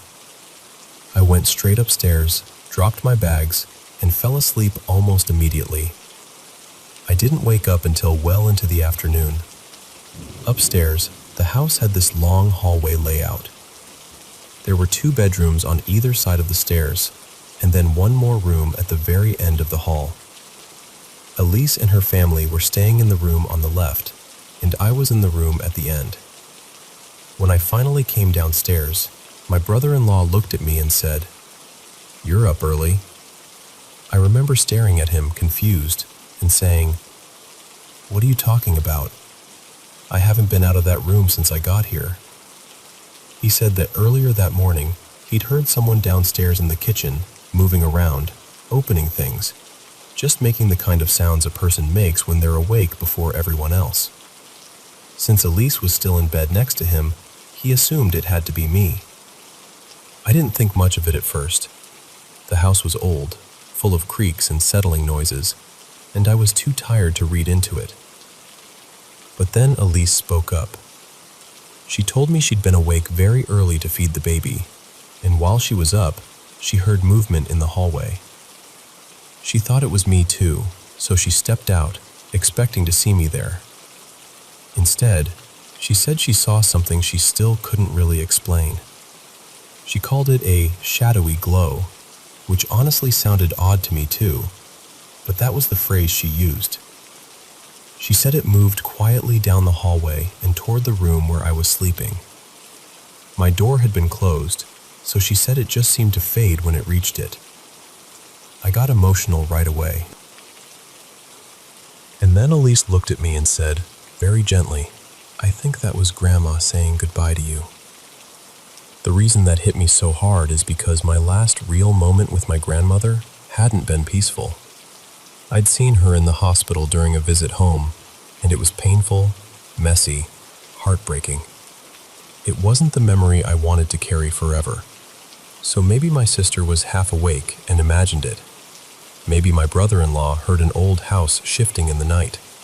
Maybe there's a perfectly ordinary explanation for all of it. But in my heart, I choose to believe she came back one last time so I wouldn't leave this world with only that hospital memory. I believe she came to say goodbye. After the burial, I went back to my own apartment, but Elise and her husband stayed at the house for a couple more nights. They told me nothing else happened after that. No footsteps, no sounds in the kitchen, no strange glow in the hallway, just silence. The house was sold not long after, and I never got to go back. But maybe that was enough. Maybe she only needed one quiet moment to let me know she hadn't left without me.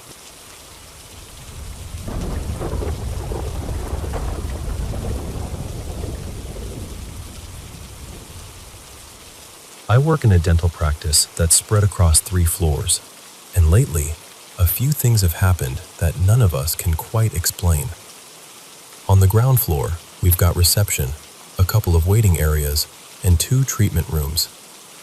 The middle floor has another surgery and the decontamination room. Upstairs is where the staff area is, with the kitchen, bathroom, changing room, and a little space where we sit on our breaks. The building is always locked, and only staff have keys, so we're usually very aware of exactly who's inside at any time. One afternoon, I was down in the decontamination room around lunch, and the only other person in the practice with me was my colleague, Mara. She's the kind of person who never believes in anything paranormal, not even a little bit. I was standing by the window, absent-mindedly watching the cars leaving the car park, when Mara started walking in to ask if I was heading for lunch. Just as she reached the doorway, she heard this low groan right beside her shoulder. She turned to me straight away and asked if I was messing around or making strange noises, but I hadn't said a word. She even said it felt like it came from behind her, not from where I was standing. We laughed it off at the time, but it definitely stuck with us. Then, a few days later, almost all of us were upstairs in the kitchen having lunch. One of our other colleagues, Nina, was still downstairs on reception because she was taking her break later. We were all chatting normally when suddenly we heard someone scream, "Help!" It was so sharp and panicked that every one of us froze. And the strangest part was, it sounded exactly like Nina. Not vaguely like her, but exactly like her. Then it came again, and again. In total, we heard it 5 times, each one urgent and desperate. We all looked at each other, realized we'd all heard the same thing, and ran straight downstairs. When we reached reception, Nina was completely fine, calm, confused, and very much not calling for help. She said she hadn't shouted, hadn't heard anything, and there was no one else in the building.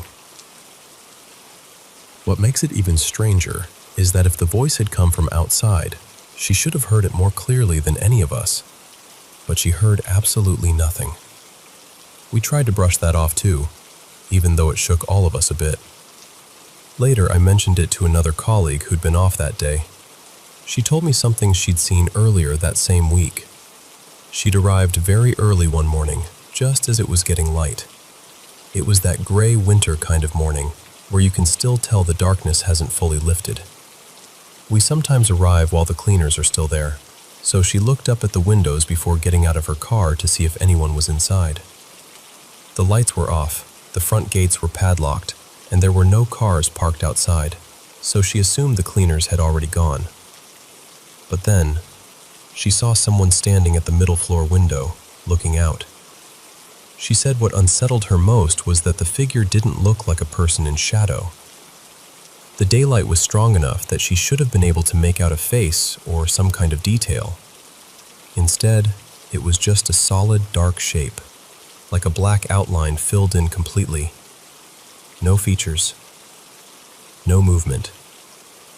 Just watching from the exact same floor where Mara had heard that groan behind her.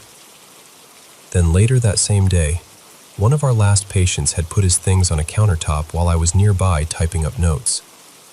Something suddenly dropped onto the floor. He picked it up, set it back, and a few minutes later it fell again. Then it happened another time. After the 3rd or 4th time, I laughed and said, "Your things really don't want to stay there, do they?" And he smiled and said, "Must be your practice ghost." I remember going cold when he said it, because that room was on the middle floor too, and by then all of us had started quietly noticing the same pattern. Whatever was happening in that building, it always seemed to come back to the middle floor.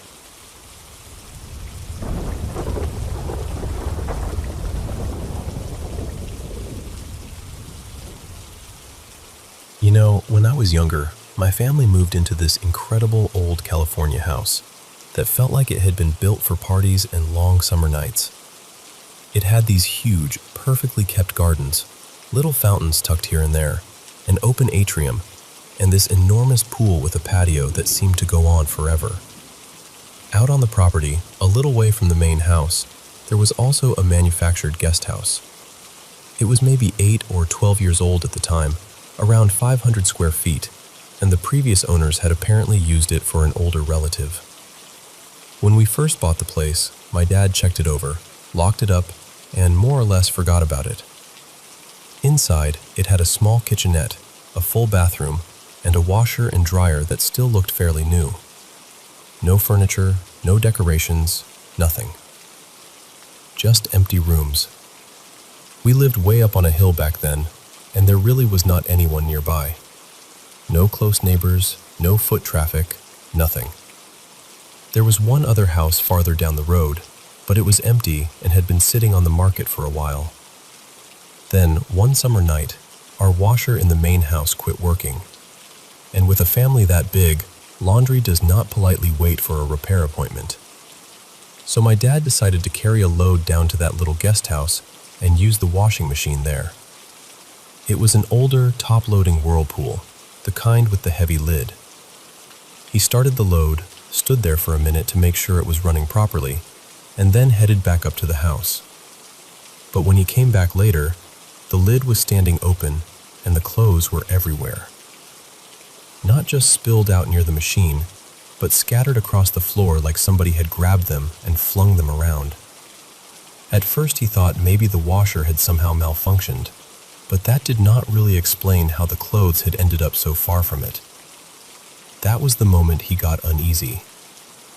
My dad was a Vietnam combat veteran, and he was not the kind of man who spooked easily. He had a sidearm on him, so he searched around the guest house, checking corners and looking outside, thinking maybe somebody had gotten in somehow. He did not find anyone. So he picked up all the clothes, loaded them back into the washer, and started it again. This time, he stayed there the whole cycle. Nothing happened. The machine worked perfectly. He brought that load back to the main house to dry it, then took another batch down, and when he returned again, same thing. Clothes all over the floor. That was when he said every hair on his arms stood up. Now he was genuinely shaken. But he also had an idea. We had this huge German shepherd named Baron, and my dad figured that if someone was sneaking into the guest house to mess with him, the dog would catch it instantly. So he brought Baron down with him. But the second they got close to the door, Baron stopped cold. Just planted himself. Then he started whining. My dad tried to lead him forward, and the dog absolutely refused. He was straining backward, barking, crying, fighting with everything he had not to go through that doorway. My dad eventually managed to get him inside, but Baron completely lost it. He would not settle down. He just kept barking and whining like something in there had terrified him. After that, my dad gave up. He grabbed the laundry and went back to the house, and we did not try using that washer again. We waited until someone came out and fixed ours. What made it stranger was that Baron was always alert. He had this long dog run that let him roam a good stretch of the yard, close enough that he would have noticed anyone coming or going near that guest house. But he never once barked at that building before or after. Never gave us any sign that a person had been around. That house is still out there, up on a hill not far outside Lockford, behind a gate. And to this day, we never found out anything about the history of that property. We never learned whether something bad had happened there. But I can tell you this. My dad never forgot what happened in that little guest house. And honestly, neither did the rest of us.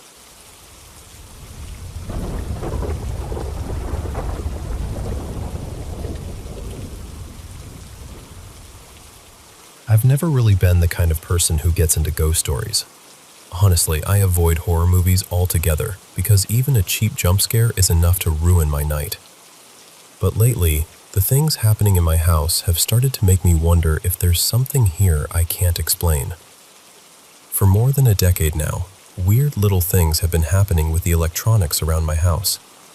Lights flicking on or off, devices acting up for no clear reason, stuff like that. For years, I brushed it off. I figured maybe it was some kind of interference, like a neighbor's remote, or just old wiring doing strange things. It felt easy enough to explain away. Then one night, my girlfriend Maya was over. She was sitting beside me in a chair, working on an assignment, and I was at my desk on my computer. Out of nowhere, a can of iced tea that was still pretty full just slid across the desk by itself. Not tipped over, not rolled, just slid. We both turned and saw it at the exact same moment. After that, I spent several minutes trying to recreate it, pushing the can from different spots, checking the surface, everything. The desk was flat, and there was no way it should have moved like that without spilling. It didn't make sense, but at the time, I still told myself it was just one of those weird things. Then there are my dogs. I have 2 of them, and every so often at night they'll suddenly start barking like something has really set them off. At first, I assumed it was just noise outside. There are always people around the neighborhood, kids running around late, that kind of thing. But one night, it went on long enough that I decided to quietly go check on them without calling attention to myself. I came upstairs expecting to find them at the window or by the front door, but instead, both of them were standing frozen at the entrance to the kitchen. The whole kitchen was completely dark, and it was around midnight. They were staring straight into it, growling and barking like they were focused on something very specific. They didn't even notice me walk up behind them, which is unusual by itself. When I turned the kitchen light on, both of them looked up at me almost like they were confused, like whatever had their attention was suddenly gone. What really got to me was the growling. My dogs are not aggressive.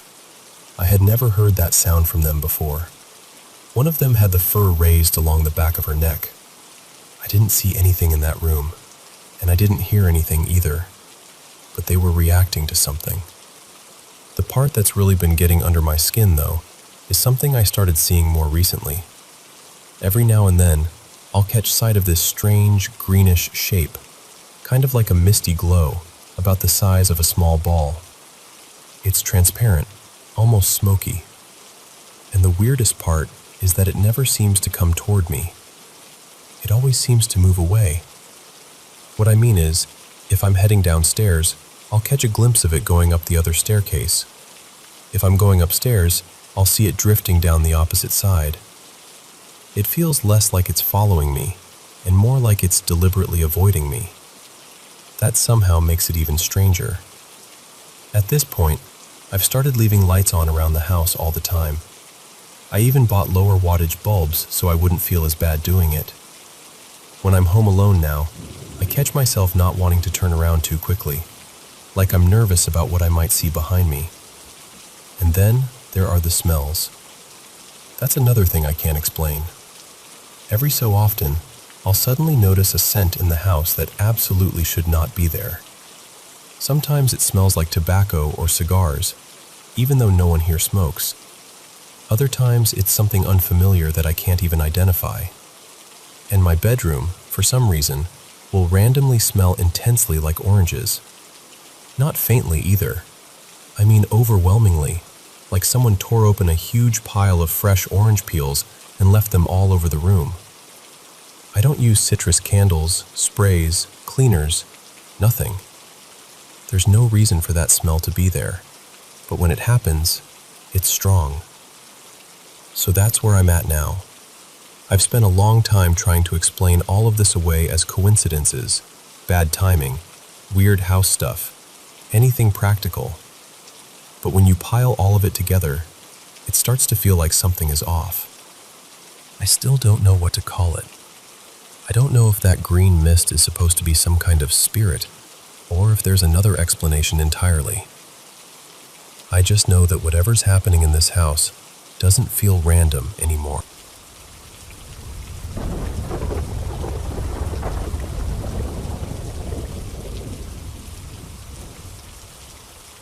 So I work at a Goodwill in southern Massachusetts, and this happened around 8:30 at night, in the middle of winter. It was one of those cold, dry evenings where everything outside feels still. No rain, no snow, nothing dramatic, just quiet. We were getting close to closing when my assistant manager, Mara, happened to glance at the security cameras and noticed this dark figure moving around near the little hallway by the bathrooms. She asked me to check the monitor with her because she thought she saw something shift. At first, I honestly didn't catch anything. Then suddenly, I saw it. It came out of the customer bathroom and darted across the hall, like it was trying to stay out of sight, and slipped behind this folded table we had leaning against the wall. At that point, we asked the store manager to come take a look, because we wanted to make absolutely sure there wasn't somehow still a customer in the building. He went out with Mara to check the bathroom, and I stayed in the office watching the cameras. He knocked on the bathroom door, opened it, and stepped inside to look around. While he was doing that, I saw the figure again on the monitor, and for a second I thought it was Mara.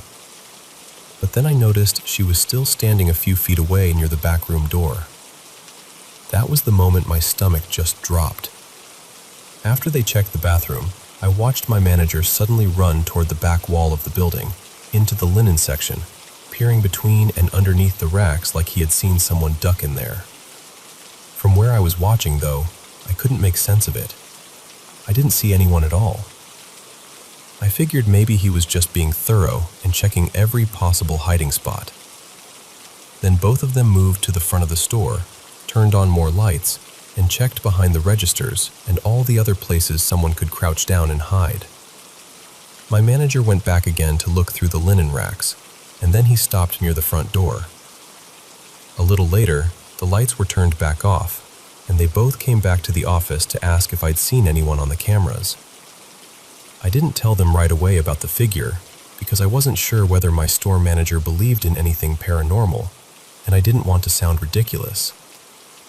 But then he told me he thought he'd seen someone hiding in the linen racks, and right after that, he heard knocking on the back glass door. He wanted to show both of us exactly where he'd seen it and which door the sound came from, so he started testing the doors, checking whether maybe one had shifted open or whether wind could have caused the noise. Then he knocked on the glass himself after moving the door around a little, and sure enough, that was the exact same sound. Even after figuring that part out, none of us felt better. We were all already too shaken. So we decided the closing tasks were done, we were finished for the night, and we were leaving. Nobody wanted to stay in that building any longer than necessary. I ended up being the last one left to clock out, and of course, that's when the digital punch-in system started glitching and wouldn't accept my clock out.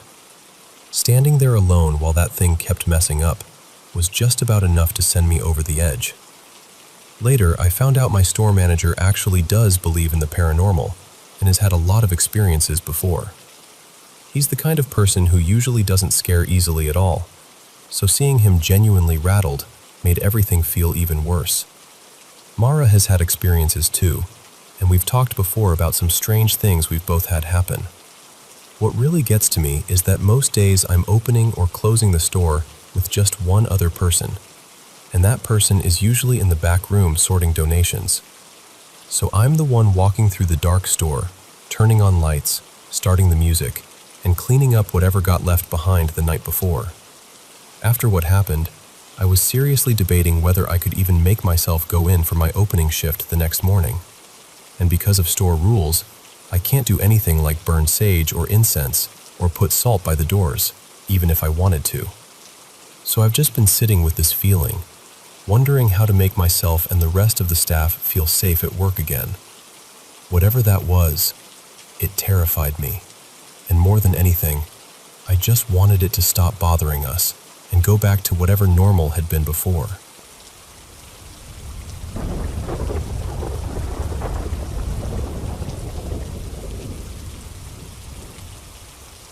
So, bear with me.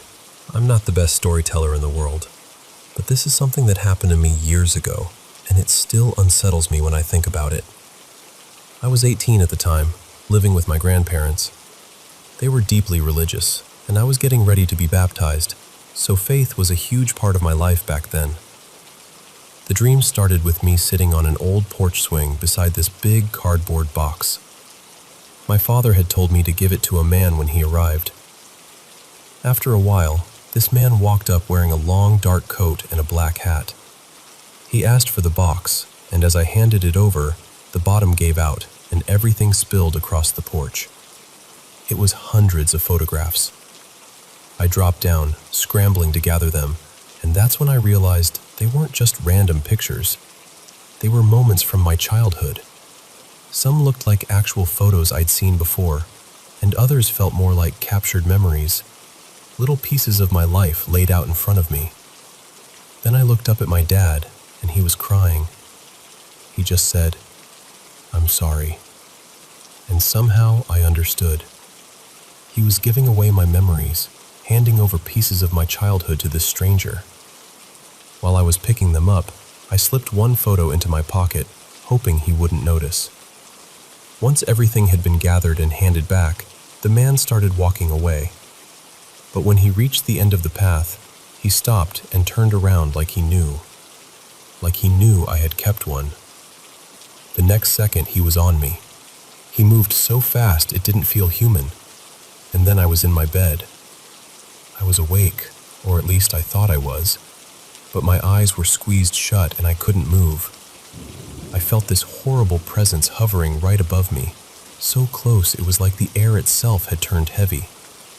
I wanted to open my eyes, but I was completely frozen. And more than that, I was terrified that if I looked, I'd see something I could never unsee.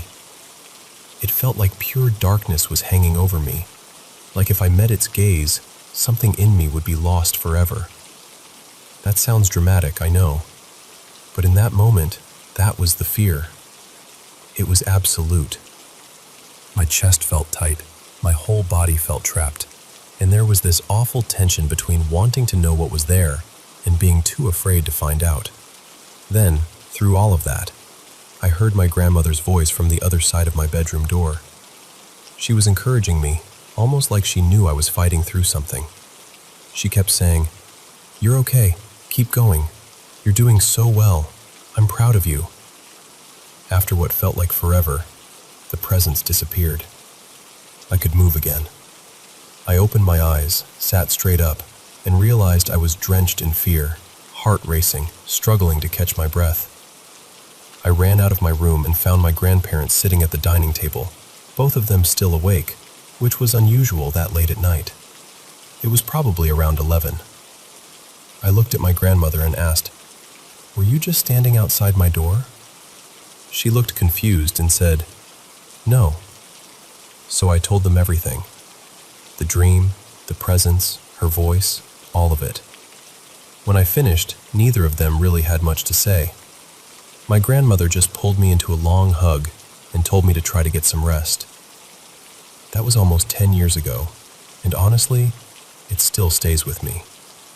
Even now, there are moments when I wake up in the dark and feel that old fear creeping back in.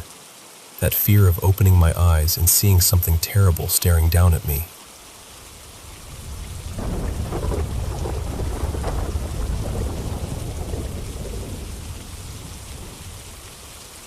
I need to tell you about a house that has stayed with me my whole life. It belonged to my great-grandmother, and it sat near an old burial ground. Everyone in my family had stories about that place. My mom, my uncles, my aunts, they all talked about things that never quite made sense. Lights would blink for no reason. Shadows would slip past doorways. Marks would show up on the bed sheets like someone had pressed a hand there. Little objects would turn up in different spots. Nothing dramatic enough to prove anything, but always just unsettling enough to leave you uneasy. I was about 13 when something finally happened to me. Back then, my cousin Lila and I were inseparable. She was only a few years older than me, so summers at that house felt like our own little world.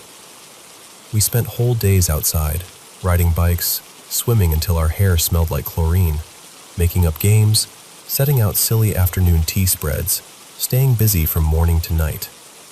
we barely ever bothered with television.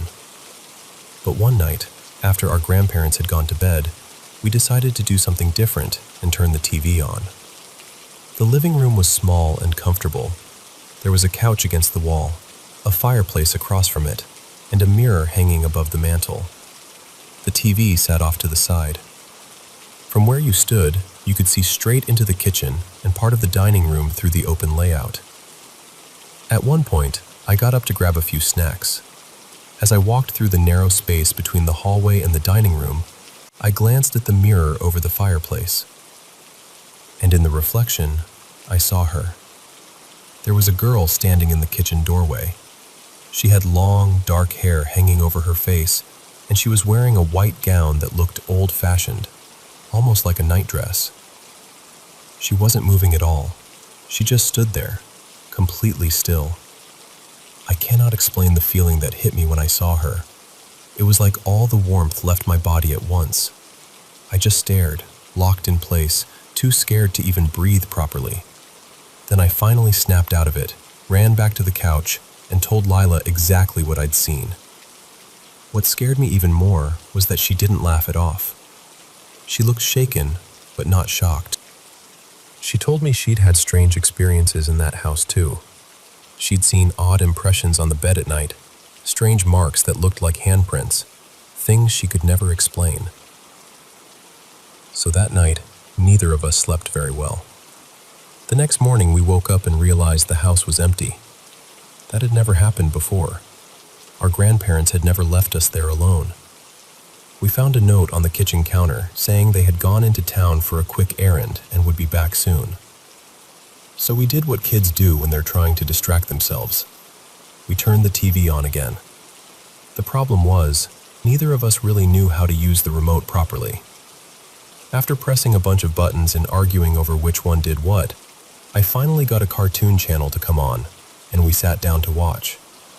Only a few minutes later, the screen suddenly cut to static. At first, I thought I'd pressed something by accident. I started messing with the remote, trying button after button, but nothing fixed it. The stranger part was that the only button that seemed to respond was volume up. Every time I pressed it, the static got louder, sharper, more aggressive. I tried to turn the TV off, but it wouldn't respond. And then, through all that static, we heard a voice. It was low and rough, definitely a woman's voice, and it said, very slowly, "I know who you are." I just froze. I looked at Lila and asked, "Did you hear that?" She nodded, and I could see all the color had drained from her face. I remember whispering, almost crying, "It's the girl from last night." At that point, I completely lost it. I covered my ears and started rocking back and forth, and Lila, just as frightened as I was, rushed over and yanked the plug out of the wall. The sound stopped immediately. We sat there in silence for a long time. Neither of us knew what to say. We were just staring at each other, trying to make sense of something that didn't make sense. After a while, I convinced myself there had to be an explanation. So we plugged the TV back in.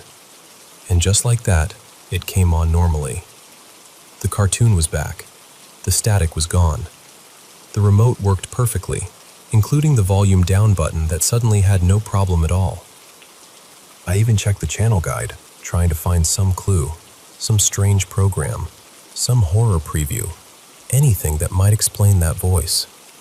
But there was nothing. The timing didn't line up with any show or commercial. Nothing fit. That's the part that has stayed with me all these years. I still don't know who that voice belonged to. I don't know why it said it knew me. I don't know whether it was trying to warn me, scare me, or pull me towards something I'm glad I never understood. But I can tell you this with complete honesty. After that summer, I stopped calling myself a skeptic.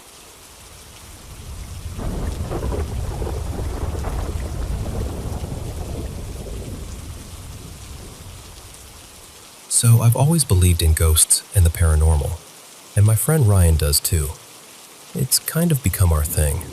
We talk about this stuff all the time. And every now and then, we try to help people when something strange starts happening around them.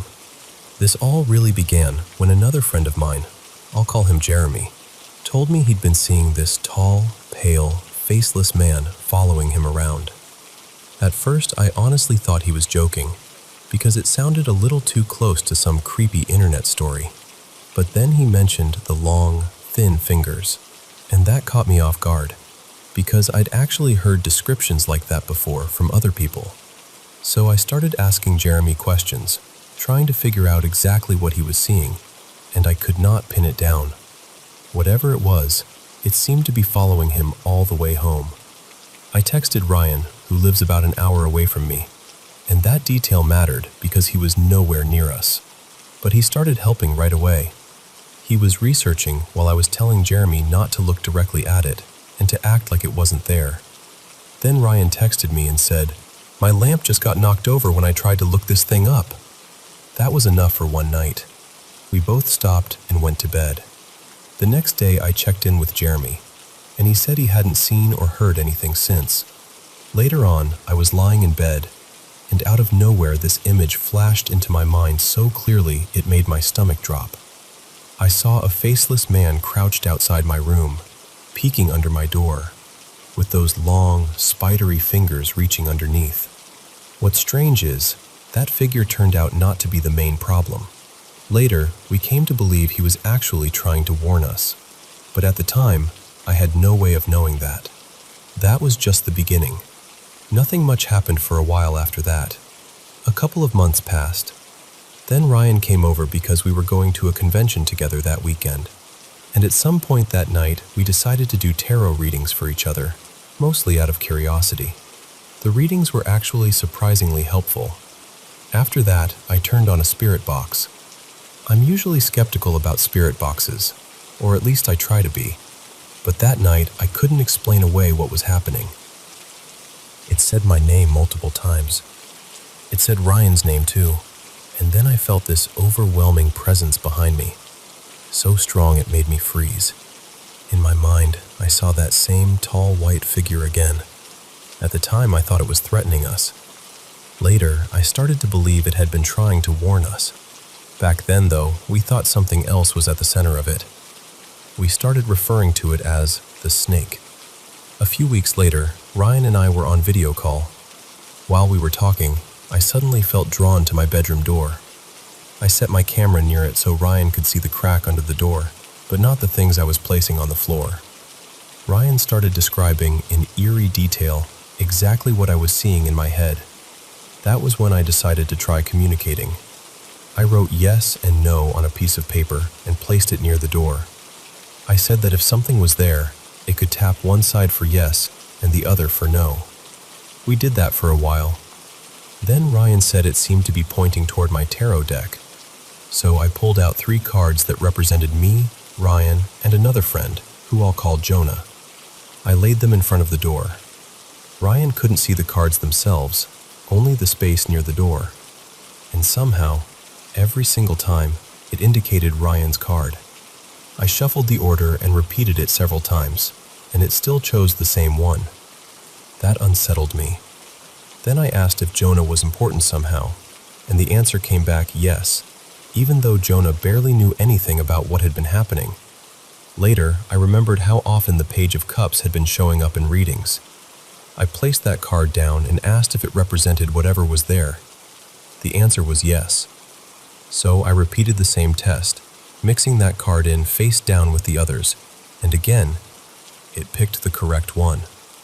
At that point, we thought maybe this presence was strange, but safe. A few nights after that, Ryan and I were trying again to get answers. At one point, Ryan said, "It's like his hand is being forced not to answer." That stuck with me. So instead of asking out loud, I started asking certain questions silently in my mind, directing them toward whatever was outside the door. When I did that, I got clearer responses. Once, I asked out loud whether it wanted me to open the door, and the answer was yes. But when I asked the same question silently in my head, I got no. So I didn't open it. That was the moment I started feeling that there was more than one presence out there. One of them felt controlled, almost restrained. The other felt heavier, darker, and wrong in a way that's hard to explain unless you felt it. Then came the worst mistake I made. I lowered part of the spiritual protection I keep around myself, just enough that communication would be easier. The second I did that, Ryan saw a black hand creeping under my door. That changed everything. Up until then, there were details I hadn't fully said out loud, maybe because I didn't want them to become more real. But by then, I couldn't ignore the pattern anymore. We had reason to believe that this darker presence was the same thing Ryan believed had tried to attack him when he was a child. And for me, it connected to something I'd seen years ago with my cousin when I was maybe 7. A tall black figure with red eyes. So when Ryan described black fingers reaching under my door, it hit something deep in me. We tried asking it questions, but it didn't really want to answer. It just kept trying to touch me. It couldn't because I put my protection back up, but it kept trying. At one point, I held my hands near the door and asked both the snake and the darker thing to touch me. The difference was immediate. The snake's touch felt steady, almost gentle, like a hand laid flat against mine. The other one hovered. It felt invasive, calculating. Later, through tarot and the little bits of communication we could get, it basically exposed itself as manipulative and controlling, which honestly confirmed what we already suspected. By then, we believed it had been controlling the snake for a long time. And that's where things stand right now. I've been sick these past few days, so I haven't pushed further. Ryan even tried posting about this once before, but when the post went up, the whole body text was gone. He showed me a screenshot proving he'd written it all out, but when I opened the link, there was nothing there except the title. He said he felt this deep sense of dread while writing it. That's the same feeling I get when I talk about this too long. So that's my story. I know how unbelievable it sounds. I know some of it sounds impossible when you say it out loud. But this is exactly how it happened, and I'm sharing it because I want someone to understand that I'm not telling it for attention. I'm telling it because something is wrong, and I want to figure out what this thing is, how to get rid of it, and how to free that other presence from whatever hold it's under.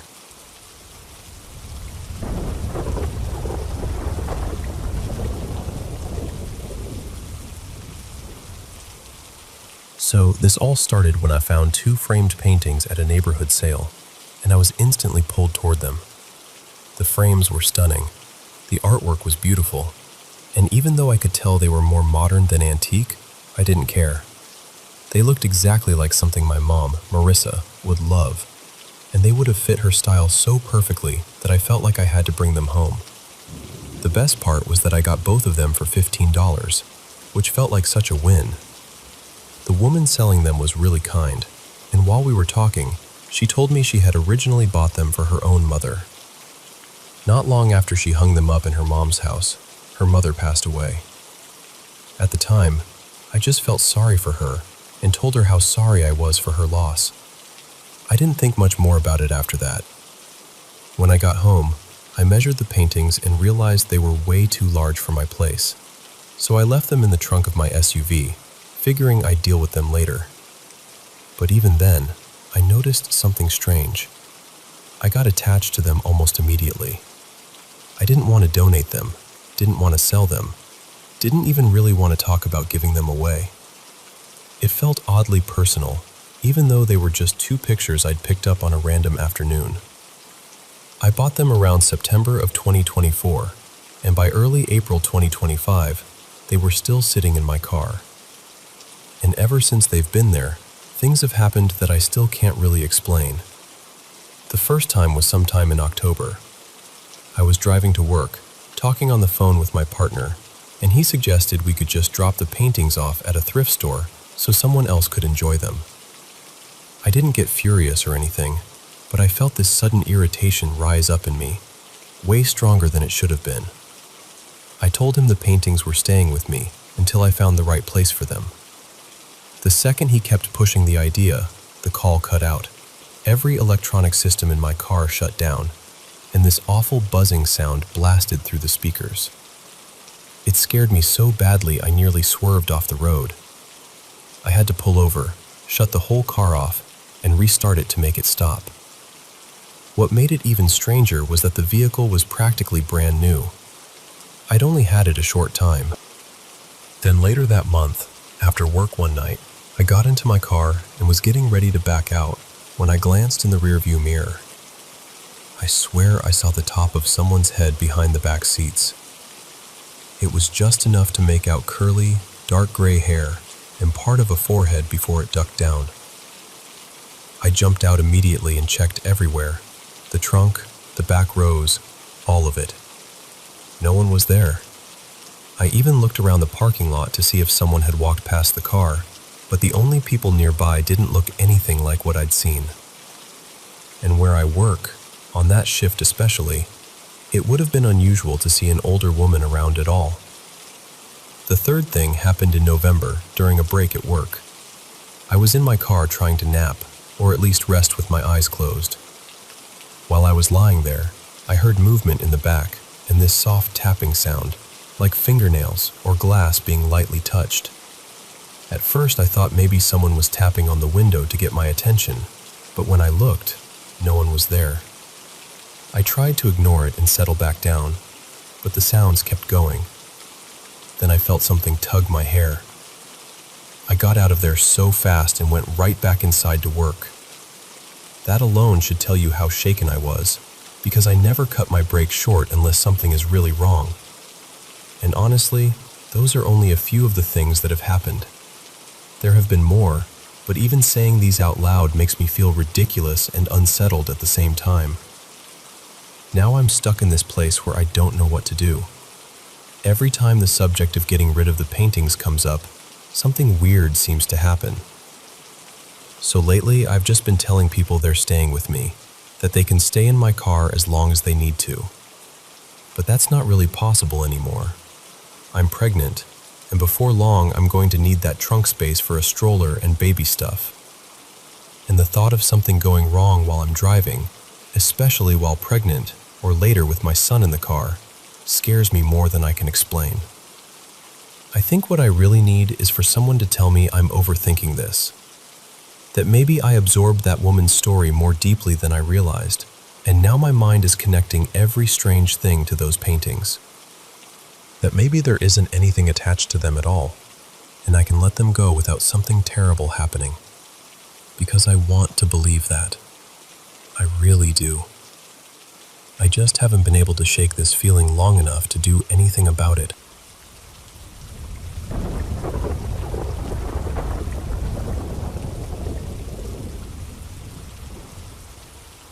My name's Mara, and I still get chills when I think about this house.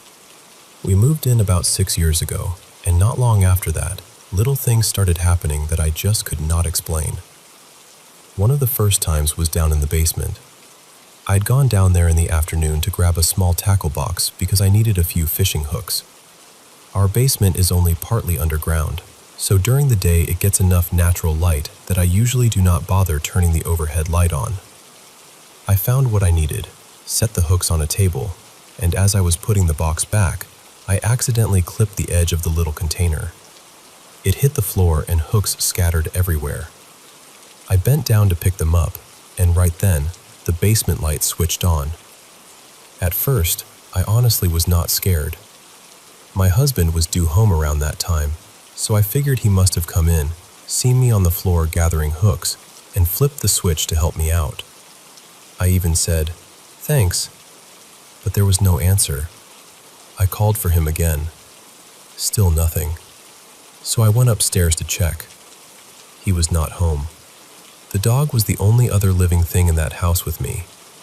What unsettled me most was that the light had not flicked on by itself before that day, and it has not done it since.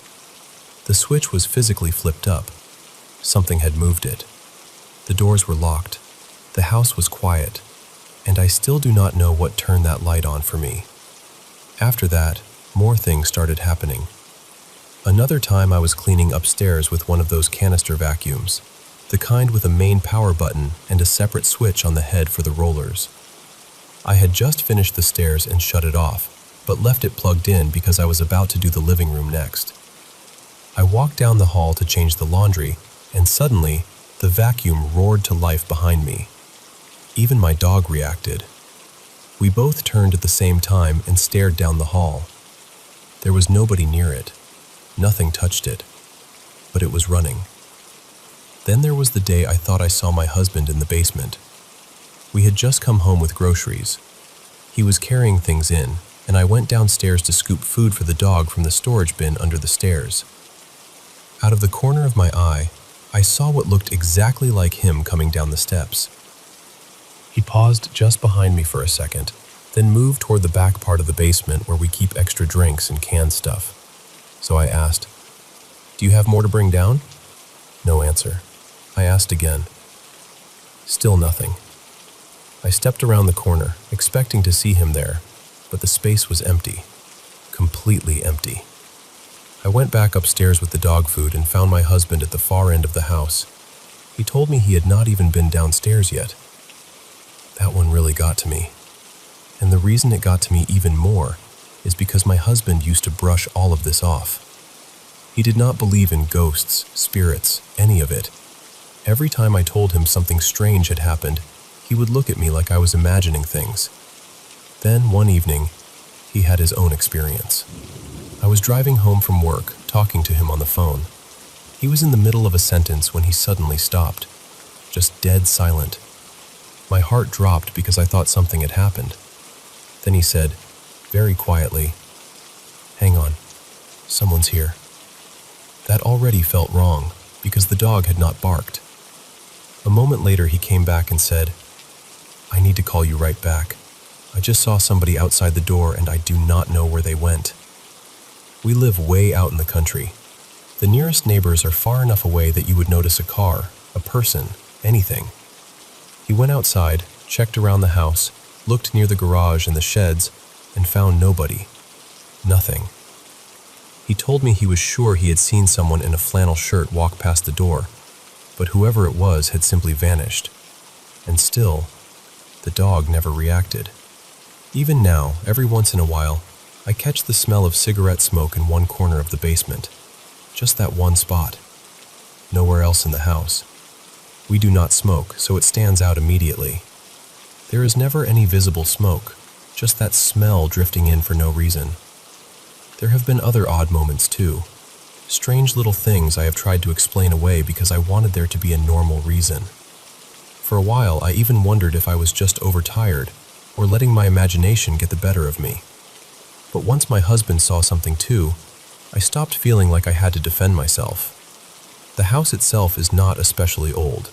It was built in the 1970s, and as far as we know, no one died here. But there was an older farmhouse on the property before this one was built, and that place was torn down years ago. I have sometimes wondered whether whatever is here did not leave when that house did. One more thing that matters. I am deaf in one ear. So yes, there are times when my husband can come into the house and I genuinely will not hear him, depending on where I am and which side he is on. That is part of why we got the dog in the first place. He always alerts us when someone comes down the driveway, and when I am home alone, I keep every door locked. So when things happen in that house, I do not jump to conclusions lightly. But after everything I have seen, everything I have heard, and everything my husband has seen too, I cannot shake the feeling that we are sharing that house with something we cannot explain.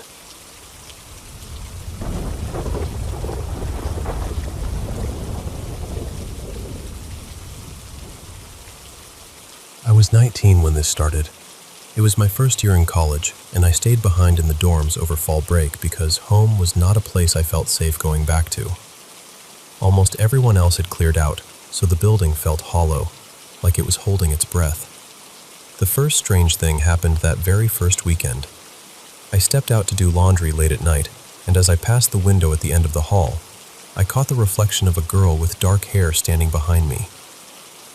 Just for a second. When I turned, no one was there. It vanished so fast I almost convinced myself I imagined it, but it left this cold feeling in me that I couldn't shake. After that, nights got harder. I'd wake up in the dark and hear this deep, heavy breathing under my bed. Not like a person, more like some large animal. Slow, deliberate, too close. I was trying to live like a normal college kid, you know? Going out, meeting people, pretending everything was fine. But whatever was happening kept pushing its way into my life. It felt like something dark had attached itself to me. I didn't grow up thinking this kind of thing was real, so part of me kept trying to explain it away. But another part of me knew I was experiencing something I couldn't explain. I felt split in half. One version of me wanted to fit in and keep moving. The other one knew something was terribly wrong.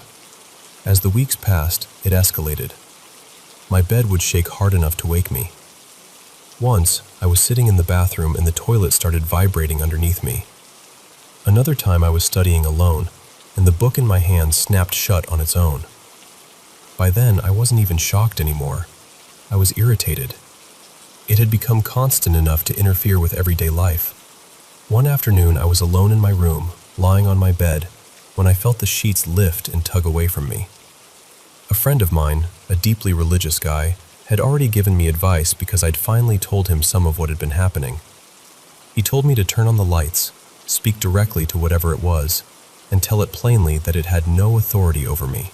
So I climbed off the bed, stood up on my desk chair because for some reason I felt safer off the floor, and I said out loud, "In the name of Christ, leave me alone." The second I said it, my desk lamp started flickering wildly until it went dead. Just dead. I tried to switch it back on, and nothing happened.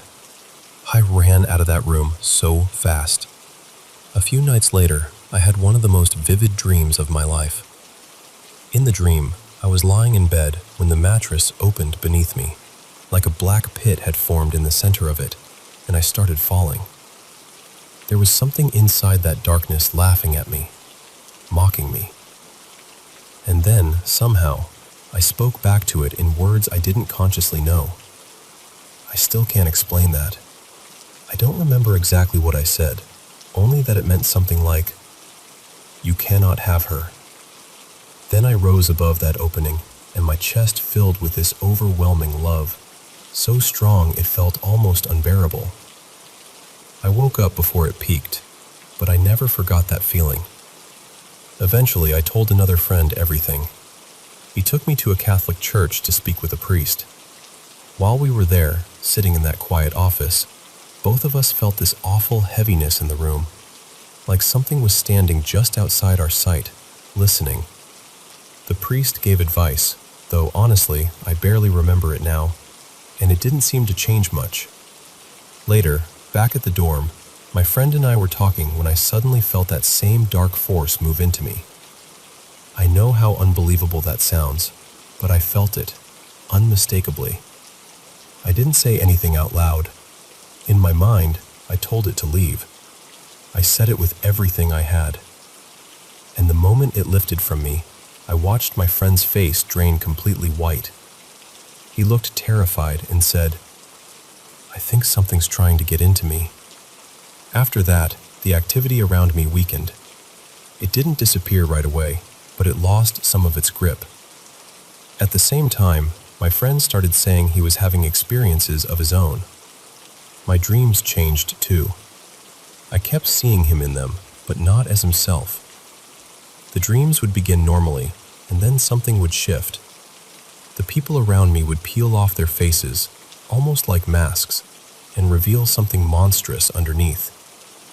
They would laugh and chant, "You're only human," over and over, like it was an accusation. Not long after that, the friendship fell apart. He started acting in ways that deeply unsettled me, and we drifted out of each other's lives. Months later, while visiting another friend in a different town, I met with another priest. This time they prepared for me ahead of time and gave me specially blessed holy water, along with instructions for how to use it, and a prayer to say while blessing my room. I followed those instructions carefully. I went back, prayed through the room, and for the first time since all of this began, I felt like the air changed. After that, I was left alone. almost completely. There was only one last incident. About a year later, I was in a new dorm room and hadn't thought about any of it in a long time. Then one night, I woke up suddenly to music playing from my phone. It was a Johnny Cash song, I Walk the Line. The strange part was, I didn't even have that song on my phone. It only played a few lines, and then it stopped. Right after that, there was a knock at the door. Now, in a dorm, a knock at the door shouldn't mean much, but this one was different. It was too loud, too heavy, and somehow too high up on the door, like it came from a place that didn't make physical sense. I froze. I didn't answer it, and that was it. I've never had another experience like those years. More than a decade has passed. I'm in my 30s now, and I still remember the feeling that whatever was with me believed it would come back someday. But here's the truth. I'm not living in fear of it. I've had enough distance now to see that whatever was happening, it did not get to keep me. And if anything ever does try to come back, I know myself better now. I know my own strength better now. That changes everything.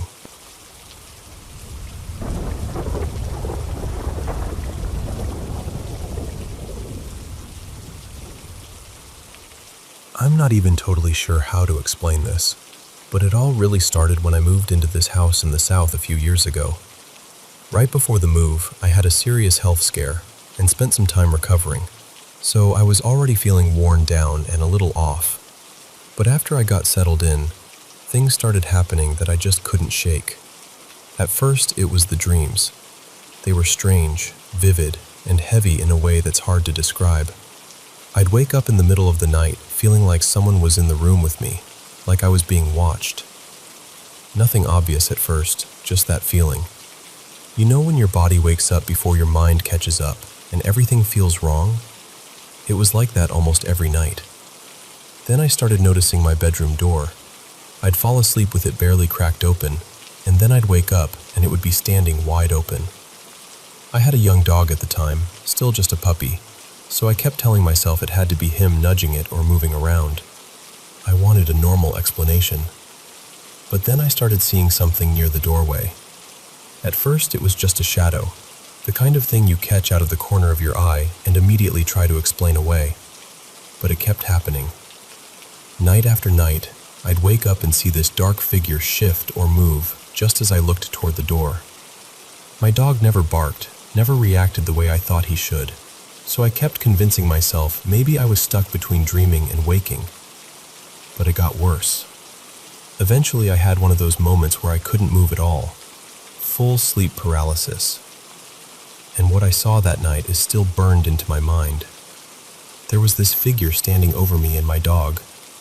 It looked like a tall woman, just completely dark, with long, tangled hair hanging around her face and shoulders. Everything about her was black, like she wasn't even made of light or shadow, just absence. She didn't say anything. She just stood there looking at me. The next day, the whole house felt off. My brothers and sisters were uneasy too, even though none of us really wanted to say it out loud. We were all in the kitchen trying to act normal, eating and talking, when we thought we heard someone moving around in the garage. We checked, and there was nobody there, so we brushed it off and went back inside. A few minutes later, the garage door slammed from the inside. Every one of us froze. The whole mood changed instantly. Nobody wanted to keep eating after that. There were other things too. The kind of things that sound small until you're standing there watching them happen. One time the kitchen sink turned on by itself. I know how that sounds, I really do. But my sister was there with me. We both watched the handle move on its own and the hot water start running. Neither of us knew what to say. We just stood there staring. And the strangest part was that after a while, it stopped feeling like whatever this was belonged only to the house. It felt attached to me somehow. I started feeling watched even when I wasn't home. I remember once at school, I was walking down the hallway with a friend, and the lights above us started going out one by one as I passed underneath them. Not all at once, just fading in sequence like something was following me. My friend laughed nervously, and made some joke about hoping there wasn't something evil around us. The second he said it, the lights came back on. Every single one. We both stopped laughing after that. At work, things would disappear when I was alone. A pen, a marker, sticky notes, little things I had just set down. I'd turn around and they'd be gone. Then the next day, I'd find them sitting exactly where they had been before they disappeared, like nothing had happened. It got to the point where I started doubting my own mind. By then, I hated being by myself. This all started back in 2019, when I had just moved in with my parents. They'd complain about the house sometimes, little noises, doors, random stuff, but they never seemed to see the things I saw. Over time, I tried to ignore it. I got used to pushing certain things out of my mind just to get through the day. But the heavier the energy in that house felt, the stronger all of it seemed to get. It honestly felt like I was being worn down on purpose. One of the more recent things happened when I was bringing home food for my mom. Everything had been fine. I got back to the house, went to open the door, and I swear it should have opened. My mom usually keeps it locked because of her job, and the lock makes a clear sound when it opens properly. I heard the click. I turned the knob. Nothing. I did it again. Another click. Still nothing. Again. Same thing. The lock sounded open, but the door would not move. By that point, I was pounding on the door so hard I felt desperate, like pure panic had taken over. And that's what this has done to me. It's drained me. It's affected my social life, my sleep, my energy, everything. Some mornings I don't even want to get out of bed. I finished school thinking life would finally start moving forward, thinking maybe I had some control again. But instead, it feels like it's just me, my dog, and this house. And my dog? He's not timid at all. He's a strong boxer, trained around tough animals, not the kind of dog that scares easily. Sometimes he'll suddenly get up and stare into empty space like something is standing right there. His whole body goes rigid. He'll growl low, circle, and fix on one spot like he wants to attack. But he hesitates, like he knows something isn't right. It got so intense that I started keeping him outside more often, because once he got older, he would not settle down when he sensed it. I'm telling you, living like that changes you. Even when nothing is happening, you're waiting for it to happen. You're bracing for the next sound, the next shadow, the next moment where something small turns into something you can't explain. And after a while, you start wondering whether it's the house, or whether whatever it is has decided to follow you.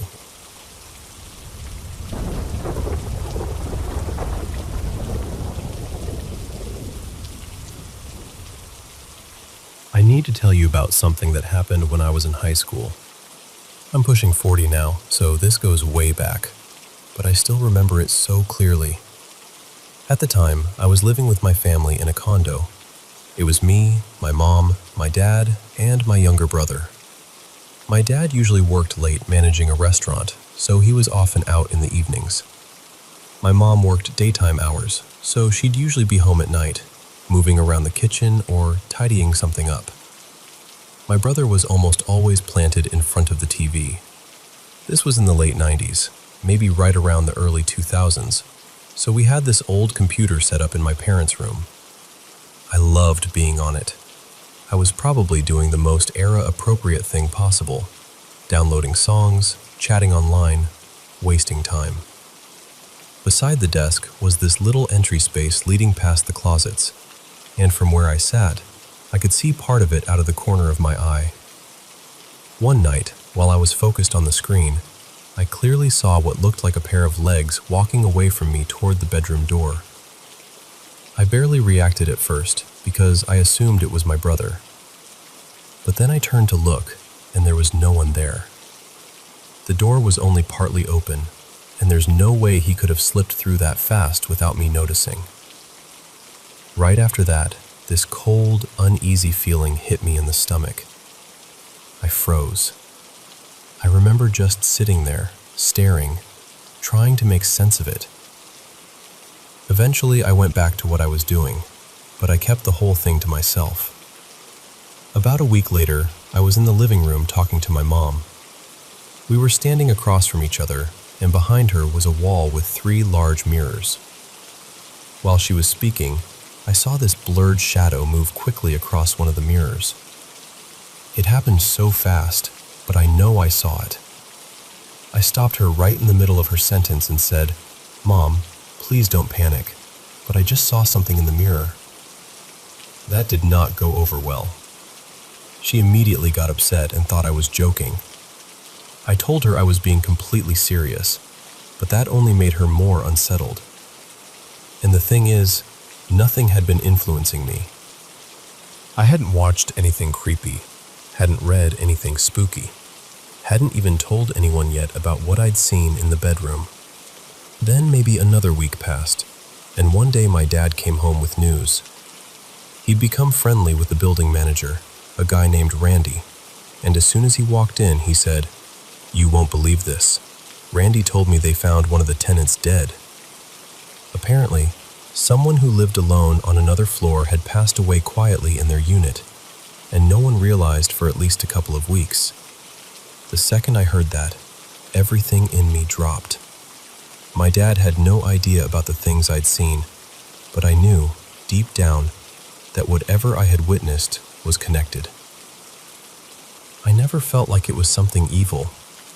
More than anything, it felt sad. Like someone was disoriented, lingering, trying to be noticed. I never found out who that person was, but I still think about them sometimes, and I honestly hope they found peace.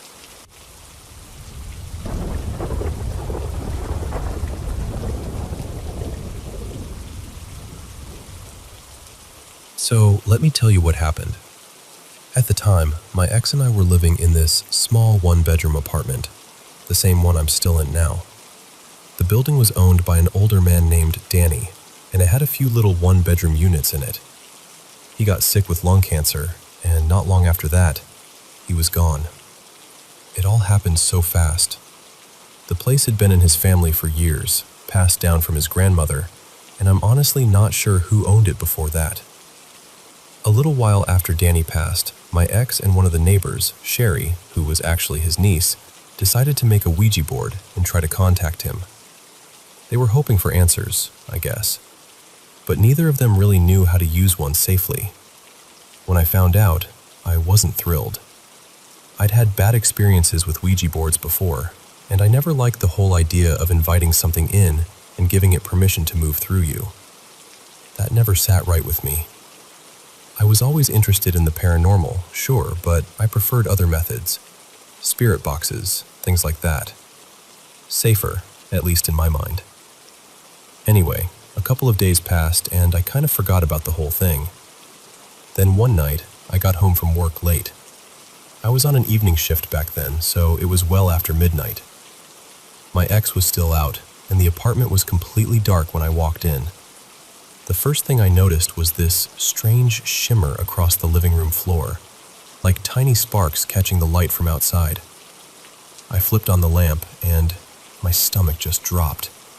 There was glass everywhere. I had this thick tempered glass panel sitting on top of my wooden coffee table, left over from an older table I used to have. And it hadn't just cracked, it had exploded. I mean, there were pieces from one side of the room to the other. I even started recording because my first thought was that somebody had broken in. I checked the whole apartment, of course, but it's a small place. Nobody was there. What really got me was that the center of it all seemed to come from this covered candle that had been used during that Ouija session. That table had taken plenty of wear over time. I dropped things on it before. Nothing had ever happened. But this was different. Big chunks had blown outward in every direction. It didn't look like a normal break. It looked violent. When my ex got home, she was just as shaken as I was, and honestly, that was only the beginning. For the next few weeks, things in the apartment got intense. The kind of intense where you start running out of logical explanations and you don't know what to do next. I tried cleansing the place, and, weirdly enough, that seemed to make things worse instead of better. The moment that really pushed me over the edge happened about a week later. We had just come back from grocery shopping. I remember very clearly setting a big bag of cat litter on the kitchen table. I know I did. My ex, Becca, had to run back out to the store because we forgot something, and I stepped outside for a cigarette. My cat was out there with me, sitting near the window. Then, I heard it. That bag had a very specific plastic sound, and I heard it shift, like somebody had picked it up. Then I heard it set down, and a second later, I heard the soft thud of it tipping onto the floor. My cat snapped to attention immediately, ears straight up, staring hard toward the inside of the apartment. I went to the front door, which had a little window in it, and looked through before I stepped inside. That bag of litter was sitting right in the middle of the kitchen floor. Not near the table, not half off the edge. In the middle of the floor. And I just stood there staring at it. To make sure I wasn't losing my mind, I called Becca and asked, "Where did I put the litter?" And without hesitation she said, "On the table." Exactly. I started laughing, not because it was funny, but because I was in total disbelief. Just that wild, nervous kind of laugh when your brain can't catch up with what's happening. Then I opened the door and tried to walk back inside. The second I stepped in, I felt something move through me. That's the only way I know how to say it. Something passed right through me. My whole body started shaking uncontrollably. Not for a minute or two either. It went on for hours. Then I started crying, and the strangest part was that the emotion didn't even feel like mine. I remember thinking, why am I crying? I wasn't sad. I was confused, completely baffled. When Becca got home, she asked what was wrong, and all I could say was, I honestly don't know. To this day, it's one of the most bizarre things I've ever experienced. Eventually, someone gave me a few traditional items to try for protection, and little by little, the activity seemed to calm down. Thank God for that, because whatever had been building in here felt heavy, oppressive, like the air itself had weight to it. That's the part I still can't shake. You know how you can walk into a room after people have been arguing, and you can feel the tension before anyone says a word? It was like that, except darker, stronger, like every instinct in your body was trying to warn you that something was off. Personally, I don't believe my ex and Sherry made contact with Danny at all. I think whatever answered them was something else entirely, and I don't think it was harmless. It felt aggressive. It felt mean. And as time went on, it felt like it was getting bolder. That whole experience changed the way I look at this stuff. It sent me down a rabbit hole, honestly. I still find the paranormal fascinating, but after living through that, I also take it a whole lot more seriously than I used to.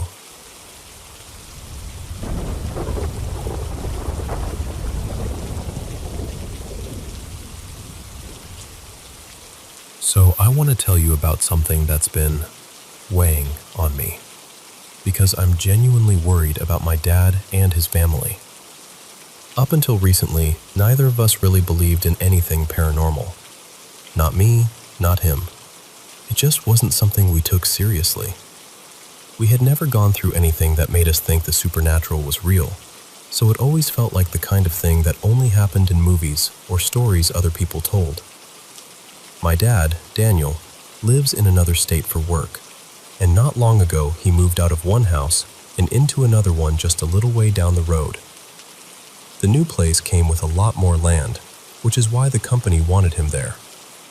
For the past couple of weeks, he's been slowly settling in, fixing things up, moving boxes, trying to make it feel like home. But he told me that from the very first night, something about that house felt wrong. He says most of the activity happens at night. Sometimes when he's lying in bed, he feels the mattress pressed down near his feet, like someone has sat on the edge of it. But the second he jolts upright, the pressure disappears. Not long after moving in, He also started hearing scratching and pounding inside the walls, and at times, even the windows seemed to rattle hard enough to make him jump. He's not the only one who's noticed it. A couple of people staying in the house have mentioned seeing dark shapes move through the rooms. There have been alarms going off for no reason, cabinets opening and shutting on their own, and loud banging that seems to come from nowhere. My dad tries to stay calm, but I can tell it's getting to him. His wife and her 2 children stay over sometimes, and there were 2 moments in particular that really shook all of them. The first happened one night when everyone was sleeping in the same room.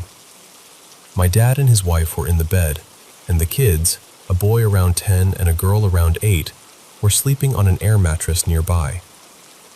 My dad said the banging in the walls started again, louder than usual, and finally, he'd had enough.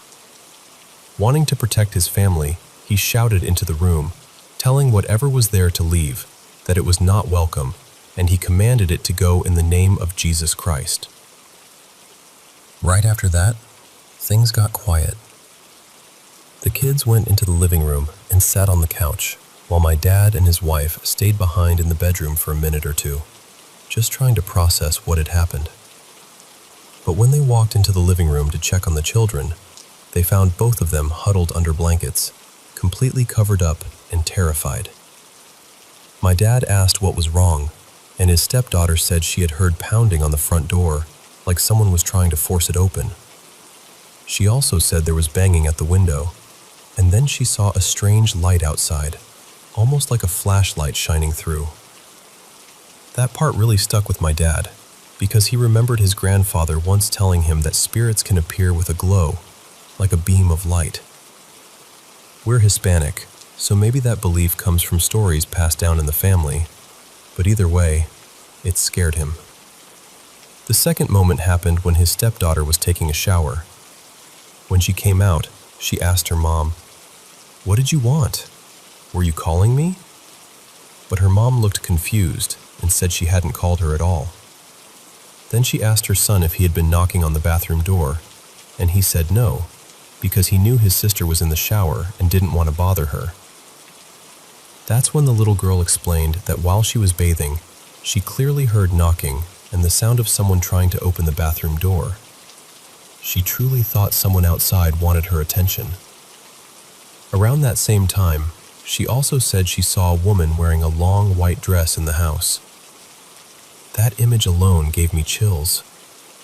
My dad ended up going to a local church to speak with a pastor. After hearing everything, the pastor told him it sounded less like random disturbances and more like something dark, possibly demonic. Right now, I think they're trying to arrange for the pastor to come bless or cleanse the home. In the meantime, my dad has been trying to get holy water, and the pastor gave him a Bible verse to read over the house as part of the process. What gets me is that my dad is trying so hard to stay strong. He works these brutal shifts, usually 12 hours or more, and he says staying busy helps keep his mind off it. But eventually, the workday ends, and he still has to drive back to that house. And when he says that part quietly, like he dreads going home, it really gets to me. I can tell he's scared, even if he doesn't say it outright. And I'm scared too, because I keep thinking about what could happen if whatever is there becomes more aggressive. I don't want him, his wife, or those kids to get hurt. That's why I'm sharing this with you. I care about him so much, and I just want to help in any way I can.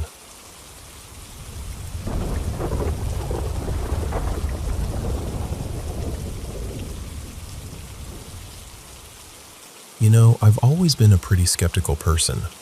I'm the kind of person who usually looks for the logical explanation first.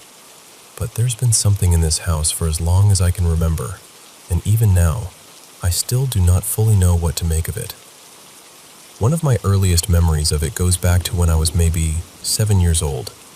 Back then, my brother and I had bunk beds, and I slept on the bottom. The foot of the bed faced the doorway, so if anything was there, you noticed it right away. I woke up one night and saw this dark figure leaning in through the doorway, just watching me. What stuck with me most was its head. It looked jagged somehow, almost like it had sharp, uneven points or wild hair standing out around it. I remember being scared, but not in a panicked way, more like I just knew I did not want to move. So I turned over and stayed there until I fell back asleep. As I got older, little things kept happening around the house. I would hear my name spoken softly. Lights would switch off when I was alone. A few times, the pull blinds in different rooms snapped upward all at once when I walked in.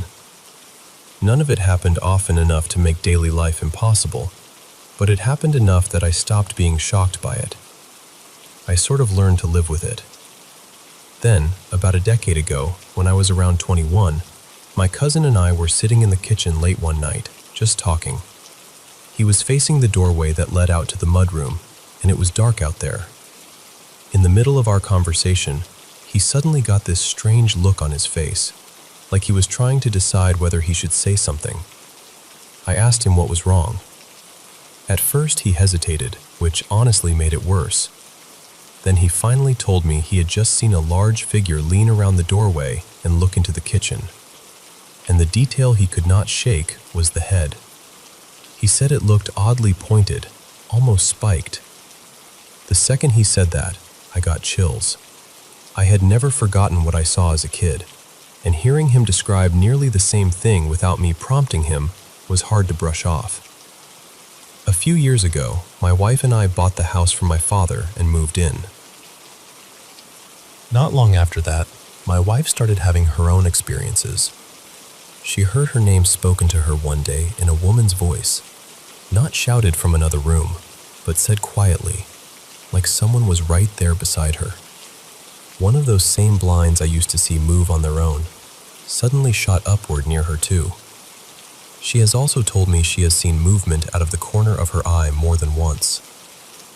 One night, we were both in bed and a set of keys slid right off the nightstand and hit the floor, even though neither of us was anywhere near it. Then things seemed to pick up even more. Our niece Mara has been staying with us for about a year. A few weeks back, she was in the laundry area and heard someone say, "Hey," right behind her in a female voice. She turned around thinking someone had walked in, but no one was there. Then, not long after that, she told us she woke up and saw a tall, dark figure in her room. She said the shoulders looked uneven, almost slanted, and the head looked strange, fuller somehow, like it had thick, messy hair. A couple of nights later, her friend stayed over and said she saw a figure lean into the bedroom from the doorway. She described it as having a large head, then said it pulled back and vanished. Later that same day, Mara was half asleep during a nap when she heard a young man's voice right in front of her say, "Hey," clearly enough to wake her. That is the part that gets to me now. When I was younger, I only had a handful of experiences I could not explain. But lately, it feels like whatever is here is showing itself more to the people around me than to me. Almost like it wants to be noticed. And that is what unsettles me most. It does not feel human exactly, but it does not feel openly threatening either. It just feels present, like something that has always been here, quietly hovering at the edge of things. And now, for some reason, it is stepping a little closer.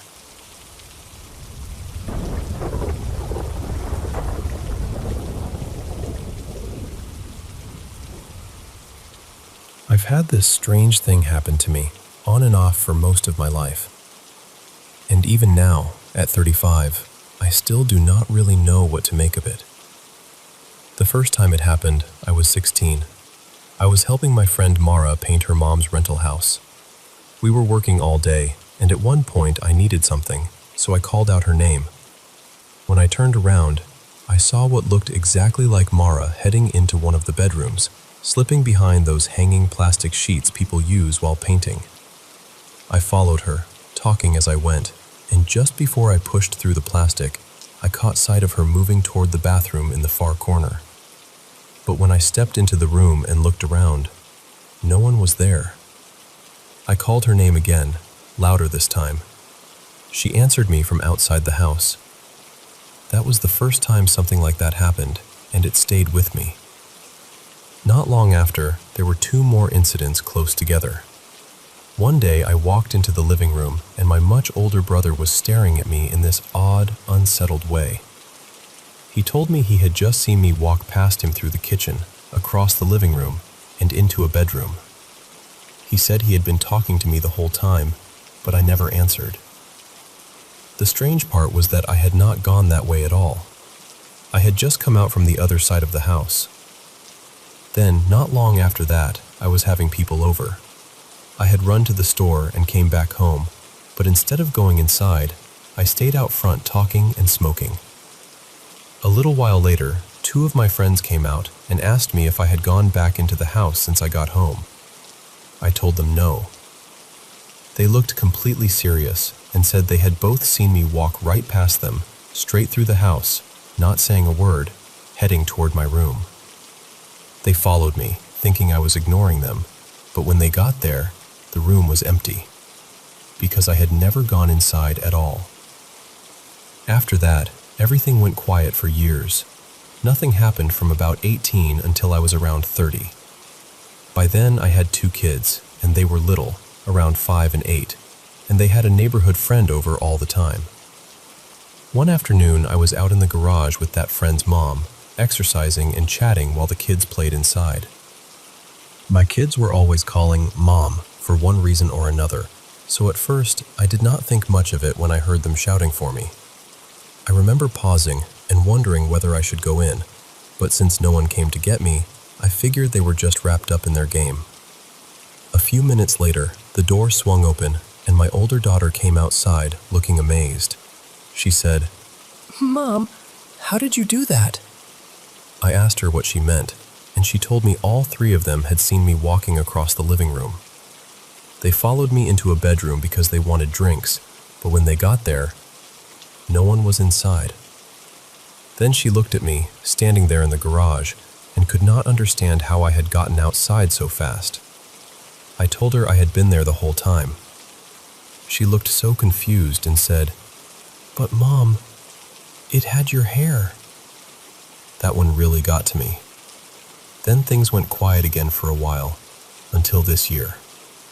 I work nights and my partner works days, so our schedules overlap in strange ways. One morning, around 4 a.m., I got a message asking if I had been talking to him through our security cameras. I said no, of course not. He told me he had fallen asleep on the couch and woke up to my voice telling him, very clearly, "Hey, come to bed." At first he thought maybe he was still half asleep, but then he heard it again, sharper this time. It sounded like me, but it was not me. And then, just yesterday, I heard my younger daughter's cough coming from her room. She has a very distinct cough, one I would recognize instantly anywhere. But she was not even home. That is what unsettles me most. None of it has ever felt violent or openly threatening. It is just deeply wrong. Like something familiar is passing through the edges of my life, wearing the right face, the right voice, the right shape, but it is never actually the person I know. I know this sounds far out, but the only theory I have, if I let myself drift into the weirdest explanation, is that maybe these are echoes from another version of reality, almost like different timelines brushing up against each other for a second, and sometimes something slips through. I know how unbelievable that sounds, and maybe there is a perfectly logical explanation for all of it. But after all these years, I still have not found one.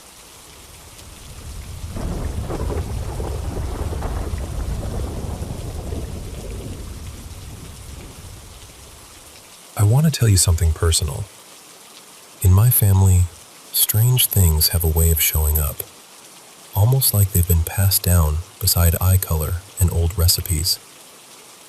My grandma, my sister, my cousins, and me, we've all had moments that still don't sit neatly in my mind. Some of these stories happened to me, and some were told to me by the people I trust most. Either way, they've stayed with me. The first story happened to my little cousin B. She was barely 2 when her parents finally settled into a small mobile home after bouncing from place to place for a while. At first, everything felt calm. It seemed like the kind of place where life might finally steady itself. Then Bee started chatting with someone no one else could see. Whenever her parents asked who she was talking to, she'd smile and say, "My friend Belle." The thing is, there was no Belle. Nobody in the family, nobody at daycare, nobody they knew. At first, everyone tried to brush it off. She was little after all. But then she started crying and telling her parents Belle was hurting her, even choking her. That was when the mood in the house shifted. Bee's grandmother, who had always been deeply spiritual, came over to help. She brought in a spirit box and tried to make sense of what might be there. The responses they got were ugly and unsettling, bits of language that didn't feel playful or imaginary at all.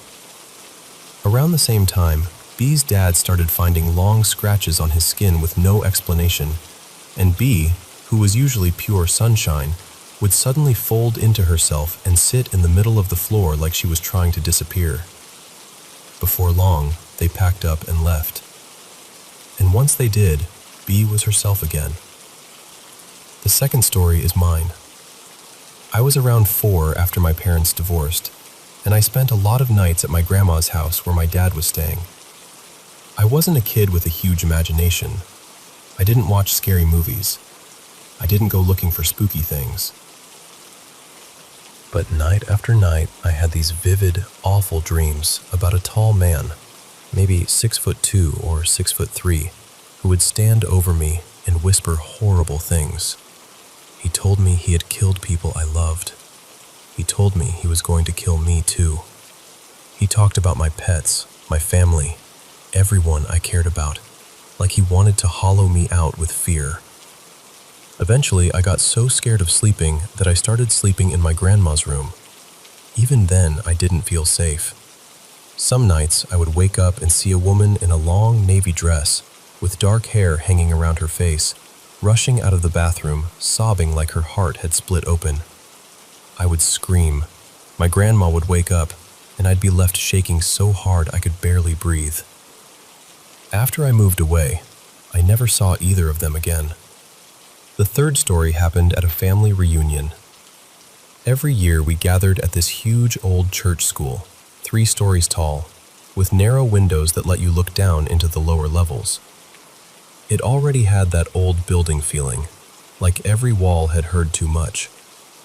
One year, my sister, a few cousins, and I snuck upstairs where we absolutely were not supposed to be. We were wandering around, half excited and half nervous, when we heard piano music drifting from one of the rooms. Not random notes either, but a real tune, strange and sad and sharp around the edges. We stepped inside and saw a boy sitting at the piano. That alone made no sense. The building was supposed to be empty. The second he noticed us, he bolted. Of course we ran after him. We chased him down a narrow hallway, and then, just like that, he was gone. No doorway, no stairwell, no place he could have turned. We searched anyway, hearts pounding, but there was nothing. Just silence. The fourth story belongs to my grandma, Cammie. When she was young, she had a daughter named Mila. After Mila was born, my grandma started having the same nightmare over and over. In it, she saw a toddler, maybe around 2 years old, lifeless and blue, with water spilling from its mouth. She'd wake up screaming, convinced it was Mila. My grandpa would calm her down, but the dream kept coming back. From then on, she became fiercely protective around water. She never let her guard down, not for a second. Years passed. Mila grew up, became a mother herself, and had 2 daughters, Kinley and Ava. As Mila got older, the nightmares faded, and my grandma started to believe maybe the danger had passed. Then one summer day, Mila took the kids and some family to the lake. She was putting together snacks when she suddenly realized Ava was nowhere in sight. In the next moment, 2 older girls dragged Ava out of the water and onto the shore. Mila went into shock before instinct took over, and she started CPR while Kinley stood nearby, witnessing more than any child should ever have to see. My grandma was called, and Ava was airlifted to the hospital. When my grandma saw her there, she went still. Ava looked exactly like the child from her dream. Ava is me. I'm okay now. I was gone for a few minutes, technically speaking, but I came back. I do carry some damage from it, and I cope with humor more than I probably should. But what stays with me most is what happened after. While I was in the hospital, my grandma told me I talked about seeing mermaids in the water, beautiful women trying to guide me and help me. When I described them, I described relatives who had died before I was born, people I had never met, people I'd never even seen in photos. The last story happened when I was around 10 or 11. I was living with my mom and her ex in this old, pale green house that had to be at least a century old. It was honestly beautiful in the daytime. Big yard, garden, old decorative front door, the kind of place with character in every board and window. But beauty doesn't always mean peace. My room was in the attic, which had been split into two spaces, a larger playroom area and my tiny bedroom tucked off to the side. It was cramped, drafty, and full of little problems, but it was mine, and I made it mine. Posters on the wall, shelves, little decorations, all the things that made me feel tucked in and safe. Then one day, my mom's husband got angry with me and took my door off the hinges. After that, my room opened into the dark attic space, and at night, that darkness felt endless. One evening, I was lying in bed on my phone when I heard something from the other room. I looked up, and there were fingers wrapped around the edge of my doorway. Just fingers, curled there like someone was peeking in. I froze. I couldn't move, couldn't breathe right, just sat there crying silently for what felt like forever until I finally screamed. The hand vanished. Not long after that, my youngest sister came running out of her room sobbing, saying something had sprinted across her floor. She was so young that the fear on her face felt real in a way I couldn't explain away. Around that same time, I started hearing a tiny voice near my ear at night, whispering, "Hello," so softly it almost felt polite. It stole my sleep bit by bit. I spiraled into a depression during that time, and I swear the house felt heavier the worse I got, like it fed on sadness. Eventually, my sister and I used a spirit box in that house too. One of the clearest things we heard was a little boy saying, "Sorry, Mommy." Later, after digging into the history of the place, we found stories about a woman who had suffered multiple miscarriages and eventually taken her own life. The attic was the part that always stuck with me. That was where the air felt wrong. So that's my family's strange little collection of stories. Some people will hear all of this and call it coincidence, grief, dreams, old houses making old noises. Maybe some of it is. I'm open to that. But when you live through things that sit this close to your skin, it gets harder to dismiss them completely. All I know is this: some moments leave a chill behind long after they're over. And some stories, once they enter a family, never really leave.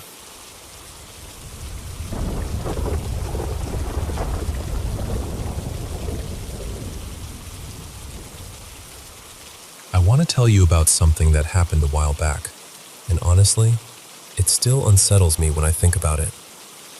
I was spending the night at a friend's place with a few other people. We'd all been drinking pretty heavily, just hanging out, laughing, having one of those long nights that sort of blur together.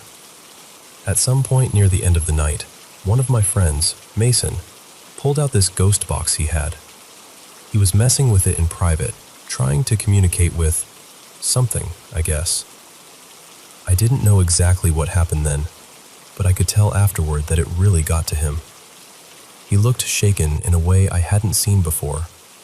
Eventually, everybody passed out, and I was drifting off too. I was still a little drunk, still foggy.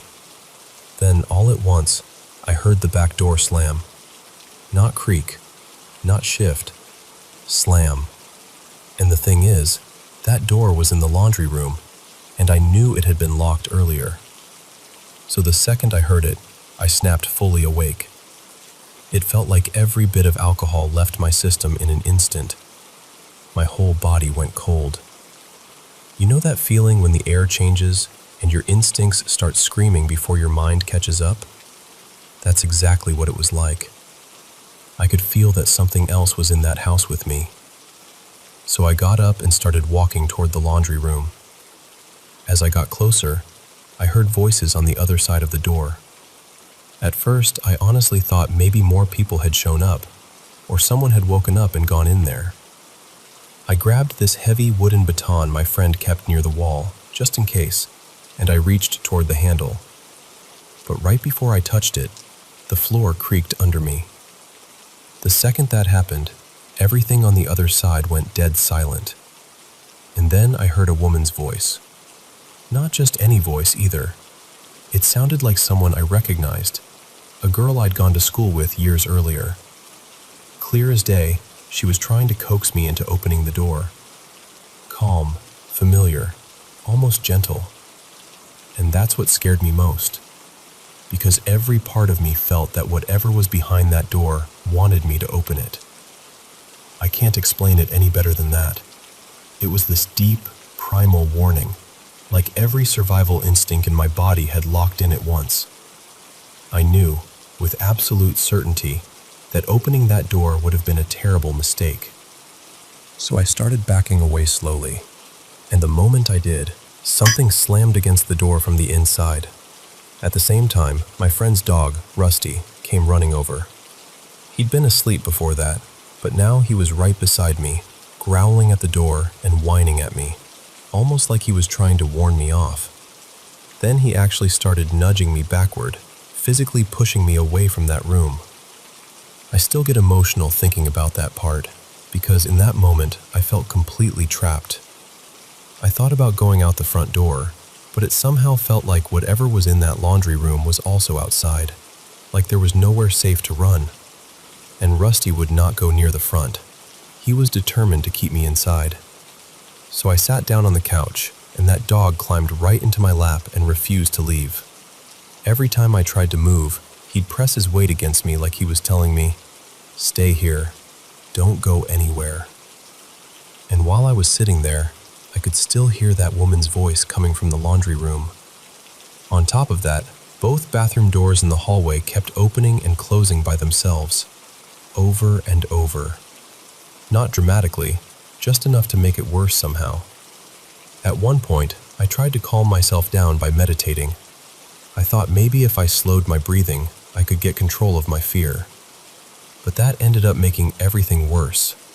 The second I settled my mind, I could feel that presence even more strongly. It was still in the back room, and whatever it was, it felt hateful, heavy, wrong. Like this concentrated mass of anger and malice just sitting there. And the more aware of it I became, the harder it started pounding on that door. Then suddenly I got this sharp, violent pain in my head. It was so intense it nearly dropped me. It felt instant, like something had struck me from the inside. I almost blacked out. And after that, the strange part was that my sense of the thing changed. I could still tell it was there, but it was like my ability to feel it had been cut off or damaged somehow. After a while, sometime before dawn, the whole atmosphere shifted. The pounding stopped. Rusty finally relaxed, but I was still way too scared to go check that room by myself. The next morning, exhausted and still shaken, I finally found out what Mason had heard from the ghost box the night before. It had said, "We found you." That was the message, and somehow everyone else in the house had slept through the whole night. Nobody heard the door slamming, the pounding, the voices, none of it. I was the only one who experienced any of it. When we finally opened the laundry room, it looked trashed. Not a little messy, not like something had fallen over. I mean really tossed around, like someone had gone in there and thrown things everywhere. But the back door was still locked. Then, as we were leaving the room, I noticed a glass bong sitting on the kitchen table had been damaged. It hadn't been shattered, and there wasn't glass everywhere. Instead, the inner chamber had cracked clean through and was just hanging there inside, almost neatly, with no damage on the outside at all. That part bothered me almost as much as everything else, because it made no sense. So that's what happened. And to this day, I still don't know what was in that house with me. I don't know if it was some kind of spirit, something darker, or something I'll never have words for. I just know that whatever it was felt intelligent, it felt hostile, and it absolutely did not want me safe.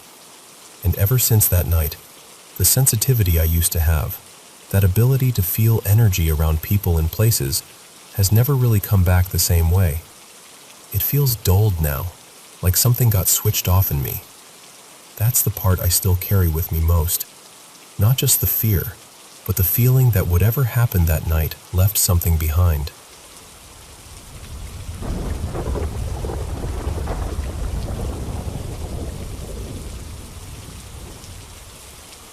I want to tell you about something that happened to me back in October of 2002, when I was 14.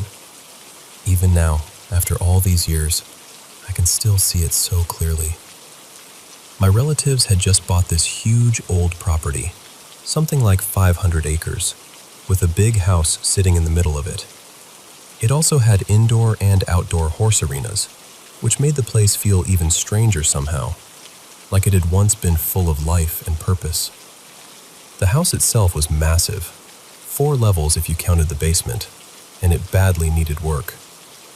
My family planned to fix it up and rent it out, so we all got pulled in to help clean the place. What struck me the most when I first walked inside was that it didn't feel abandoned. It felt paused. The furniture was old, probably late 80s or early 90s, but everything was still in place, like someone had just stepped out for the afternoon and never came back. For a house that had supposedly been empty for years, it felt oddly warm. At one point, my aunt called out from the kitchen and told us girls that if we wanted anything, we should check the daughter's room upstairs. That was all my cousins needed to hear. They tore up the stairs like it was a race, and I followed right behind them. When I walked into that bedroom, I just stopped. There were ribbons, medals, trophies, framed photos, stuffed animals, all these signs of a real person, a girl who had clearly poured herself into the life she was building. I remember turning to my cousins with this confused look on my face, and my older cousin kind of shrugged and said, "It's okay, I'm sure she wouldn't care." But I did care. Or at least, I couldn't stop wondering.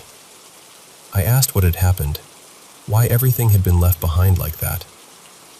My youngest cousin, whose name I'll change a little here and call Sammy, told me the story. She said the family's daughter had been a talented, competitive horse rider. Her parents had built so much of their life around her passion, the arenas, the land, all of it. Then one day, while she was riding in the outdoor ring, the horse threw her. She fell hard and hit her head on a large rock near the center of the arena. She died suddenly, and after that, her parents couldn't bear to stay. They left almost everything exactly as it was and disappeared from the house.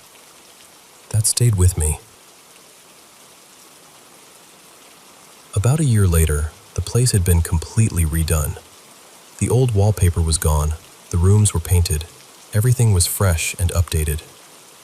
It looked beautiful, but to me it still felt like the old house was underneath it somehow, just hidden under layers of paint and polish. Before the house went on the market, Sammy decided to have a sleepover there.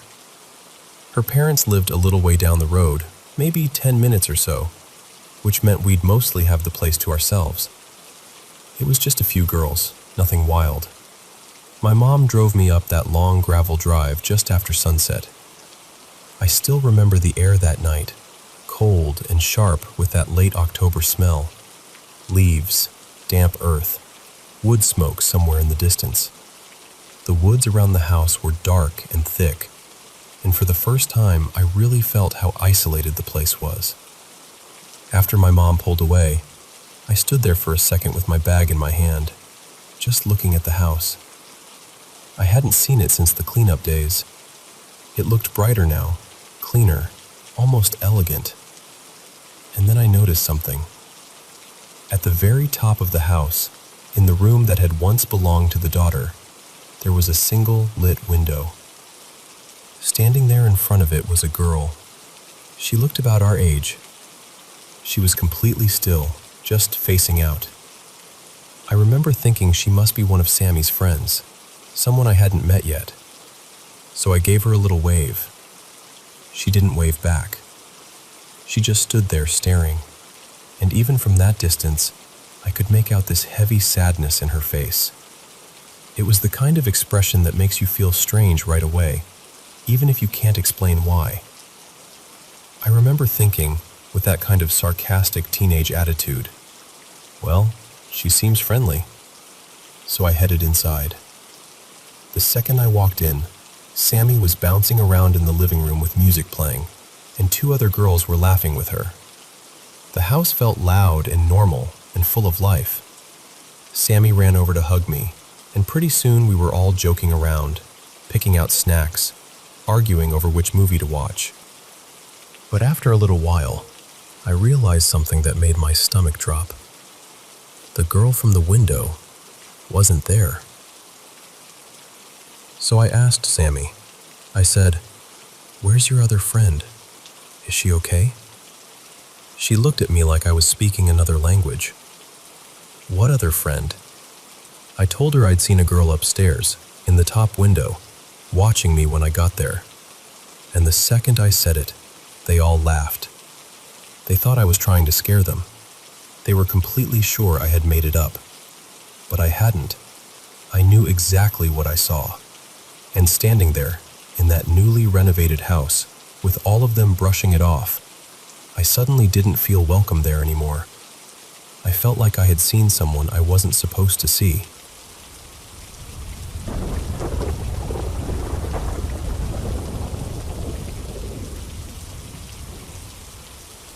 If I had to place it, I'd say this happened about 18 years ago, when I was maybe 6 or 7.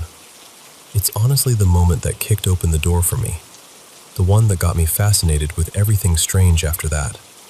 Ghosts, UFOs, cryptids, all of it. I couldn't get enough. Now, before I get too far into it, I should say this wasn't some horror movie kind of thing. Nothing terrible happened to me or my family before or after, and nobody was hurt. There was definitely a heavy feeling in that house sometimes, but that's tied to some personal stuff I'd rather leave out.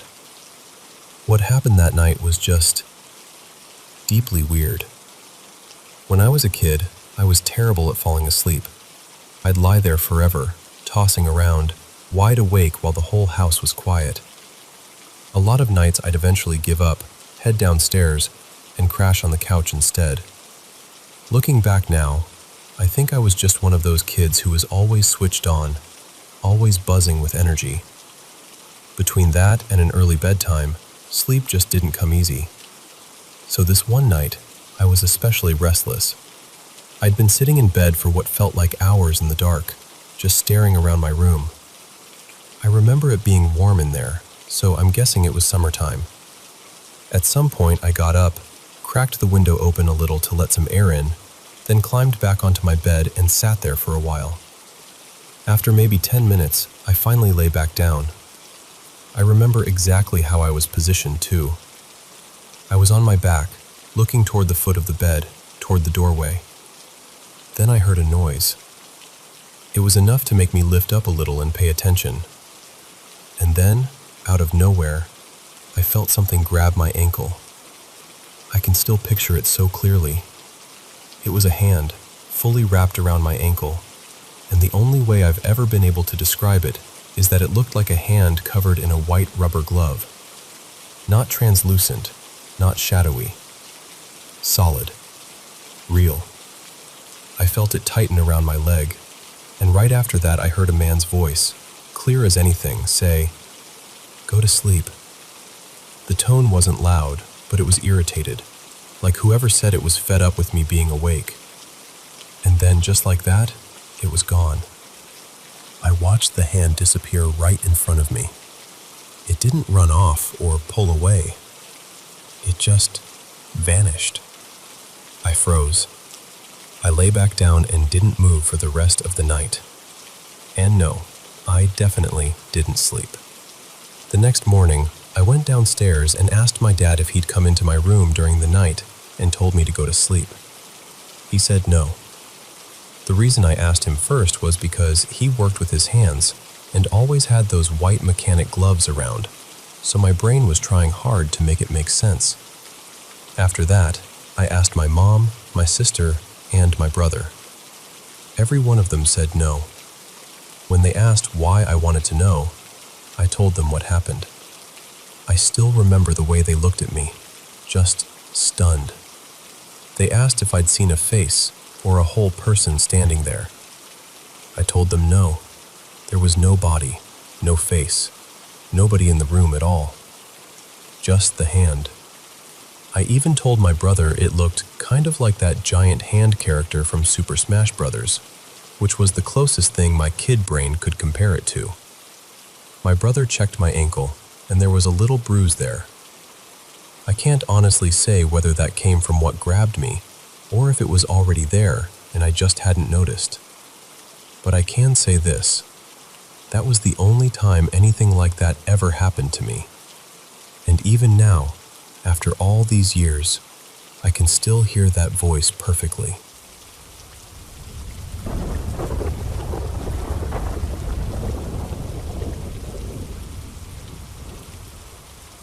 I want to tell you about something that happened when I was around 17, back in high school, when I was working at an old community theater. The building had originally been a church, and it had been standing since the late 1800s, so people always said it carried a lot of history in its walls. There were stories about the place, of course. People said two spirits still lingered there. One was supposed to be harmless, almost playful, the kind of presence people talked about with a half smile. The other was someone they called Deacon Dale, and that was the one nobody mentioned lightly. From what I'd heard, he had died sometime in the early 1930s. He was known as a stern, deeply religious man, and people believed he never really left because he still saw the old church as something he needed to watch over. At the time, I was the lead tech for the show, which meant I was usually the first one in the building. Every time I came in, I had to turn on the power myself. To get to the breaker room, I'd enter through the front doors, walk down this narrow hallway, climb a set of stairs to the balcony level, and then cross this open upper section where the tech area sat. The breaker booth was tucked off in the far corner. What made it worse was that the balcony had no proper railing, so one bad step could send you over the edge into the auditorium below. That morning started like every other one.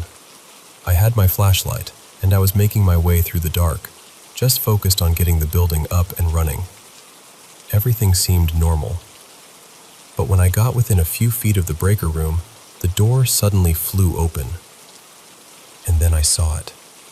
It looked like this dense black shape rushing straight at me, almost solid, but wrong somehow. I could make out a torso and arms, but no head, no legs, nothing fully human.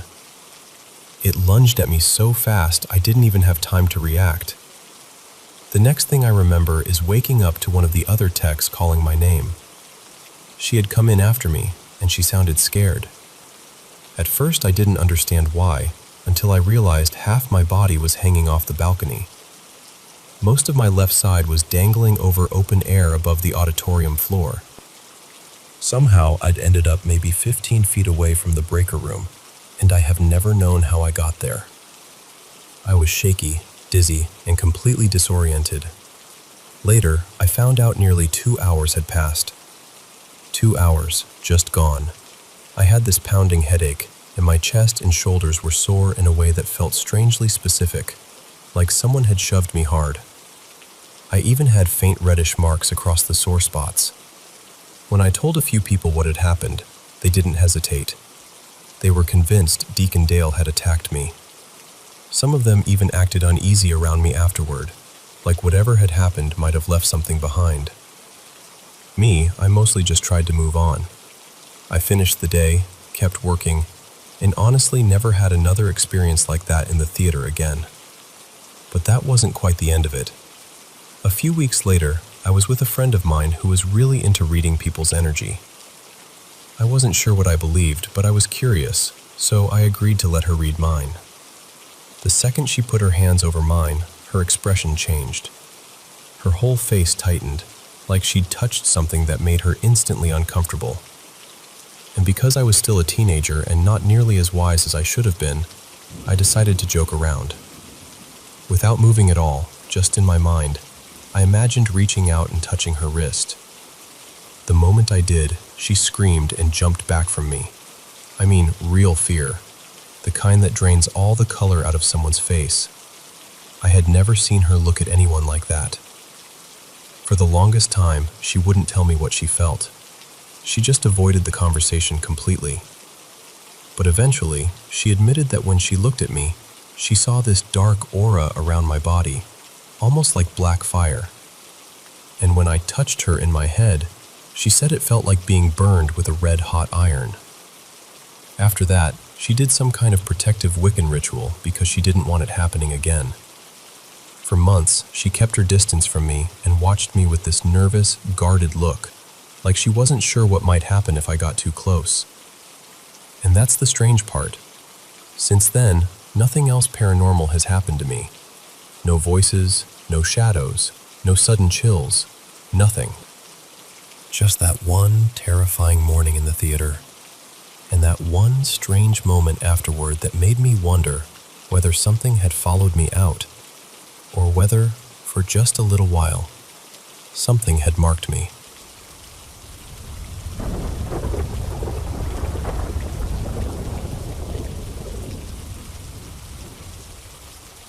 I want to tell you something that still gives me chills, even now. The apartment complex where I live is pretty old. It was built sometime in the 1970s, and there is this woman I know who has lived here on and off since the 1980s. I mention her because, strangely enough, she ended up being an important part of all this. I have been living in this complex for about 6 years. I started out in a one-bedroom and then moved into the 2-bedroom unit where my family and I live now. Nothing ever felt strange in the first apartment. Everything I am about to tell you only started after we moved into this unit. The first odd things happened with my daughter when she was still a baby, maybe around 6 months old. Every so often she would just stop whatever she was doing and stare at a certain spot in the room. At first I thought it was one of those random baby things, but then it kept happening. Before long, she was not just staring. She was smiling at whatever she saw, reaching out, waving, like she was greeting someone. Then, once she started talking, she began saying the name Georgie. Later, as she learned more words, she would actually have little conversations with Georgie. The strange part was that we did not know anyone by that name. A little while later, I had my son, and eventually, he started talking to Georgie too. At the time, I was home with the kids while my husband worked nights. My routine was usually the same. Once the kids were asleep and my husband had left for work, I would take a shower, maybe grab something small to eat, and finally have a quiet moment to myself. One night, though, my son had not been feeling well. He had gotten sick on me earlier, so by the time the house settled down, I really needed that shower. I had just worked shampoo into my hair when I suddenly heard pounding on the bathroom door. Hard, urgent pounding. And then I heard a man's voice, one I knew for certain was not my husband's, saying, very clearly and very frantically, "Go check on your little boy." I cannot fully explain what I felt in that moment, except that it was pure panic. I tore out of the shower without even rinsing off, without even shutting the water off. I ran straight to my kids' room. And when I got there, I heard my baby son choking. He had spit up in his sleep and was struggling to breathe. I was able to clear his airway, and thank God he was okay. But I still think about what might have happened if I had stayed in that shower even 1 minute longer. Later on, I was talking with that neighbor I mentioned earlier. We were having one of those ordinary conversations about apartments, the kind where you compare cabinets, paint colors, old carpet, things like that. She told me she had once lived right next door to the exact unit I live in now. Then, completely out of nowhere, she asked me, "So, have you met Georgie yet?" I just stared at her. When I asked what she meant, she told me that when the apartments were first built, some of the units had been sold instead of rented. A man named George had bought the one my family lives in now. She said he was an older man, retired, quiet, kind, and loved by just about everyone in the complex. He did little favors for people, looked out for the neighborhood kids, and was the sort of person everyone trusted. She said he had been her favorite neighbor until he passed away sometime in the early 1990s. Then she told me he had lived in my exact apartment. So I told her everything. I told her about my daughter talking to Georgie, about my son doing the same, and about the voice I heard that night in the bathroom. She listened, smiled a little, and said, "That sounds just like him." Even now, every once in a while, there are little things. A faint trace of cologne when no one is there. An appliance switching on or off by itself. The feeling that something moved just at the edge of my vision. And every now and then, my kids still mention Georgie in passing, like he is just part of life. But nothing has ever happened again quite like that night. And honestly, whatever you want to call it, I have never been able to think of it as something bad. Because that night, something or someone was watching over my son.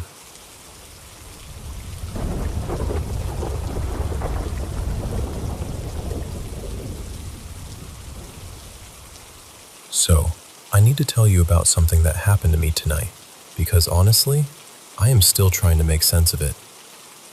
A little while ago, I moved my desk down into the basement for the summer. It gets brutally hot where I live, and the basement is way easier to keep cool, so it just made sense. It is unfinished, kind of cluttered, a little damp in that classic basement way, but it has never really bothered me. I have always felt completely fine down there. I am not the kind of person who scares easily, and I definitely do not go around believing in ghosts or anything like that. But tonight rattled me. Genuinely. I was on my computer talking to my friend Mason over Discord. Ever since the pandemic, we have had this habit of chatting with screen share and webcams on. It started as a way to feel a little less isolated back then, and somehow it just stuck. So we are talking like normal, and out of nowhere I hear a voice from one of the rooms beside me. Clear as day. I cannot remember exactly what it said now, but I know I heard someone speak. Not a creak, not the house settling. A voice. It hit me so fast that I immediately thought someone had gotten into the house. I paused the conversation right away, and Mason could tell from my face that something was wrong, because I am usually not exactly the jumpy type. I told him, "Hang on a second, I just heard someone in the next room." He got serious immediately and said he thought he had heard something through my mic too. I told him to stay on the call, and half joking, half not, I said if anything went sideways, he might need to call the cops. So I left the mic on and got up to check. The basement is still in that awkward in-between phase because I have been trying to fix it up. Just yesterday I finished insulating part of it, and I am getting ready to move on to drywall. There is stuff everywhere. Tools, boxes, random supplies. I grabbed this wide push broom to use as a makeshift weapon, because if somebody really was down there, I was not about to walk in empty-handed. As I am moving through the basement, I trip over something, drop a loud swear, and I hear Mason through my speakers asking, "You good?" I yell back, "Yeah, I'm fine." I have these Logitech speakers down there, so I could hear him from pretty much anywhere in the basement. It only took a minute or two to check the whole area, and of course, nobody was there. No one. And if someone had been there, I do not see how they could have left. The basement door closes ridiculously slowly, and if you try to shut it faster, it makes a ton of noise. But when I checked it, it was fully shut and locked. So I tried to talk myself down. I figured maybe some bird outside made a weird noise, and my brain turned it into speech in the middle of conversation. That felt reasonable enough. Weird, sure, but explainable. So I started heading back to my desk. On the way back, I heard Mason ask me whether I liked Final Fantasy VIII. Totally random question, but not impossible for him to ask. So I answered, "That's out of nowhere, but honestly, no. I thought the combat was kind of overcomplicated. 9 though? Loved it." By then, I was sitting back down, thinking everything had settled. And that is when it got worse. A lot worse. Mason suddenly says, "Tell your sister I said hi, by the way." Now, he knows my family well enough. We have been friends a long time, even if our friendship mostly lives online. So at first, I just brushed it off and said something like, "Yeah, sure, next time I see her." Then I teased him a little, made a joke that he had no chance with her anyway, and he laughed and yelled a playful hello through my speakers, like he expected her to hear him. That is when I stopped and said, "Wait, my sister isn't here." And I was not joking. I was alone in the house. It was around 1 in the morning. There was absolutely no reason for her to be there. Mason got confused immediately. He said he had heard me talking to her. Not just heard a voice, heard a conversation. He said the two of us were talking about a 3D print I was working on, and that she said she thought it would come out better if I printed it on its side. I just sat there staring, because none of that had happened. I told him he must have had a video open somewhere, or maybe heard something in the background from somewhere else, because the only thing I had said while I was away from the desk was answering him about Final Fantasy VIII. And then he said, "I never asked you about Final Fantasy VIII." That was the moment where everything in me went cold. He said while I was gone, he thought the voice I heard must have been my sister, and once he heard me talking to her, he relaxed and just waited for me to come back. Meanwhile, I was standing there telling him that conversation never happened. Then we both started doing that ridiculous back and forth, where each of us is absolutely convinced the other one is messing with them. But then I asked him, "Did you hear anything I said about Final Fantasy VIII?" And he said no. Not a word. He said he was just sitting there waiting for me to finish talking to my sister. That should have been the end of it, maybe just a misunderstanding, except for one detail that made my stomach drop. I asked him, "How did you know I had a 3D printer?" Because I bought one a few weeks ago, and I had not told him. I had not told any of my friends yet, actually. Life has been chaotic, and it just never came up. He said he only mentioned it because he heard me and my sister talking about it. That is the part I cannot explain. At all. So I grabbed my phone, switched Discord over to that, and started walking him around the basement on camera. Then upstairs, then through the whole house, then outside to the driveway so he could see there was only my car there. Nobody else. Nothing weird. No prank. No hidden person. Nothing. Finally, I called my sister directly.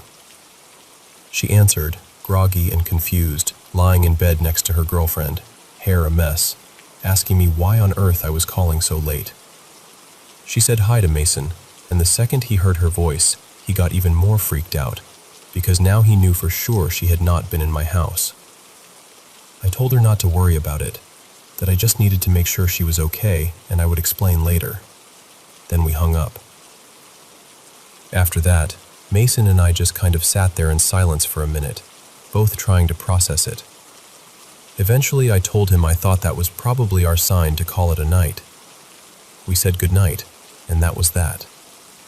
But I did not move from my desk for another 10 minutes. I just sat there, staring, trying to line up the facts in a way that made sense. Maybe the first voice was nothing. Fine, I can buy that. Maybe I misheard some sound outside. But how did Mason know about the printer? He could not have known. My sister had been over earlier that day to pick up some tomato seedlings for her and her partner's garden, sure. But we never talked about the printer. Not once. And when I called her later, she was clearly asleep. So if nobody was lying, and I really do not think anyone was, then what exactly happened? Because I know what I heard. I heard a voice in the next room. I heard Mason ask me about Final Fantasy VIII. And I believe he heard me talking to my sister about a 3D print that, somehow, he should not even have known existed. I am not someone who usually questions my own mind like this. I know myself pretty well. But in that moment, sitting alone in the basement, I honestly felt like I might be losing my grip a little. I even told Mason that if he was pulling some elaborate joke, I would take it on the chin. But he needed to stop because I had a lot going on already, and it was not landing right. He swore he was not messing with me. And the worst part is, I believe him.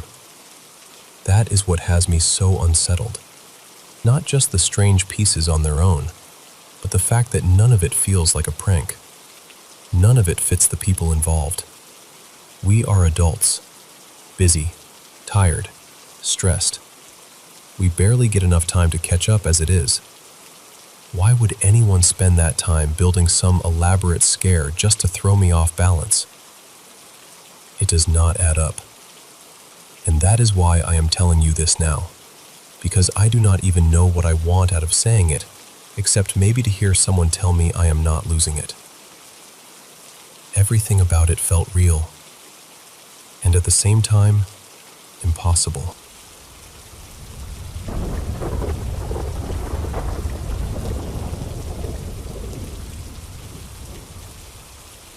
I need to tell you what happened, because I still do not really know what to make of it. A little while back, I told a story about hearing a voice in my basement, and even a friend of mine heard it through Discord. That was creepy enough, but this felt different. This is the first time since moving into this house that I have honestly felt afraid to be here by myself. I live in a quiet neighborhood. It is not perfect, but it is the kind of place where everybody kind of knows everybody. A few of the neighbors can be a little rough around the edges, sure, but I have never truly felt unsafe around them. I have even loaned out tools before, and they always brought them back.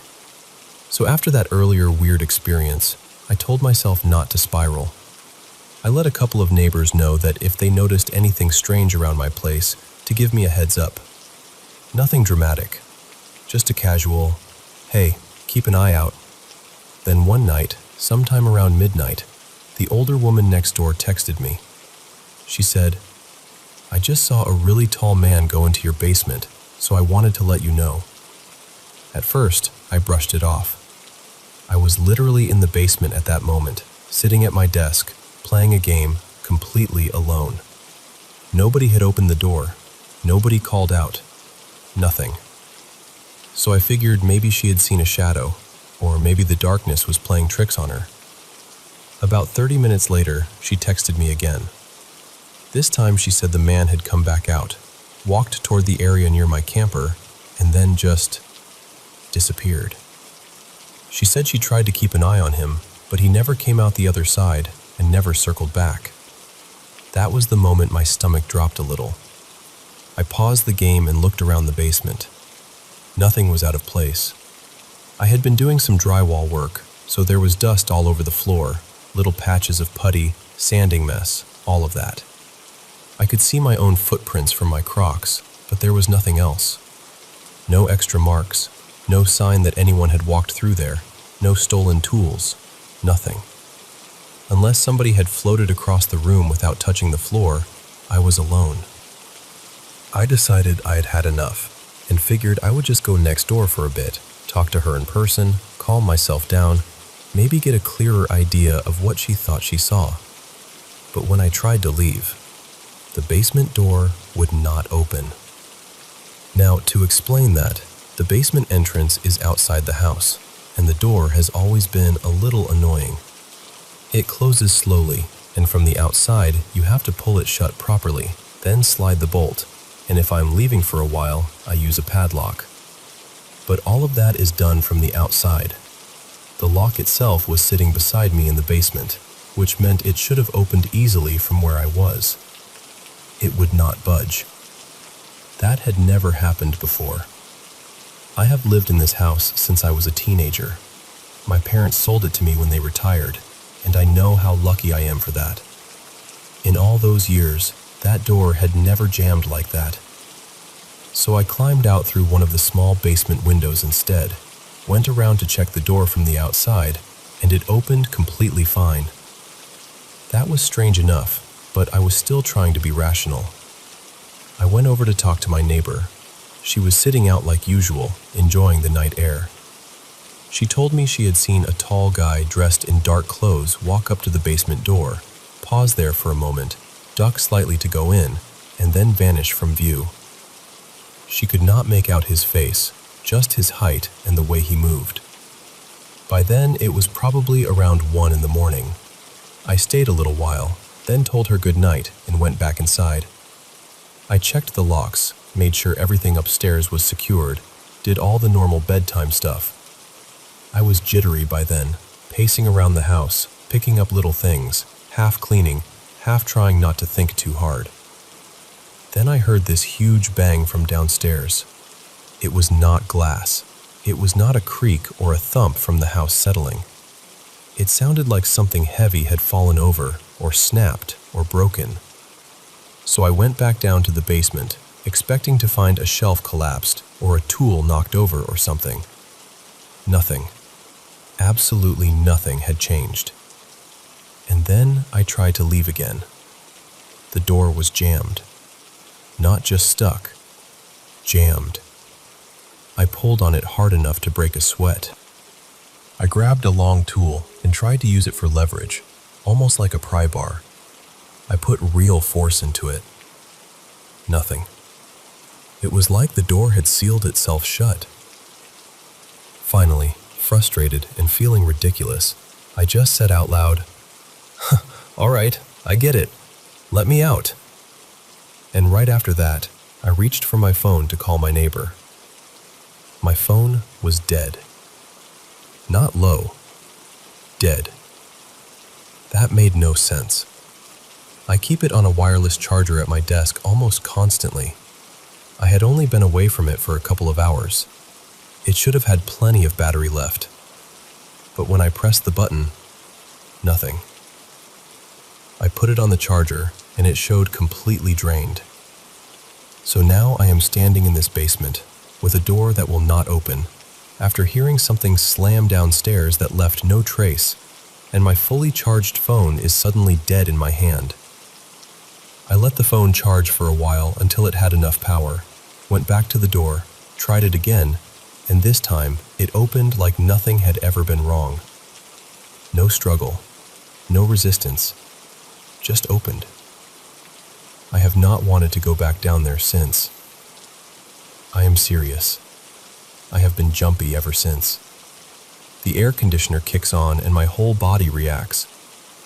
A knock at the door sets me off. One of my neighbors came by to borrow a tiller, took one look at me, and asked if I was all right. I told him he had just startled me, but honestly, I must have looked shaken because I was. And on top of all that, I have felt drained. Really drained. I know people always say that in ghost stories, and I used to roll my eyes at it too, but I do not know how else to explain it. I usually stay busy. I work on the house, I run, I mess around in the garden, I keep moving. But after that night, even simple things have felt heavy. That is what has me the most unsettled, honestly. Not just the sounds or the door or the dead phone. It is how deeply this got under my skin. I do not know what happened that night. I just know my basement has never felt the same since, and neither have I.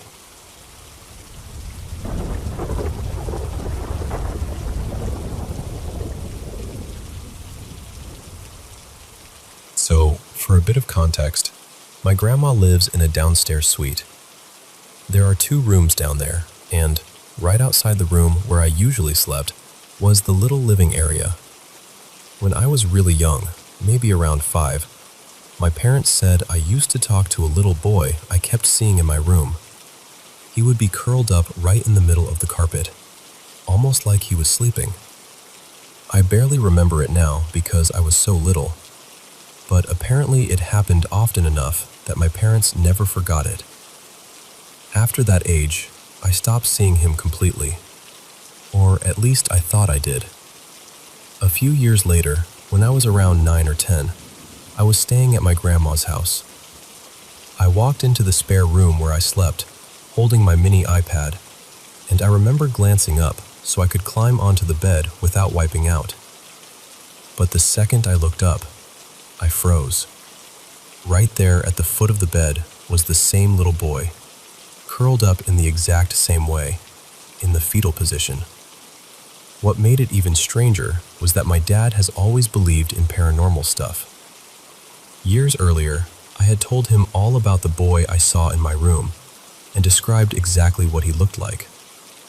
So when I came running to tell him about the little boy at my grandma's place and described him again, my dad said it matched perfectly with what I'd told him years before. At the time, I was terrified. I ran straight out of the room so fast I nearly slammed face first into the floor, and somewhere in the middle of that sprint, I dropped my iPad. My grandma was in her room nearby, recording voice messages on WeChat, so she had no idea I'd just bolted out of there in full panic. After a minute, I finally calmed myself down enough to go back. Honestly, the only reason I even worked up the courage was because I really wanted to keep watching Markiplier on my iPad. When I stepped back into the room, the boy was gone. Completely gone. I climbed onto the bed anyway, still shaky, and tried to finish the video like everything was normal. The next day, I went home. Then, about 2.5 years later, I was back at my grandma's house again. Some relatives were visiting from China and staying in the spare room for a few weeks. One of them was a girl around my age, maybe 11 or 12, and I was sleeping over so we could have a little sleepover together. We spent the whole day hanging out, and that night, once everyone was in bed and the house had gone quiet, this toddler ride-on toy in the living area suddenly started going off by itself. It began playing music and making all these loud, ridiculous little sound effects. Nobody was out there. Everyone was already in bed. For about 15 seconds, nobody moved because we were all just lying there, hoping it would stop on its own. It did not stop. It kept going, loud and cheerful and completely horrifying in the middle of the night. My grandma, absolute legend that she is, finally got up, walked out there, and took the batteries out. Maybe it was just some weird glitch. Maybe it was that same little boy wanting to play. Or maybe it was my grandpa, who had passed away some time before. I still honestly don't know. It's been a few years since all of that happened, and I still don't like sleeping over at my grandma's place. After those 2 nights, something about that downstairs suite just never felt the same to me. Even now, thinking about it still gives me chills.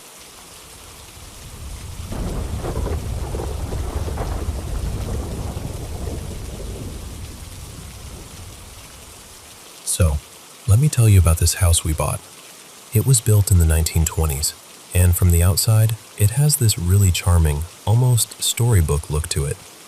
It's technically 3 stories, and most of the strange things have happened in the basement, where my girlfriend, Lena, and I stay, though not everything has been limited to that part of the house.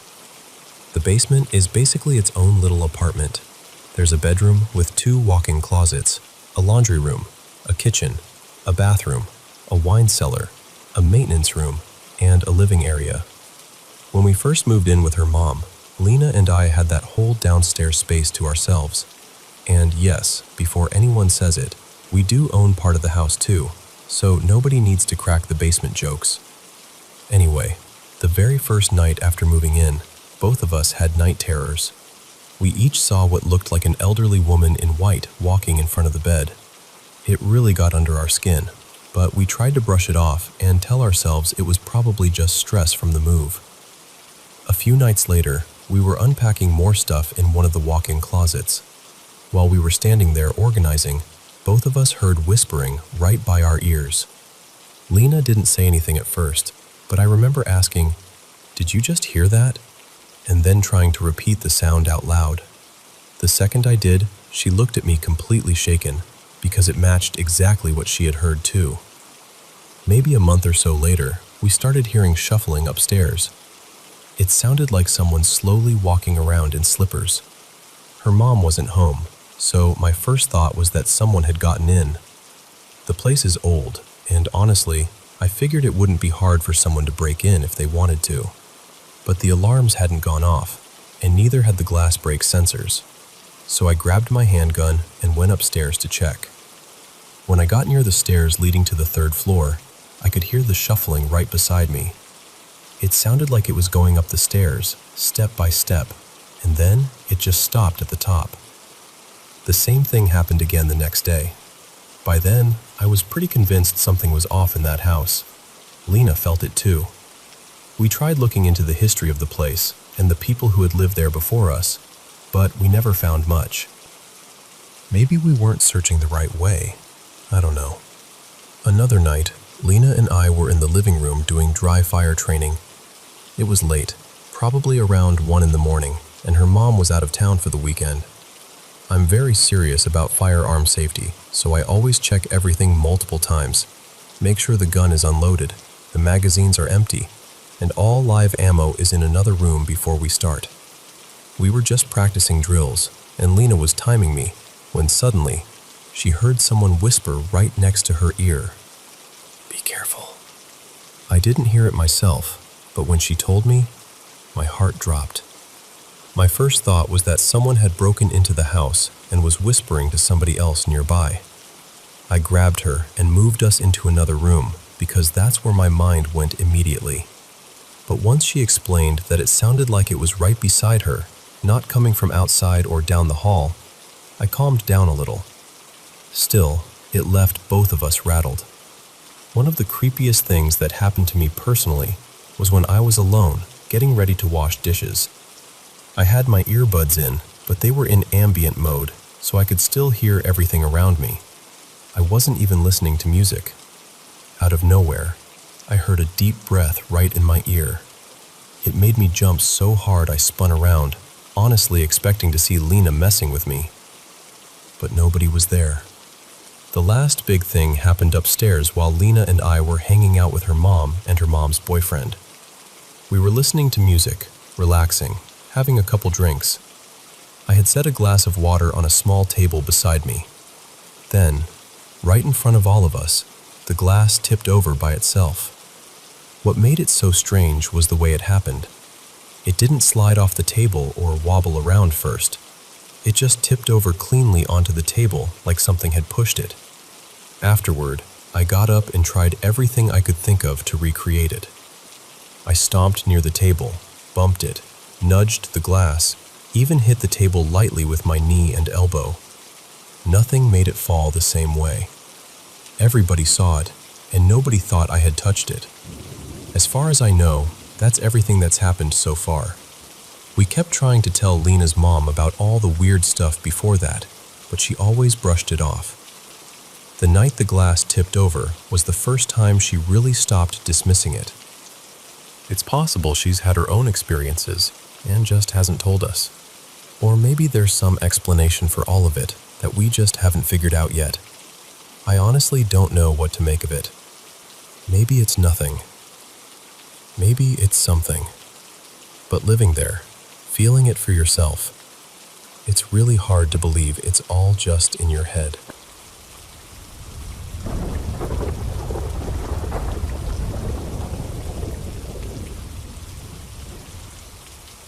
So, my husband and I had just bought our first house, and it honestly felt like stepping into another lifetime.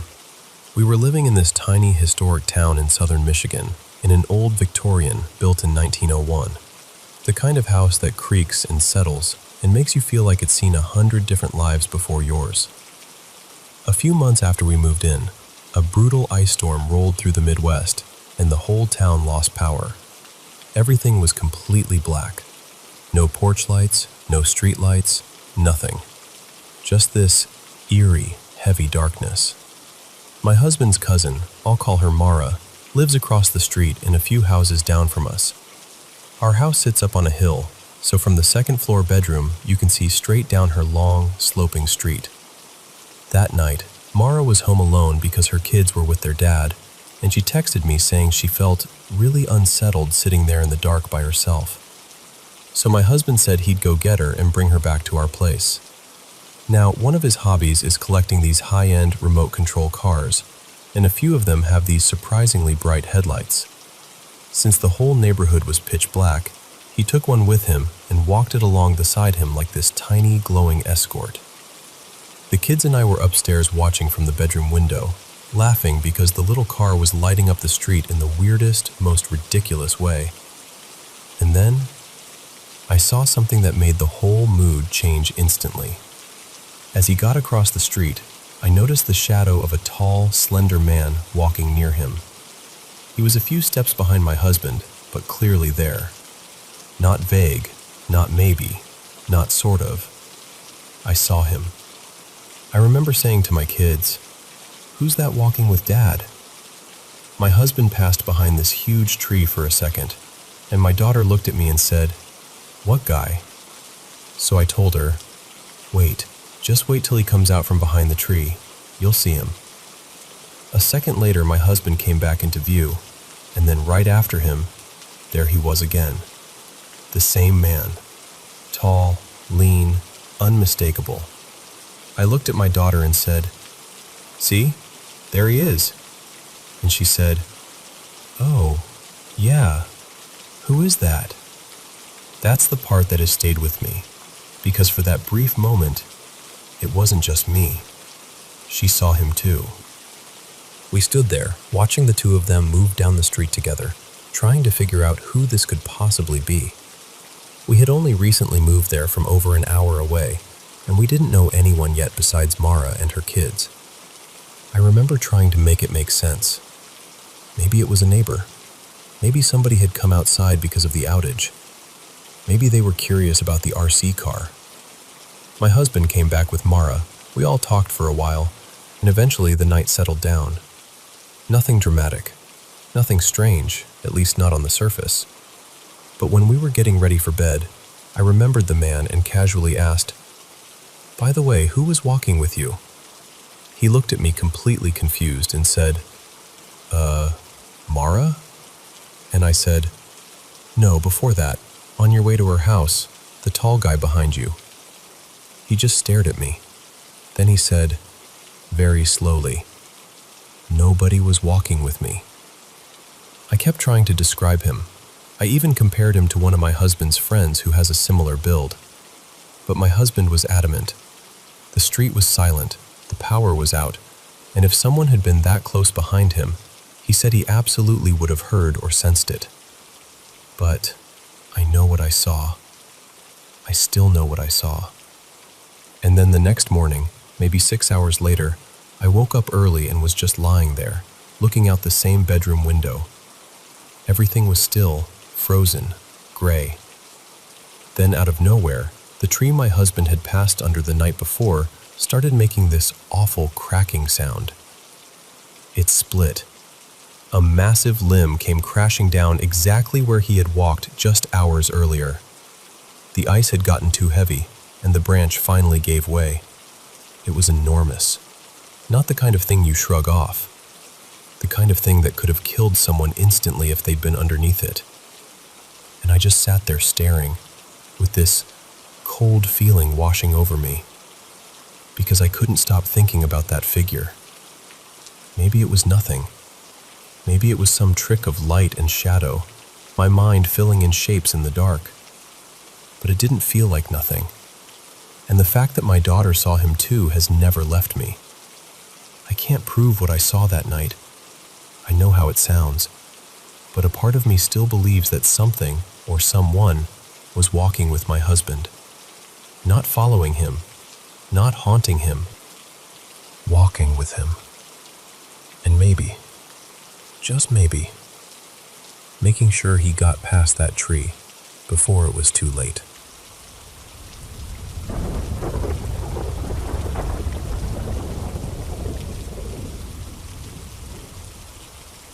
Before I tell you what happened that night, you need to know how close I was to my grandmother. She lived just across the yard from us, and from the time I was little, I always wanted to be with her and my granddad. Their place felt like home in a way nothing else ever quite did. My granddad passed away in 2012. By then, I was already living with my grandparents because things at home had become difficult after my mom remarried. So for a long time, my grandmother was more than just my grandma. She was comfort, stability, and love. She helped hold me together. Then in January of 2020, we lost her suddenly. It all happened so fast. She'd had this strange cough and wheeze for several days, and right before she finally agreed to let my aunt take her to the hospital, she called out my aunt's name, stared off into space, and collapsed in the bathroom. My aunt caught her, but that was it. It was one of those moments that never leaves you. And at the time, I thought that loss alone was more than enough for 1 year. I had no idea worse was still coming. By then, my own life was already in chaos. I'd moved out, gotten married, and started building a life with my husband and kids. But the house we were living in turned out to have black mold. We lost nearly everything, including belongings we couldn't replace and the home business we were trying to keep afloat. We ended up living in a motorhome for a while, parking wherever we could and just trying to survive. Even after my grandmother died, I never felt like she was fully gone. She had helped me raise my first 3 children, twin boys and their little sister, in those early years before I moved out.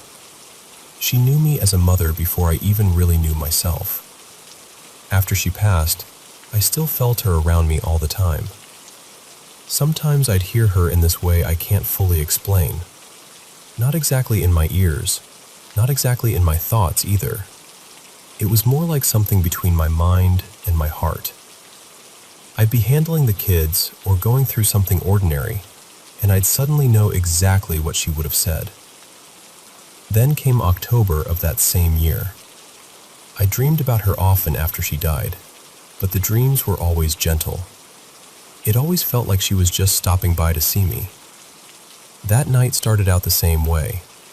Peaceful, familiar, safe. And then it changed. Everything in the dreams suddenly went dark. Not just dim, but black, heavy, terrifying.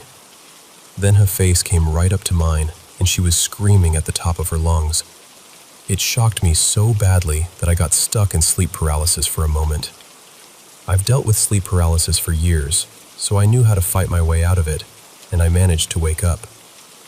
The second I did, my phone rang once. Just once. When I looked at it, I saw I had a voicemail from my mom.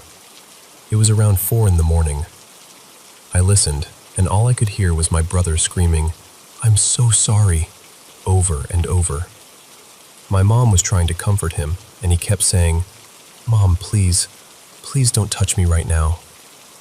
There were other voices in the background too, strangers maybe, and the whole thing felt unreal. I hung up and called her back immediately. She told me to get to the hospital right away and meet my brother and sister there. She couldn't leave yet. Then she told me what had happened. My brother had come over to spend the night with his 2 children, his baby and his 4-year-old daughter. He was exhausted. He had recently become a single dad, and he was trying to manage work, a newborn, and his little girl, who was autistic, nonverbal, and full of energy.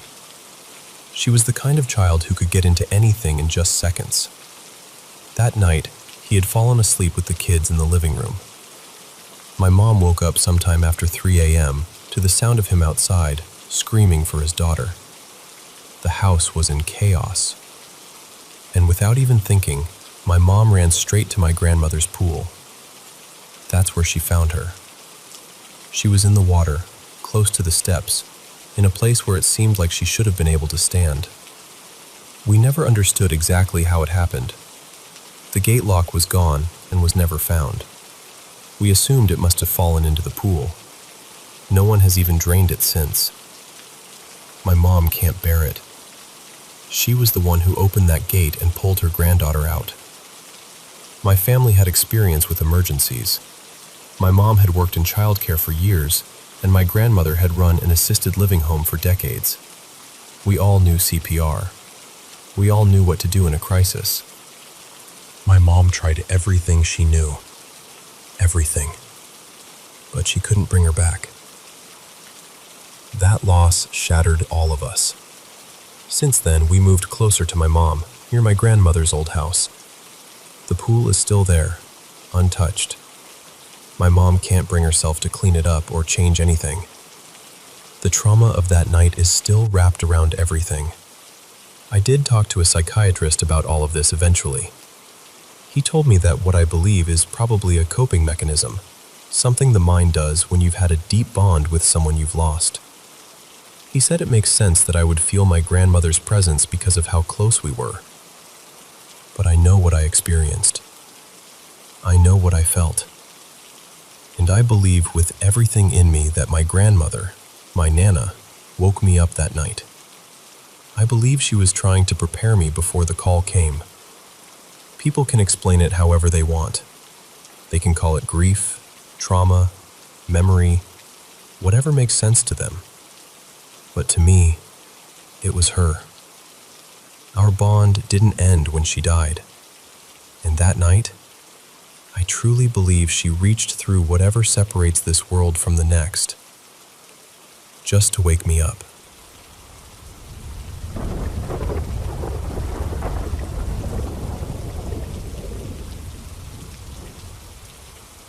Ever since I was about 5, maybe 6, I've had these strange visions. And when I say strange, I really mean it. They never came randomly.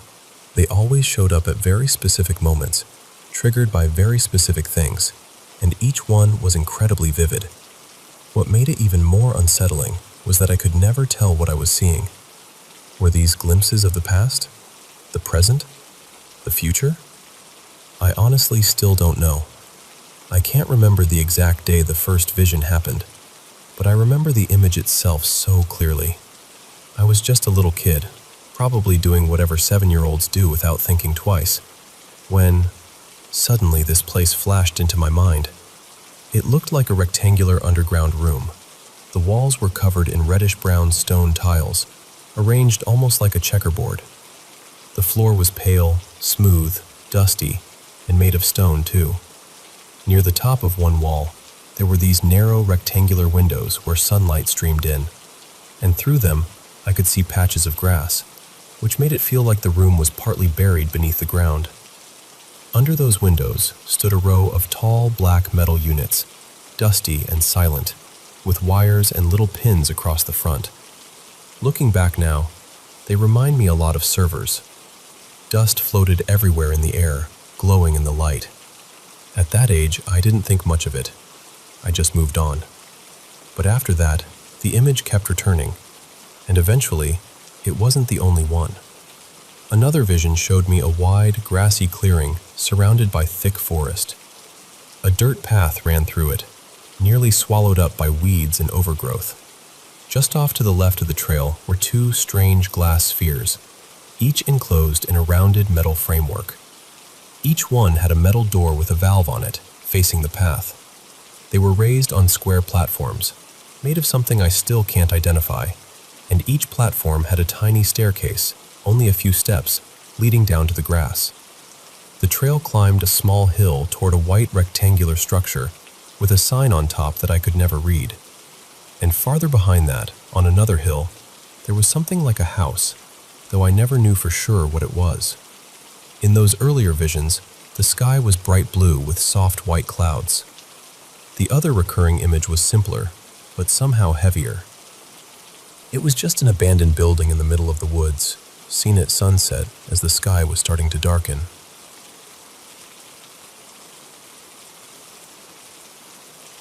That one changed something in me. After that, every time the visions came, I felt this deep unease. It was the feeling of being watched, the feeling of stepping into a mystery that didn't want to be solved. And underneath it all was this quiet, sickening sense that something terrible had happened there. The visions kept coming and going, but one day the room appeared again, and it wasn't the same anymore. The dust was gone. The warm light was gone too. Everything was darker now, colder. Rain tapped against the windows, and the whole place felt dead. And then I saw it. There was this shape in the darkness, like a black burn mark on a screen, except it had two white points staring straight at me. It didn't look human, not really, but it felt aware. It felt like it saw me. That thing terrified me. I can't explain it any better than that. Just looking at it filled me with dread, and I'd feel physically cold afterward. From then on, I started fearing the visions, especially the possibility of seeing that thing again. As I got older, the visions faded for a while. Around the middle of elementary school, they became less frequent. But then, when I was in 8th grade, they returned. This time I saw a cramped, shadowy room made of gray concrete, with a white desk against the wall. Sitting on the desk were two monitors showing what looked like lines of code. On one side of the room was a window, the kind you'd expect in an observation room. And on the wall behind the desk, there was a strange symbol, with an acronym underneath it that I couldn't remember no matter how hard I tried. I remember staring at it, feeling like it meant something important, something I should have recognized. I also saw a hallway. It was dark, lit only by a flashlight beam. The walls were white, the floor dark gray, and at the end of the corridor there was another wall with two branching passageways, one turning left and the other right, both disappearing into darkness. And even the vision of those glass spheres had changed. The blue sky was gone. Now everything above them was covered in thick gray clouds.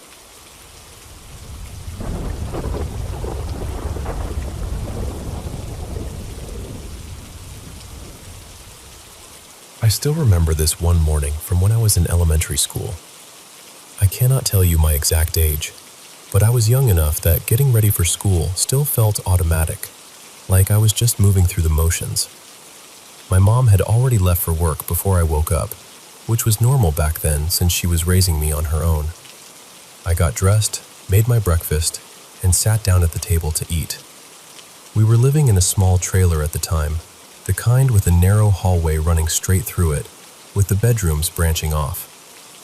From where I was sitting, I could look directly down that hallway toward my room. Out of nowhere, I heard this loud bang come from inside my bedroom. It startled me so badly that I froze for a second. My first thought was that maybe my lava lamp had fallen over or something like that, so I started to stand up and go check. But before I could even get fully out of my chair, I saw something move. Something big, dark, fast.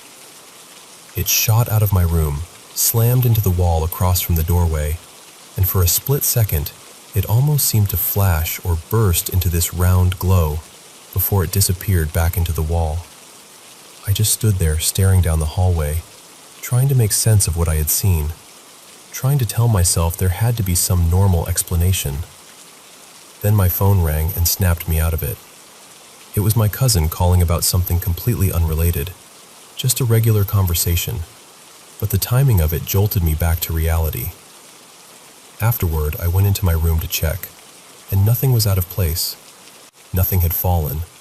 Nothing looked disturbed. I could never figure out what made that noise. Not long after that, I had another experience in the same room, and this one was shorter but just as strange.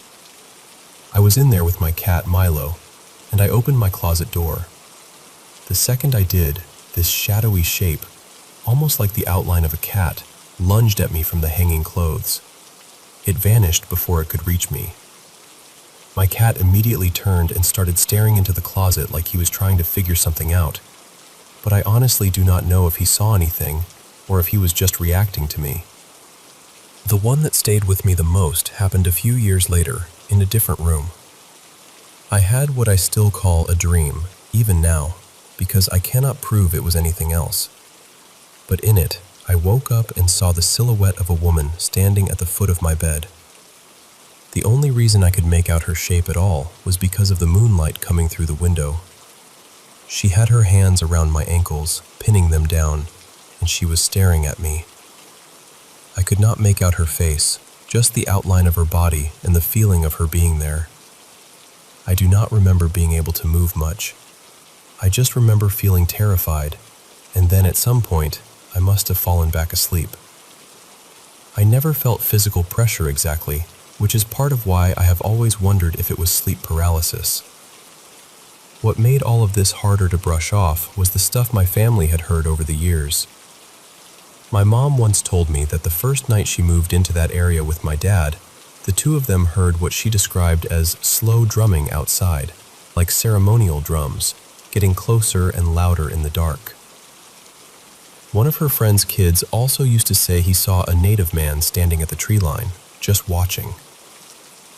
I grew up in central Maine, and people in the area used to talk about there being native burial ground somewhere within a mile of our house. I never found proof of that myself, even though I spent a lot of time in those woods. The closest thing I ever saw were a few half-buried stones deeper in the trees, maybe half a mile out, but they did not look arranged in any obvious way. I also used to have incredibly vivid dreams when I was younger, the kind that felt too real and stayed with me all day. I do not get them nearly as often now, but back then it felt like the line between dreaming and waking was thinner than it should have been. Even now, I cannot tell you exactly what I saw. Maybe some of it had an explanation, maybe all of it did. But at the time, living through it, it felt real. And honestly, part of me still is not sure what to make of any of it.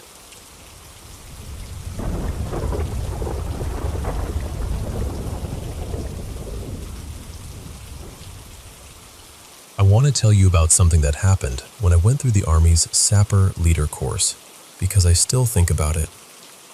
I ended up getting injured and washing out before I could finish, which was hard to take, but I'm hoping to heal up and give it another shot. Still, while I was there, one night happened that I don't think I'll ever forget. Sapper School is a brutal course. It's split into two phases. The first part is usually called General Subjects, and that's where they put you through all the technical engineer tasks. You're working with demolitions, small boat operations, climbing and rope systems, all that kind of thing. You do get some sleep, and you do get fed, but never quite enough of either. The second phase is where things really start to come apart. That part is patrolling. If you make it through phase 1, you head out into the woods, deep in the Mark Twain National Forest, and spend your days and nights moving like a dismounted engineer platoon on combat missions. By then, everyone's running on fumes. Most nights we were getting maybe 2 hours of sleep, sometimes less, and barely enough food to keep going. When you're that worn down, your mind starts doing strange things. You catch movement in the corner of your eye. You think you see people who aren't there. Most of the time, it's easy enough to blame exhaustion, stress, or your body just starting to fail in small ways. But this felt different. It was sometime around 2 in the morning. We had just finished a raid and climbed what felt like an endless hill to get back into position. Everybody was smoked. It was completely dark, and we were all using night vision that worked to varying degrees, which honestly made everything feel even stranger. We went through the usual steps to set up a patrol base, getting security out, and settling into that defensive triangle in the trees. That's when I noticed the buildings. They were sitting out there in the darkness like they belonged there. Not one or two vague shapes either. Actual structures. To me, they looked like the kind of plywood huts you'd see on an old army outpost, those temporary barrack-style buildings. I remember thinking it was odd, because patrol bases are supposed to be tucked away from roads and from anything man-made. But I was so exhausted I didn't stop to question it. I just dropped my ruck near one of them and focused on making it through the night. A while later, after another mission, we came back to the same patrol base. I found my gear again by using that same building as a landmark. I remember it clearly. I put my stuff down, got situated for what little rest we had left, and went to sleep. Then morning came. At first light, I sat up and looked around, and there was nothing there. No huts, no buildings, no outlines, just a cluster of worn-out soldiers lying in the woods exactly where we had bedded down. I didn't say anything right away. Honestly, I figured my brain had just glitched from exhaustion. But later that morning, while we were moving, my buddy leaned toward me and spoke quietly. He said, "Hey, did you see buildings in the patrol base last night?" And I looked at him and said, "Yeah, I did." He asked what they looked like, and I told him they looked like army huts. He just stared at me for a second and said, "That's exactly what I saw." Then he told me he had used one of those same buildings to find his gear when we got back from the second raid. And I told him I had too. That was the part that got me. Later, once we were back in a place where people could actually talk without worrying about noise discipline, my buddy asked the whole group if anyone else had seen buildings in the patrol base the night before. A bunch of hands went up. Not just one or two, several. Maybe a third of the group. Then I asked if they had looked like those same army-style huts. And again, people nodded. A few said yes out loud. I still can't explain that. Maybe it was nothing more than a shared hallucination from exhaustion, hunger, and stress. Maybe a bunch of half-starved, sleep-deprived guys saw the same thing because our brains were all breaking in the same direction. That's possible, but I don't know. There was something unsettling about how specific it was, how many of us saw it, and how similar the details were. I'm not trying to turn it into a ghost story. I'm not saying I know what happened. Maybe it was just one of those strange things that lives somewhere between memory, stress, and the dark. But whatever it was, it felt real in that moment, and I know I'm never going to forget it.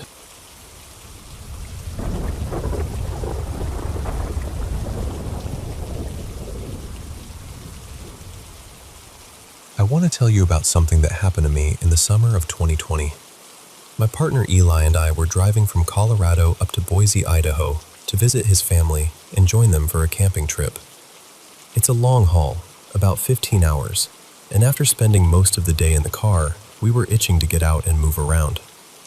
Since I'd lived in Utah before, I was excited to show him one of my favorite places, the hot springs near Spanish Fork.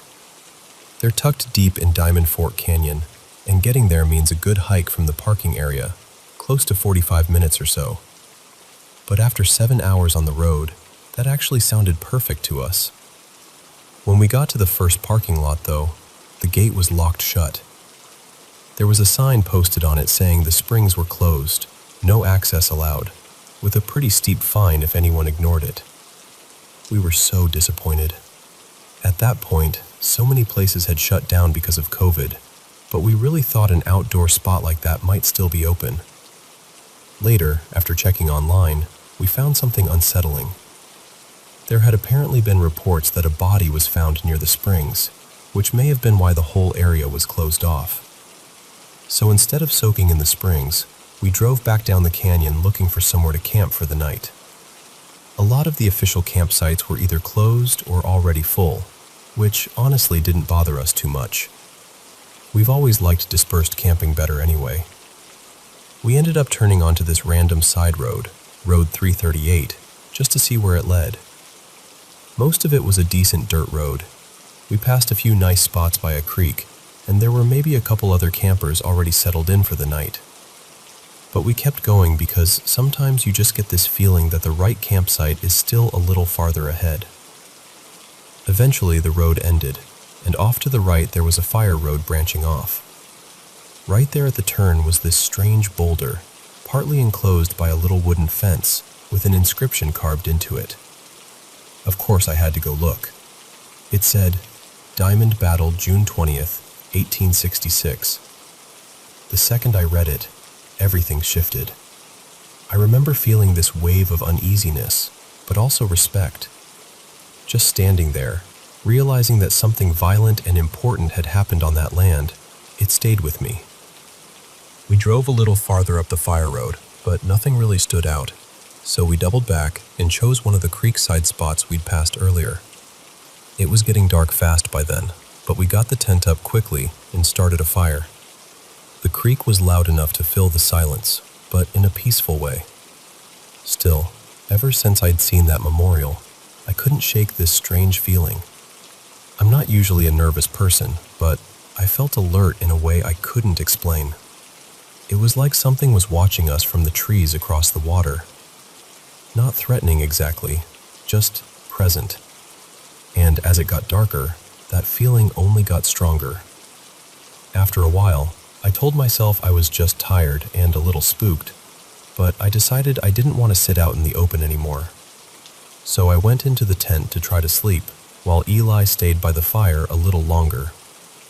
I curled up into the sleeping bag and started listening to the sounds around me.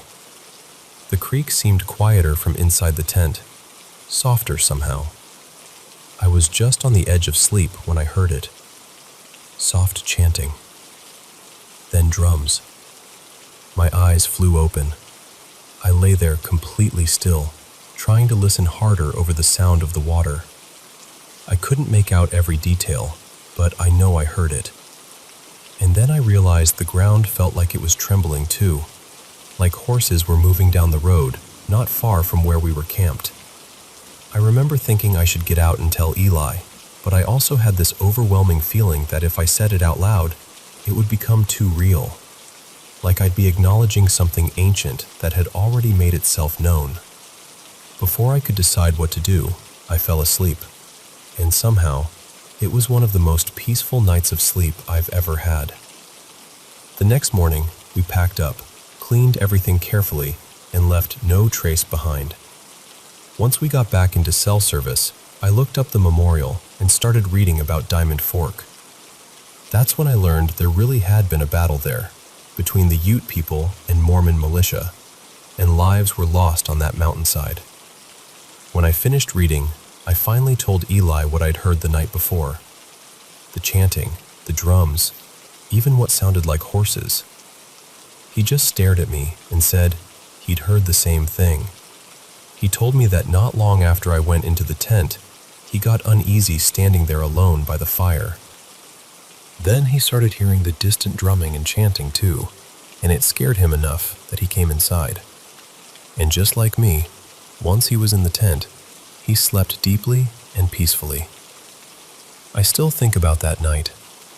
What I felt there wasn't cruel or angry. It felt strong, calm, and protective.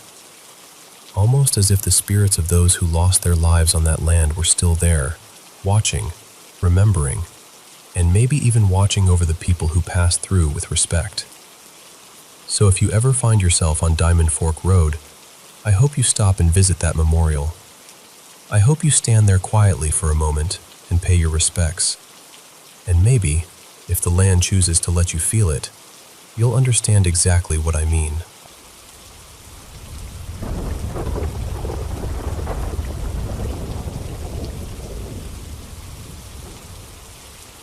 So, I need to tell you what's been happening because honestly, it's started to get under my skin. For about the last couple of weeks, my sleep has been completely off.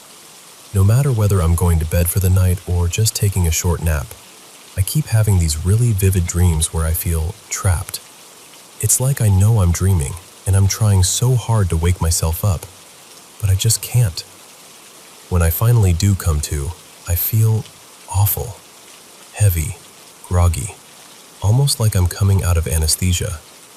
And the weirdest part is I've been sleeping way longer than usual, like 10 to 12 hours sometimes, when normally I'm more of a 6 to 8 hour person. The dreams themselves have been unsettling too. A lot of them take place in places from when I was younger, but everything feels wrong in them. Familiar, but twisted. Off. Like something's there that shouldn't be. Then my older sister Marissa told me something that really shook me. A few days ago, she was walking past my room while my door was open, and she noticed, out of the corner of her eye, that something inside my room was moving at the same pace as she was. At first, she thought it was me, but then she realized it wasn't. She said it looked like me, but like an older version of me, back when I had long hair years ago. She told me it was looking at her in this strange way, almost like it was studying how to move, like it was trying to copy her walk and figure out how to do it right. She said she saw it twice that same day. Both times, it felt like it was mocking her movements. She brushed it off at first, but then she came into the kitchen, saw me there, and told me immediately because she knew something wasn't right. And then last night, things got even worse. I stayed over at my boyfriend's house, and before I settled in, I texted my younger sister Mia because her room is across from mine. I asked her to make sure my bedroom door was shut since I wasn't home. She didn't answer right away because her phone was on Do Not Disturb. Later, when she got home, she walked down the hall toward her room. She was being kind of noisy, keys clanking against her water bottle, the kind of sound that usually would have annoyed me if I'd been asleep. She said right then she heard my bedroom door open. And just as she got close to her own room, she heard a voice whisper, "What are you doing?" She said she immediately thought it was me, irritated that she was making so much noise. So she looked up, moving her hair out of her face, expecting to see me standing there. But my door was open, and no one was there. She rushed into the bathroom, grabbed her phone, and that's when she saw my text from about 20 minutes earlier, asking her to shut my door because I wasn't even home. She was terrified. She called me right away, and we started FaceTiming. My boyfriend was joking around about it at first, but I told him to stop. I didn't want him making fun of whatever this is. I know that sounds dramatic, but I meant it. The whole thing felt wrong. Then, all of a sudden, the FaceTime call just ended. Not like a normal failed call, not frozen, not glitchy. It just beeped on both ends, like one of us had hung up. I thought maybe her phone had died, but almost immediately she texted me asking, "Did your phone die?" And I told her no, because I thought hers had. That's what scared me most. Neither of us ended the call. And now I can't shake this feeling that something is in my room. The energy in there feels heavy and uncomfortable, like I'm being watched. My sleep has been so abnormal, and when I do manage to wake up, it feels like something is pulling me right back under again. I don't know what this thing is, or why it seems to be imitating me. I don't know if it's just some strange presence, something attached to the room, or something darker. I've tried looking for answers, and haven't found anything that really matches what's been happening. I'm telling you because I honestly don't know what to make of it anymore. And at this point, I just want to understand what could possibly be going on.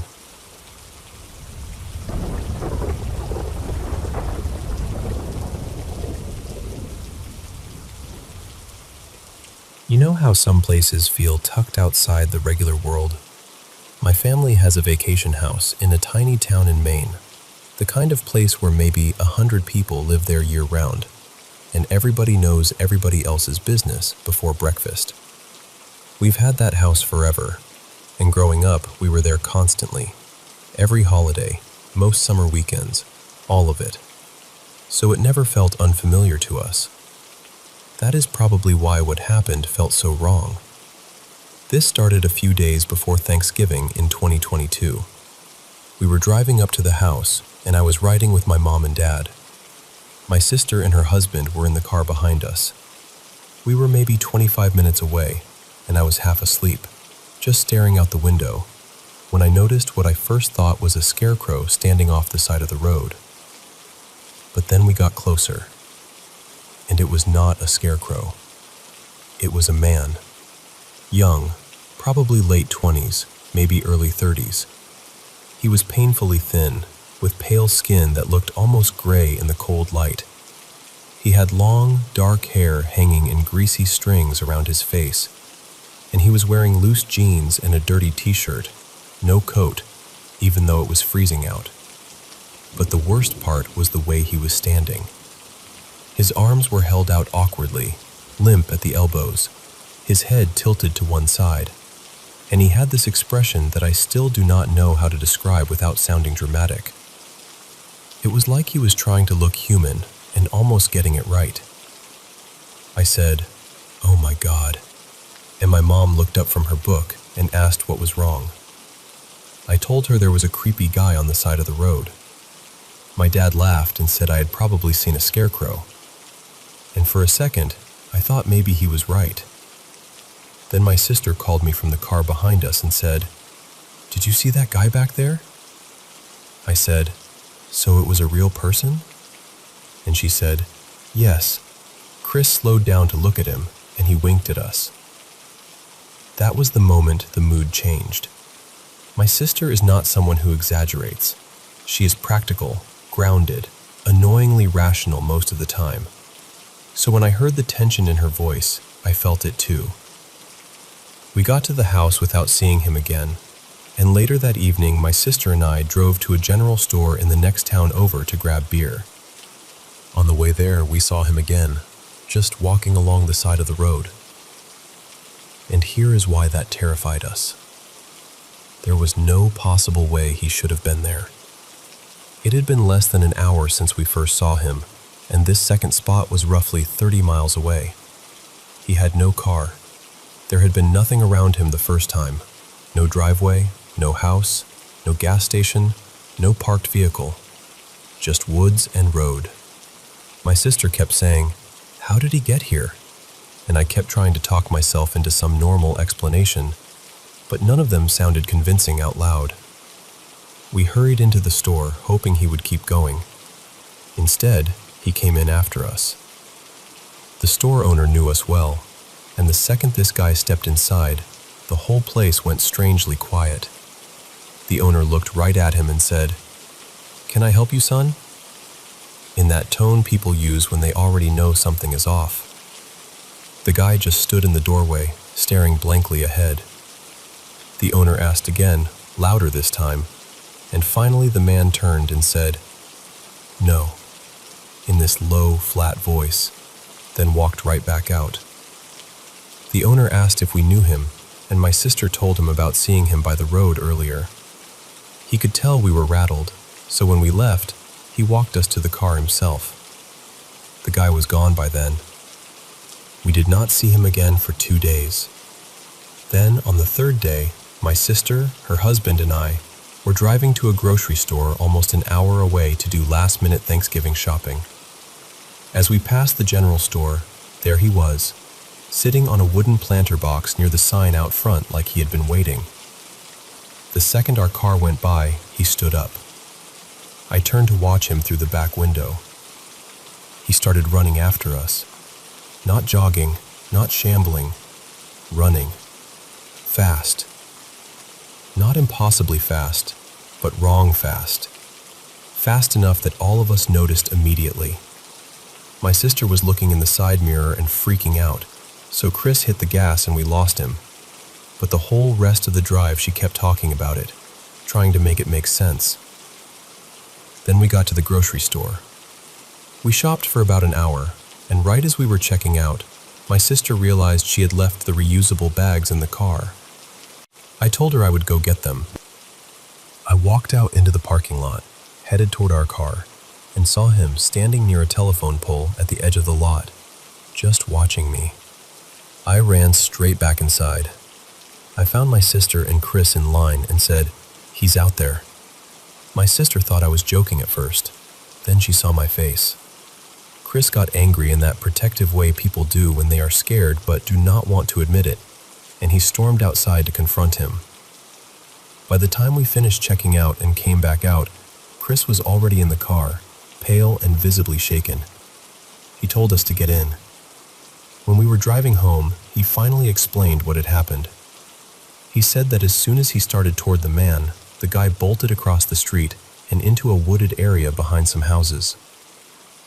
But what really scared him was not that he ran. It was how he ran.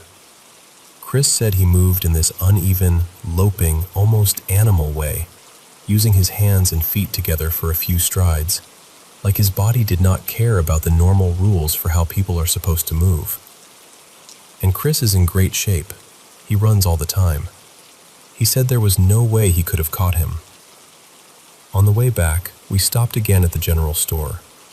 The owner told us the guy had been there earlier, lingering inside for over an hour without buying anything, barely speaking, just waiting. Then, according to the owner, he had gone outside and sat on that planter box for hours, until suddenly he jumped up and sprinted off at the exact moment we drove by. That night was Thanksgiving Eve, and the whole thing had settled over us like a fog. My mom had still not seen him herself, so she thought maybe we were working ourselves up. My dad was skeptical too. He kept treating it like some eccentric drifter passing through. Then, after Thanksgiving dinner, one of our dogs started losing her mind at the back door. Now, this dog hardly ever barked unless something was truly wrong. We lived around wildlife up there: deer, coyotes, bobcats, even bears sometimes, and she never reacted like that. This was different. She was furious, alarmed, focused. The next morning, when Chris went outside to walk the dogs, he found muddy footprints around both the front and back doors. Bare footprints. No shoes, no socks. In late November, in Maine. That was the point when even my dad stopped joking. He called the sheriff, and when the deputy came out, he told us they had already gotten a few reports about a strange man in the area over the past couple of days. Nobody knew who he was. Nobody had seen him before. In a town that small, that mattered. My sister and Chris decided to head home that night, but my parents wanted to stay one more evening to tidy up before Christmas. We all tried staying awake late, half to feel in control, and half because nobody really wanted to admit they were scared. Sometime after 3 a.m., I got up for water. I was standing at the kitchen sink when I saw something near the tree line at the edge of the property. A figure, standing still, arms hanging out, head tilted. Exactly the same pose. Then the dog erupted again. My dad came running in, saw me staring out the window, grabbed the gun he kept by the back door for wildlife, and fired into the ground outside to scare whoever it was off. The figure took off into the woods immediately, and for a split second, with the motion and the darkness and the trees shaking behind it, I thought I saw that same horrible, loping run Chris had described. A deputy came later and searched around the property, but of course, he found nothing. That should have been the end of it. It was not. Before we even got home that day, our neighbor called and said the vacation house had caught fire. Someone had broken in through the back door and started a fire in the living room. It turned out to be arson. The fire department got there quickly, so the damage was not catastrophic, but it was enough. The back door glass had been smashed, and the fire had been started in an armchair using lighter fluid and one of those family photo books my mom had made online. That detail got under my skin in a way I cannot fully explain. Not just breaking in, not just setting a fire, using a book of our family pictures. My dad fixed everything quickly because my mom was absolutely determined that Christmas would still happen there. And somehow, unbelievably, it did. When Christmas came, the whole family was there. My parents, me, my sister and Chris, my aunt and uncle, their kids, my grandparents, the whole festive circus. My parents had not told everybody everything. They had downplayed the fire, downplayed the break-in, downplayed all of it, because my mom did not want the holiday ruined. That worked for maybe one day. On Christmas Eve, we were all sitting in the living room when something slammed against the back sliding glass door. My dad went to look and called out, sounding confused. "It's a bird, I think." Then he added, "It doesn't have a head." That was when my sister snapped and told everybody about the creepy man. And because I had been drinking and my judgment had packed up and left for the evening, I blurted out the rest. The footsteps, the figure in the yard, the gunshot, the arson, all of it. That turned into a huge family fight. My aunt, who was deeply into paranormal stuff, immediately started spiraling into theories. My mom was furious. My sister was furious. My poor dad was outside cleaning up a headless bird while the living room turned into chaos. Later that night, my aunt and uncle, because they are exactly the kind of people who would do this, took cameras outside and started calling into the woods, asking if anything was there. A few minutes later, something answered. It was this loud, guttural, unnatural sound from deep in the trees. I heard it from inside the house. Everybody did. My aunt and uncle came running back in. My dad insisted it was probably a deer or a moose making some weird mating call, but none of us believed that. Not really. The next day, in broad daylight, my aunt, uncle, Chris, and the dogs went into the woods behind the house. About a quarter-mile in, they found a campsite. A rough little shelter made from tarps, old sheets, pallets, and stolen outdoor cushions. Trash everywhere. Bottles, cans, cigarette butts, food wrappers. And outside the shelter, mounted like some kind of joke, was a scarecrow. It had been made from stuffed clothes and leaves. The head was an old ball with a ragged dark wig on it. And the clothes were baggy jeans and a t-shirt. Written across the shirt in marker were the words, "Creepy Guy." They also found a notebook filled with nothing but scribbles. No sentences, no drawings. Just pages and pages of frantic, meaningless marks. After that, my sister and Chris left immediately. They had reached their limit. Honestly, I do not blame them. That same night, after dinner, we heard a heavy thud on the roof, then something rolling and falling off the side of the house. And right then, in the middle of all of that fear and adrenaline and tension, my dad had a heart attack. He survived. He recovered. But the whole thing felt cursed by that point, like the house had become a magnet for dread. The next morning, after we got back from the hospital, my uncle walked around outside to see what had landed on the roof. He found a squirrel in the bushes. No head. We did not tell my mom. Since then, we have barely gone back. The cameras are still there, and they still send alerts. Most of the time, it is just animals. Sometimes there is nothing visible at all, just motion detected and empty frames. My aunt and uncle lost all their footage from the trip after their luggage was damaged, which somehow feels fitting, like that whole stretch of time does not want to be pinned down or replayed cleanly. And that is the part that stays with me. Not even just the man himself, though I still see him clearly in my head sometimes. It is the feeling of him, the sense that he had chosen us somehow, or attached himself to the house, or been watching long before we realized we were being watched. I still do not know who he was. I do not know how he kept appearing miles away with no car. I do not know why he stood like that, or why he kept circling back, or whether he was just one very disturbed person, or something even harder to explain. I just know that in a tiny town where nothing goes unnoticed, a stranger appeared out of nowhere one freezing November, and for one long winter, it felt like something had stepped out of the woods and decided not to leave.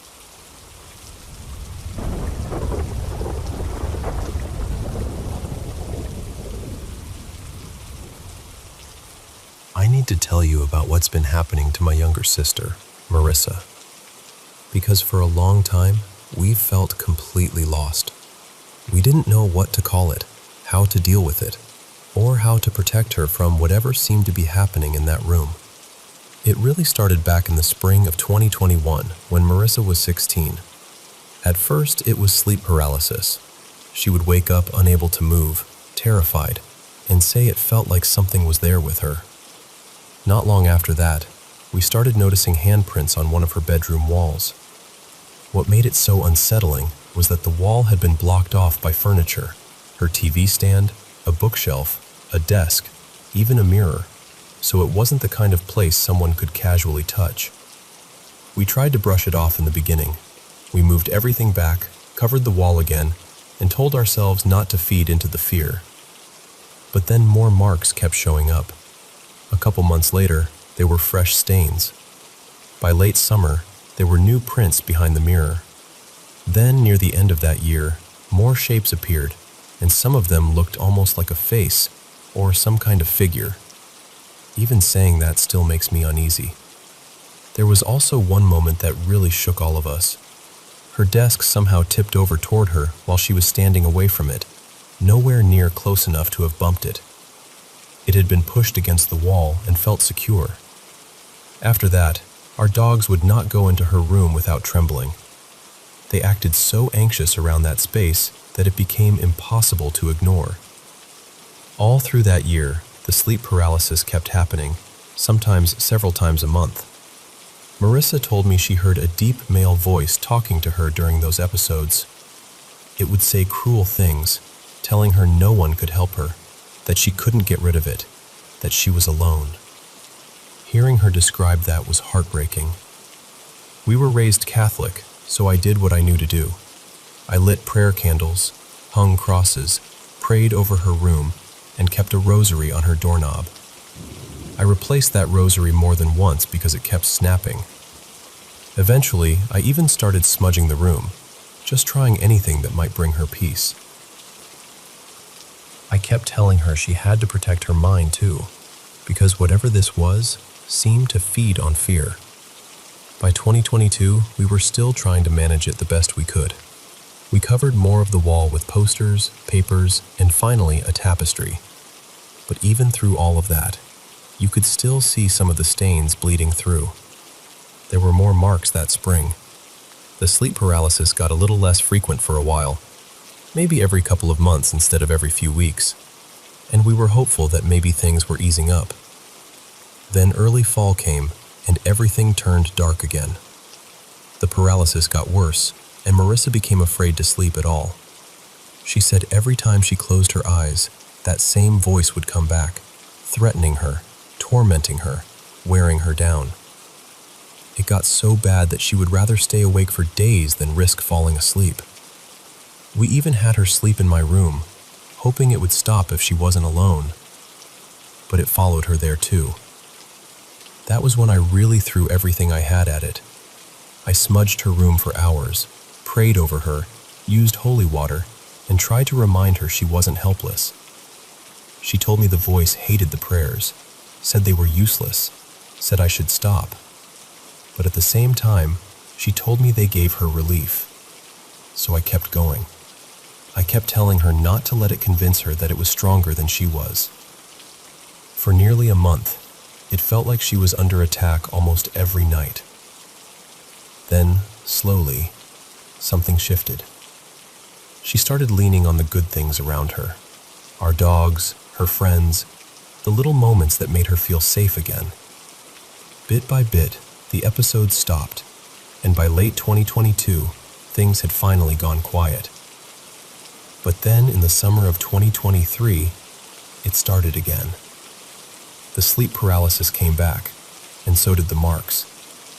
A new handprint appeared high up on the wall, above the tapestry, in a place no one had touched. That tapestry had been hanging there since the year before. Nobody had moved it. Nobody had been behind it. When I finally pulled it back and looked underneath, it felt like all the fear from before came rushing back. That's where we are now. We still don't know what this is or why it seems focused only on her. For a long time, I thought maybe she was vulnerable because she was younger. because she struggled emotionally at times, because maybe whatever this is sensed that. But honestly, I don't know anymore. I just know I'm scared for her. I saw what this did to her before, and I never want her to reach that point again. More than anything, I want her to feel safe in her own room, in her own mind, and in her own life.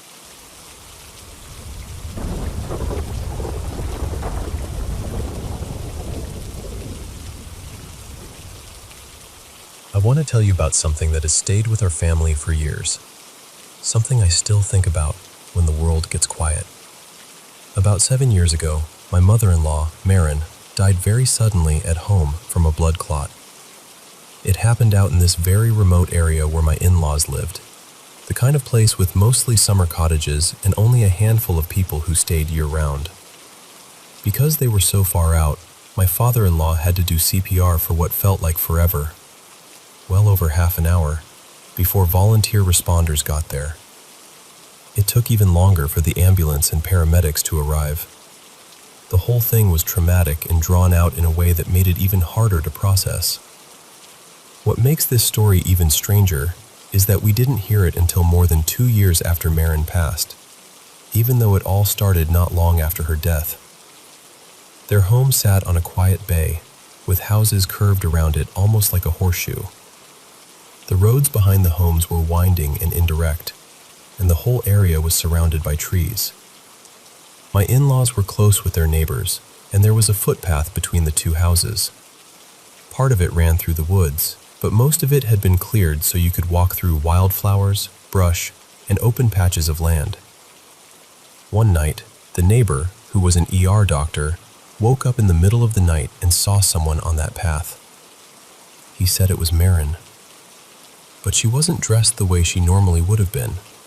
She was wearing clothes that looked like they belonged to the early 1900s, and she seemed upset, almost frantic, like she was trying to get somewhere and couldn't figure out how. He watched her moving back and forth along the path, looking lost and deeply confused. And the odd thing is, that detail actually made sense to us. When Marin died, she had been finishing edits on a book she was writing, a biography about someone from the early 20th century. She had been completely immersed in that world. It had taken over so much of her attention and energy that seeing her dressed that way somehow fit. This neighbor wasn't the kind of person who went around telling ghost stories. He was practical, grounded, the sort of man who worked strange hours and often found himself awake in the middle of the night. But he said he kept seeing her. Not just once, but again and again over the next few months. Always outside, always on that same path, always with that same unsettled, searching energy. Then slowly, the sightings became less frequent, and eventually, they stopped. It took him nearly a year to tell his wife, and even then, only because he didn't really know what to make of it. Later, she encouraged him to tell my father-in-law. When my husband and his sister eventually heard the story, something clicked for both of them. Around the same time the neighbor stopped seeing their mother, they had each had a vivid dream only days apart. In both dreams, Marin came to them clearly and calmly. She let them know she understood that she had died. She told them she was okay, that she loved them, and that everything was going to be all right. I can't prove any of it, of course, but deep down, I believe her death was so sudden that it took time for her soul to understand what had happened. And I think once she did, once she found peace, she stopped wandering that path.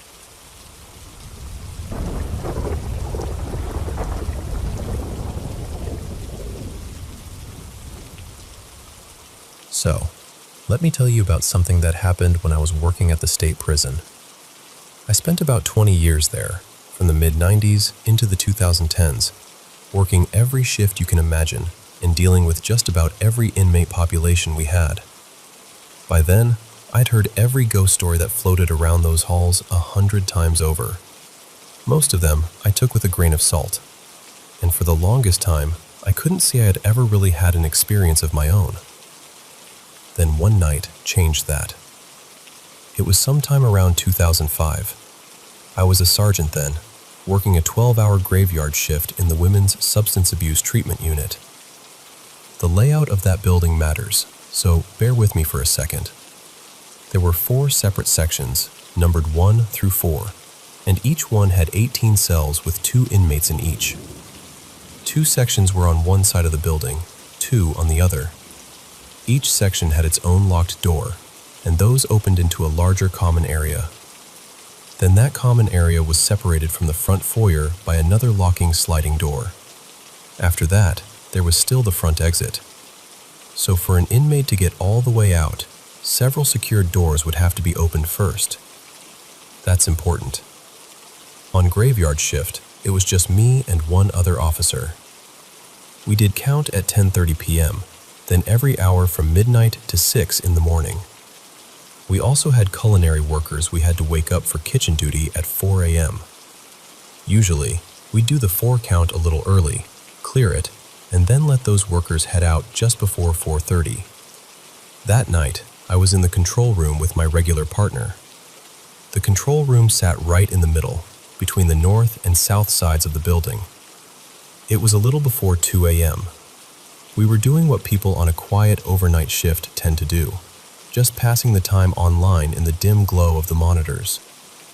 We kept the control room dark so the inmates couldn't easily see in, but the common areas and sections stayed lit for safety. My 2 a.m. count was coming up, and it was my turn to make rounds. I was getting myself together, stretching a little, looking for my flashlight, the usual routine. And then I happened to glance out the control room window toward the common area on the 1-2 side. And I saw Raina. She was an inmate there. I won't use her last name, but I remember her clearly. She was a big woman, close to 6 feet tall, probably over 300 pounds. Quiet, polite, never caused trouble. Honestly, she was one of those inmates you remembered because she carried herself with a kind of gentleness. She also worked in culinary, so at first, seeing her near the sliding door didn't immediately set off alarms. Then it hit me. First, she was way too early to be going to work. Second, and more importantly, I had not opened a single cell door. The second that registered, my whole body went cold. I actually started toward the control panel to open the slider for her out of instinct, then stopped dead and thought, what the hell? I went back to the window and opened the little metal speaking port so I could ask her why she was out of her room. But when I looked again, she was gone. Just gone.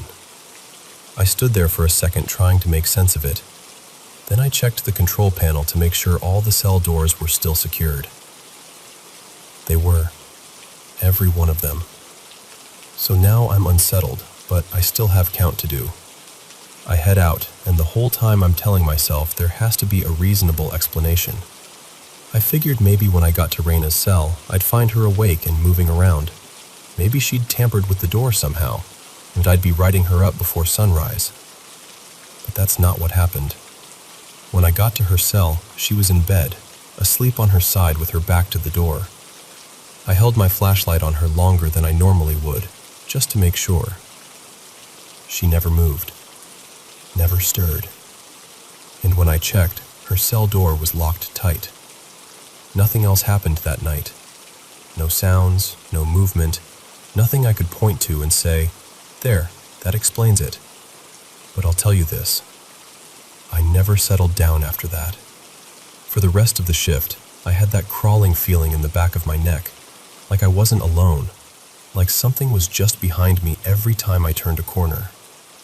And even now, when I think back on it, the part that stays with me is simple. If Raina was asleep in her locked cell, then who was standing at that door?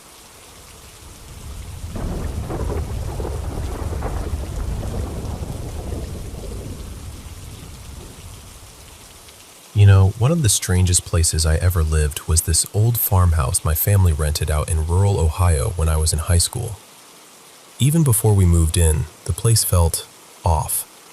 We had to spend days cleaning it up, and the basement was the worst part.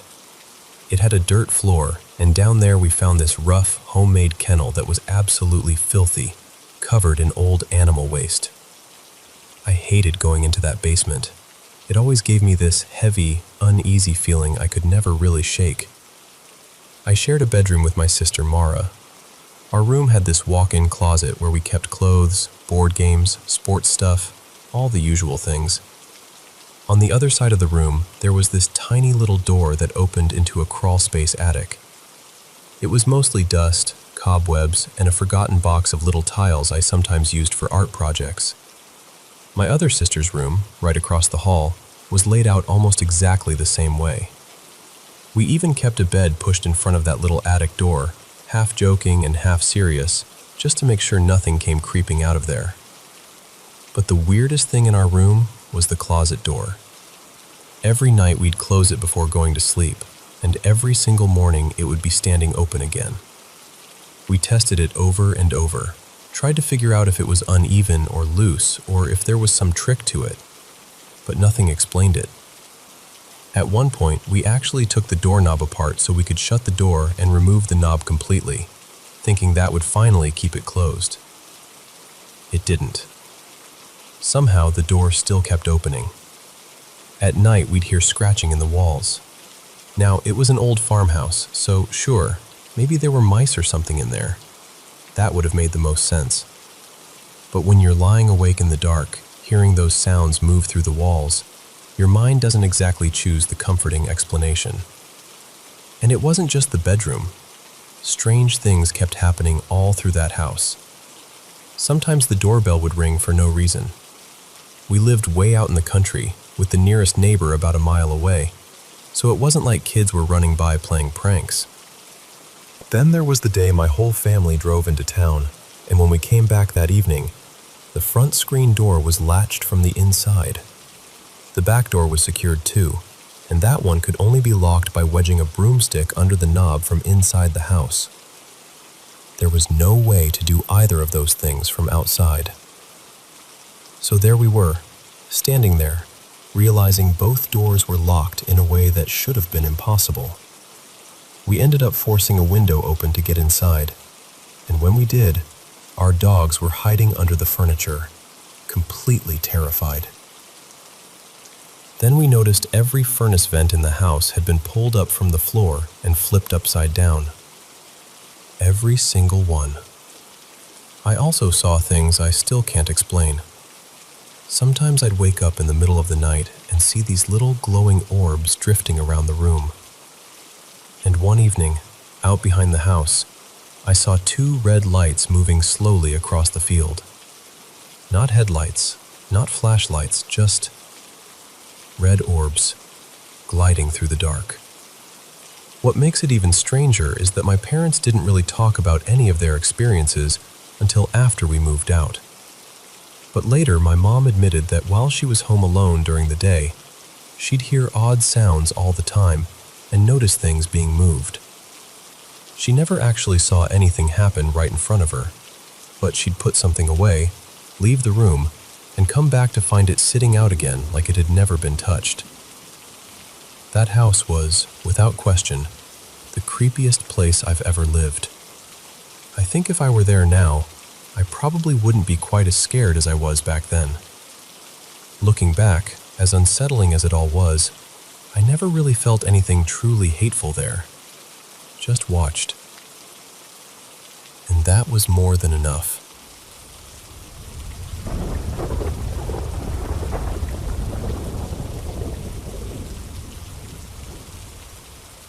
You know, I did not get much time with my mom when I was growing up. My dad was the steady one, the one who raised me day to day, and my mom let him take the lead. I still saw her sometimes, just not often, maybe once every few years. Back then, I did not really understand it. Now that I am older, I do. Life can get tangled fast. People mean well, and still, things slip through their hands. So this happened during one of those visits with her. I was about 9, and we were up on the California coast, near this quiet stretch of beach. Earlier that day, we had stopped at a little roadside fruit stand and bought Rainier cherries, peaches, and a few other things. Her old SUV was parked nearby, and the plan was to spend the evening by the ocean and sleep there. We spent the whole day talking, snacking, and just being together. It felt easy. As the sun started going down, she pulled out a couple of flashlights and 2 plastic buckets. She had missed a lot of my firsts growing up, and I think she was always trying, in her own way, to squeeze in something memorable whenever she had the chance. That night, the adventure was hunting for big shells while the tide pulled back. At first, it felt fun and harmless. The air was damp, that salty kind of cold that sticks to your skin, and we kept getting excited every time our flashlights caught something pale in the sand. Most of it turned out to be little shells, broken bits, drift trash, nothing special. We kept going, further apart after a while, each of us scanning the shoreline. Eventually, I got frustrated. I had not found anything good, and I was tired of stopping for every tiny white speck. So I started sweeping my flashlight farther ahead, looking only for something big. Then I saw it. It was this larger, pale shape near the edge of the beach, half buried. I got so excited I started yelling for my mom and ran toward it, my bucket banging against my leg the whole way. I was sure I had finally found the shell. But when I got close, I noticed there was a big opening in it. At first, I thought it was just cracked or damaged, which honestly did not even bother me. It still seemed like an amazing find. Only then I looked harder, and the opening did not look broken. It looked clean, intentional, like it was supposed to be there. A second later, my mom came up beside me with her flashlight, and we were both just standing there, staring at this strange oval thing in the sand. She gave this short laugh and said, "It's probably just some damn paper plate," like she was trying to brush it off. Then she stepped on it, and that is when everything changed. Instead of collapsing flat, it held firm. It pushed deeper into the sand. The way it moved made my stomach drop. Her foot disturbed the sand around it, and suddenly more of the shape showed itself.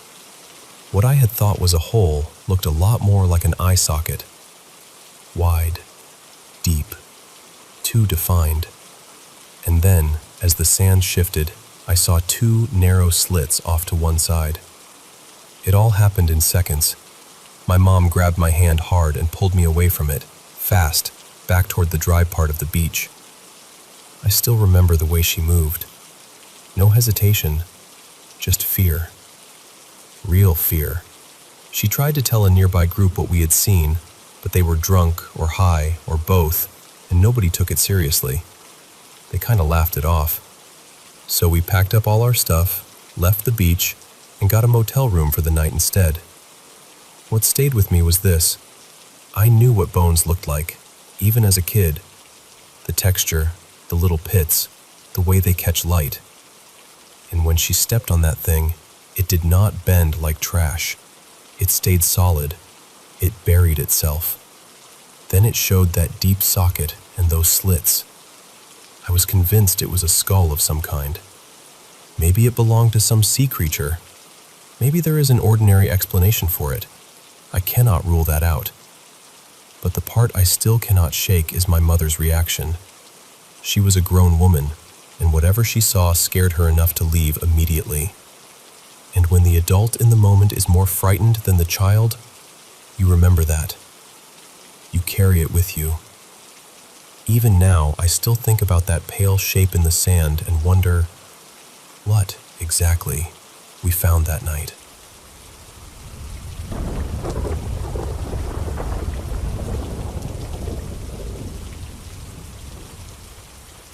I've had this experience stuck in my mind for years, and even now, I still can't explain it. Back when I was a teenager, I was involved in a play at a small community theater in my town. I'm not someone who jumps to paranormal conclusions. I've always been pretty skeptical of anything supernatural, and I still am. But this happened, and I've never been able to make sense of it. It was during one of our early rehearsals. We were doing a script read, sitting in a loose circle in the room. maybe a dozen of us altogether. Most of us were teenagers, with a few adults there too, including the director. The theater itself had this local reputation for being haunted, which everyone seemed to know about, but I never took that seriously. While we were reading, I happened to glance up, and that's when I saw them. There were these strange silver spheres hanging in the air near the ceiling. I'd say there were around 10 of them, maybe a few more. They were arranged in a rough ring above us, almost echoing the circle we were sitting in below. They weren't bright or glowing exactly, just this muted metallic silver, like old holiday ornaments that had lost some of their shine. Each one looked maybe 2 or 3 inches wide. They were suspended somewhere below the ceiling, not all at the exact same height, and they were drifting downward very slowly. Barely moving, really. Just enough that I could tell they were descending. I remember blurting out something like, "What is that?" and pointing up at them. I expected at least one other person to react, but nobody did. Nobody seemed to see anything. I tried explaining what I was looking at, and everyone just looked confused. As they kept floating lower, I got up to look more closely at one of them. The nearest one had dropped to about eye level. I brought my hand close to it, not touching it, just seeing what would happen. But there was nothing. No warmth, no change in the air, no reflection from my hand on its surface. And it didn't respond to me at all. It just kept drifting downward at the same slow pace. Then I moved around it a little, trying to understand what I was seeing. That's one of the parts that still unsettles me the most. It really seemed to occupy actual space in the room. It wasn't like a floater in your vision, or a trick of the light that shifts when you move your eyes. As I changed position, it stayed where it was, fixed in space except for that gradual descent.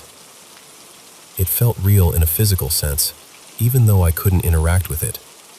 And all the while, I kept asking the others, "You seriously can't see this?"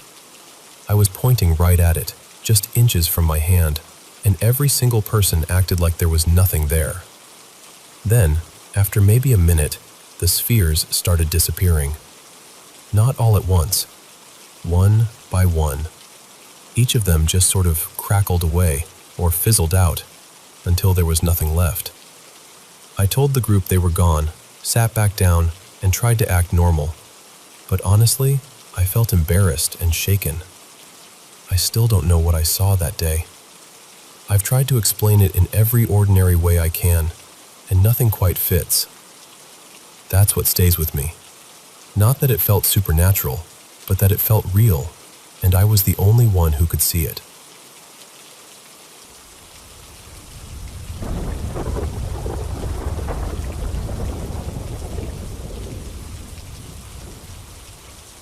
You know, back in early 2002, my wife, our 4 kids and I moved into this house that had been built sometime in the early 70s. It felt like a dream for us then. 4 bedrooms, a big fenced backyard, plenty of room for the kids to run wild. It really seemed like the perfect family place. For the first few years, though, my wife and daughters kept mentioning little things that didn't make much sense. Cabinet doors would be hanging open when nobody remembered touching them. Things would turn up in strange spots. I remember one time the decorative bowl from the dining table somehow ended up in the basement bathroom. Another time, my wife's paperback, the one she always kept on her nightstand, turned up in a basket of clean towels. I kept brushing it off. I figured it had to be the kids fooling around, or somebody moving something absent-mindedly and forgetting about it later. Then it started getting harder to explain. My youngest daughter began talking about this little man she said lived under the stairs. She described him as grouchy, sometimes angry. One day, she told us she'd seen him shouting at a tall, dark shape floating in the hallway outside the girls' room. I remember hearing that and thinking, kids dream up all kinds of things. That had to be all it was. But then one night, I heard my wife yell from the garage. She'd been out there folding laundry, and when I got to her, she looked completely shaken. Pale, unnerved, the whole bit. She told me she'd turned around and almost walked right into this dark figure standing behind her. She said it seemed human-shaped, just black and shadowy, and when she spun around, it slipped backward into the darkness. I stayed out there and finished the laundry for her, but I didn't see a thing. After that, more strange stuff kept happening, and still, somehow, never to me. At that point, I figured maybe I should stop dismissing everybody. My wife wanted to sage the house, so we did. And honestly, things got quiet for about a week. Then one evening, I was home alone.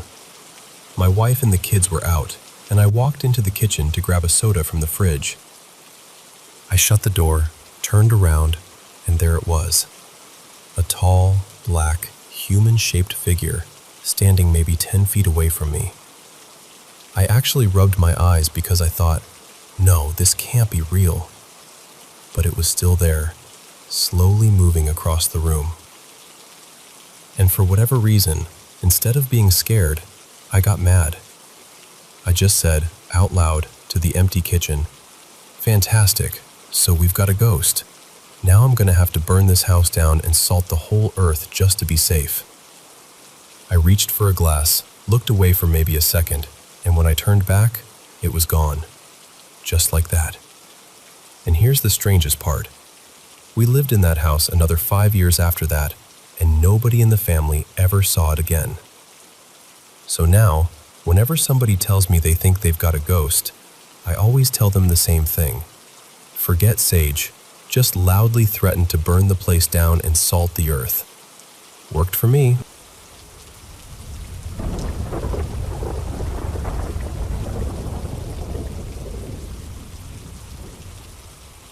So, I've been living in this house for a little over a year now, with my dad and my grandmother. It's an old place, easily close to 2 centuries old, maybe more. It has 2 main floors, plus a basement, and this huge attic that feels like its own world. My room is still set up on the 2nd floor for now, but it's tiny, so the plan is to move me up into the attic once it's finished. The attic is the part that really gets to me. There's this old section up there, almost like a hidden room that stretches around part of the attic. Not all the way around, but far enough that it feels bigger than it should. Since we're renting, the landlord, this elderly man named Mr. Halden, left a lot of his old belongings back there. Stuff like faded portraits in heavy gold frames, an antique cradle that looks straight out of a nightmare, and this rusted old furnace sitting in the corner. It's the kind of room that makes you uneasy the second you step into it. And the strangest part is, that room is always warm. Even in the middle of winter, when the rest of the attic feels cold and still, that back room stays oddly heated. It doesn't make sense. What really unsettles me, though, is what happens late at night. The attic barely gets any airflow. When the door is shut, there's practically none. Even with it open, it's not much. The windows are painted or glued shut. There are no fans, no vents doing anything useful. Just this weak little draft from somewhere you can't really trace. And still, sometimes in the early hours of the morning, it sounds like something is scratching from inside that attic room. Not outside the door, inside. Sometimes the door even seems to move slightly with it. I've tried to explain it away. The hinges in this house are old and unreliable. We do have cats, but they never go in there. They won't even linger near the attic for long. Anytime they get close, they back off like they want nothing to do with it. Then there was the closet. I was walking toward my bedroom one day, and across from it there's this storage room nobody really uses. On my right, there's a small closet against the wall.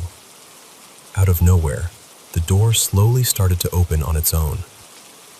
I mean slowly, with that long, creaking squeak that old wood makes when it shifts. That room has no breeze, no open window, nothing that should have moved it. The closet itself is tiny, just a few hanging clothes and some old bags inside. I remember staring at it for a second and then deciding, honestly, that I just didn't want to know. And then there are the doors. One afternoon, my friend came over while I was home alone.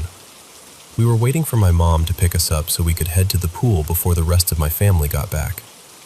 Everything felt normal. My bedroom door was wide open, my grandmother's door was cracked like it usually was, and my dad's room was open too. We were just gathering our things, getting ready to leave, when my grandmother's door suddenly slammed shut. Not drifted, not crept. Slammed. My friend saw it happen before I even turned around. When I looked back, the door was fully closed. And just to be clear, those doors are heavy. They're tall, solid hardwood, thick enough that you really have to push them to get them moving. There's no way a little draft could have shut it like that, especially not in a house with such poor airflow. And we were completely alone. Another night, I was lying on my bed when my own door suddenly jerked open a few inches. At the time, I brushed it off. My door has the worst hinges in the house, so I figured maybe it had shifted, or maybe one of the cats had nudged it. But later, I remembered something that still bothers me. We have motion sensor lights by the stairs, and one of them is directly outside my room. It's extremely sensitive. If anything passes near that doorway, even by a foot or so, the light comes on. That time, it stayed dark. No light. No sound from a cat. Just the door moving open on its own. And now that I'm thinking about it, those lights have switched on by themselves before too. I know old houses make noise. I know wood settles, hinges slip, and people can scare themselves when they're already uncomfortable in a place. I really do know that. But living here has given me too many moments that feel harder to explain than they should be. It's like the house is always doing something small, just enough to make you question what you saw, or what you heard, or whether you really want to go up into the attic alone again.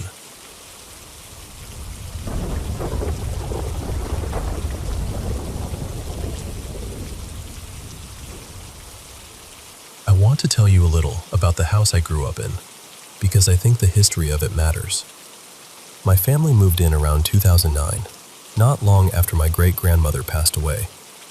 Before that, we had been living in a cramped 2-bedroom apartment, so moving into this place felt like a huge change for all of us.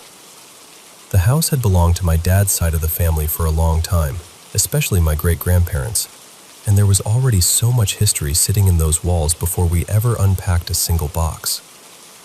And when I say the house is old, I really mean old. During renovations in the kitchen and the upstairs bathroom, we found an ancient cast iron pipe hidden inside one of the walls. A lot of the wiring is outdated too, the kind that makes you wonder how everything is still running without sparks flying. The whole place has always felt like it's carrying the weight of 100 years. The first strange thing I remember happened when I was a kid, probably 8 or 9. It was a school night, and I was lying in bed, right on the edge of falling asleep. My closet door was open, and out of nowhere, I heard a little girl's voice say, very clearly, "Hello." Not faintly, not like I imagined it.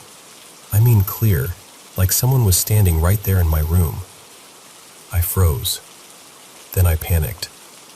The only woman in the house that night was my mom, and I didn't have a sister or anyone else who could explain it. I ran downstairs and told my parents, but they brushed it off and said I was probably half asleep, letting my imagination run wild. But I knew what I heard. I still know. After that, I made a habit of sleeping with the closet door shut. The second experience happened a few years later, late at night while everyone was winding down for bed. I was talking with my mom in her room when I noticed a tiny glass keepsake sitting on her dresser. It had a cork in the top, and inside was a folded newspaper clipping with a layer of ash-like dust. When I asked about it, she told me it held a small portion of her grandmother's ashes. Some of the family had each been given a little amount to keep. We talked about it for a while, and then I went to my room. Maybe 15 minutes later, just as I was settling in, I heard a soft knock at my bedroom door. It was light, but distinct enough that I got up and opened it. No one was there. I stood in the doorway for a second, staring into the hall, trying to make sense of it. Nothing moved. No one called out. It was just quiet. The third thing isn't really one moment. It's more like a feeling that never leaves. Anytime I'm alone in the basement, especially in the laundry room, I feel watched. It doesn't matter whether I'm switching clothes from the washer to the dryer or just grabbing something off a shelf. The feeling always creeps in the same way, like there's someone behind me, standing just outside my line of sight. I always turn around, and there's never anybody there. Still, the feeling is so strong that I can't ignore it. These days, whenever I go down there by myself, I play music or a video on my phone just to fill the silence. It helps a little. Not completely, but enough. The last experience happened pretty recently, only a couple of months ago, and honestly, it shook me more than anything else. It was the middle of the night, and I was in bed trying to fall asleep. My room was dark, and I'd had my eyes closed for a while. At one point, I opened them to check the time on my clock. I looked over, saw the time, and then rolled back onto my back. As I settled in, I glanced slightly to my right, and there was something standing beside my bed. It was dark, darker than the room itself, like a human-shaped shadow. I could make out the outline well enough to tell it was roughly my height, maybe even a little shorter. There were no features I could clearly see. No face, no eyes, nothing like that. Just the shape of a person standing there next to me. I didn't hesitate. I jumped out of bed and ran straight into the hall. My parents heard me and came out to see what was wrong. I told them what I'd seen, and I remember trying so hard to make them understand that I wasn't confused and I wasn't dreaming. I knew I had seen someone, or something, standing over me. I haven't seen that figure again since that night. But even now, living in that house still feels different sometimes. Not every day, not every hour. Just in those quiet moments when the place seems to remember something I don't. And when that happens, I can't help feeling like maybe we've never really been alone there at all.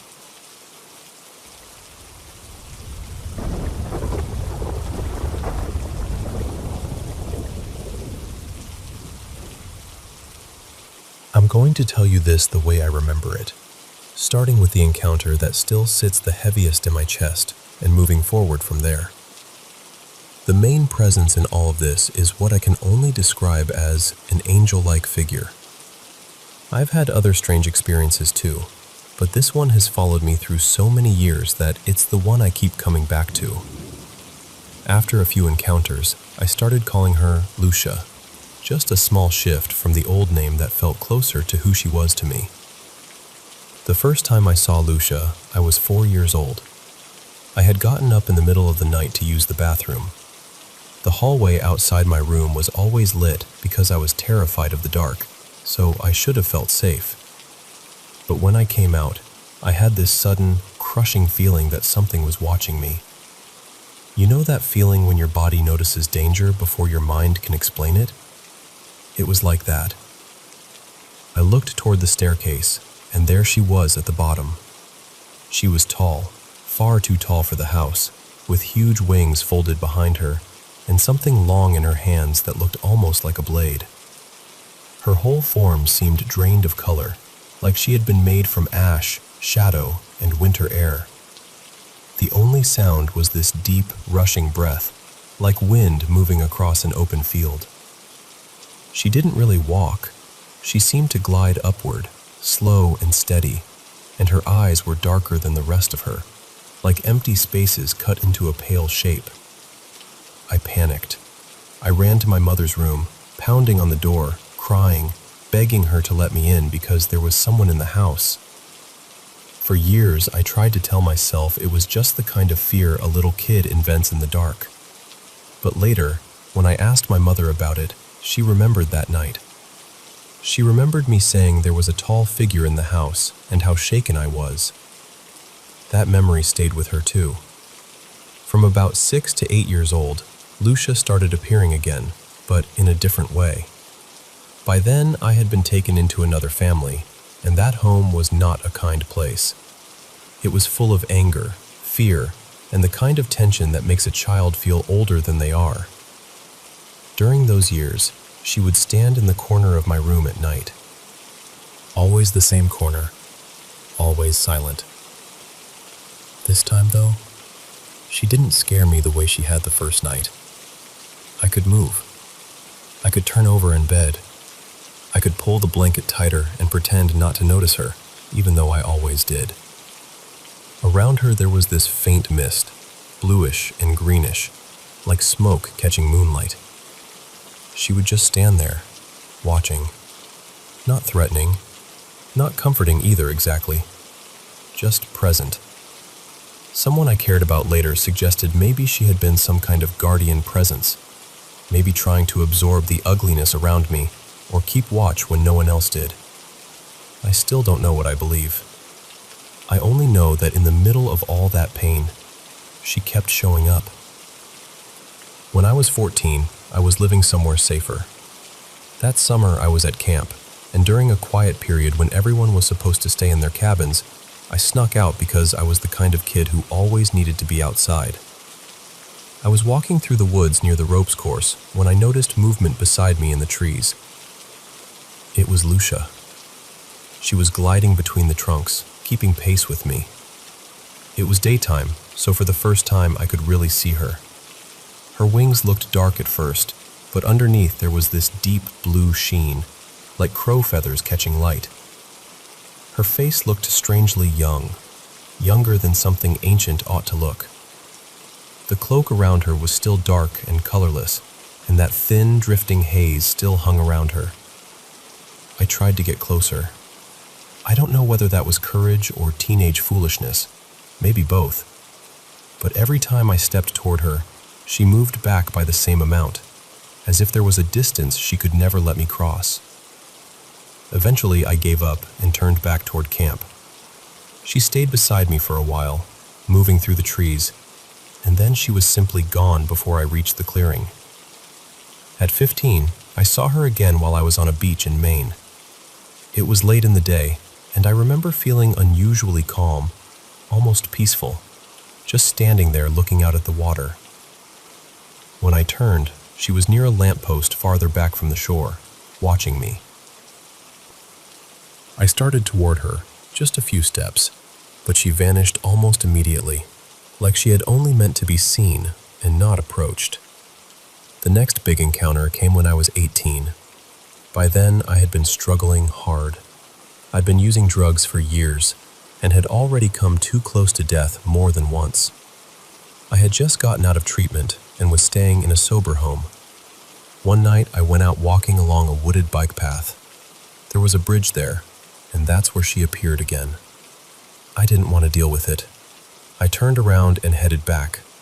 But later, while I was on the phone with a friend, I saw her again outside the window. I remember freezing, then asking the friend if they could see anything. They said yes. They saw a figure and asked me what it was. I told them the truth, that I had seen her for years and still had no explanation. That ended up being one of the last conversations I ever had with that friend. We drifted apart after that. I can't tell you why that detail matters to me, only that it does. And now we get to what's happening lately, the reason I'm telling you any of this at all. For the past week, sleep has barely touched me. Every time I start to drift off, I end up in the same place. I'm standing on a frozen surface in total darkness. Beneath the ice is a single eye, impossibly huge, so large it makes everything human feel microscopic. And it is looking straight at me, not upward, not around, at me, directly at me. That's what unsettles me most. It doesn't feel like an ordinary dream. It feels like being observed. I wake up shaking with cold, with that awful sensation still clinging to me, like something crossed the line between sleep and waking and followed me back. And now Lucia is near again too. Not always fully visible, not for long, but enough that I know she's there. So that's where I am. I've told you as honestly as I can, and I've even altered a few small details in the telling, because memory is a living thing, and sometimes shifts when you hold it up to the light. But the heart of it is true. This presence has followed me from childhood into adulthood, through fear, abuse, recovery, and now sleepless nights. I don't know what Lucia is. I don't know whether she wants something from me, whether she has been protecting me, warning me, or simply watching. I only know I'm tired, and I want one ordinary night of sleep.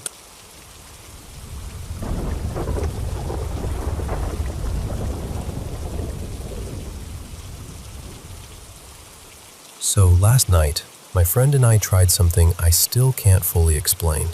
He was on TikTok live with me, all the way in Portland, while I was in New York City. He had the Ouija board in front of him, and I had the EMF reader with me.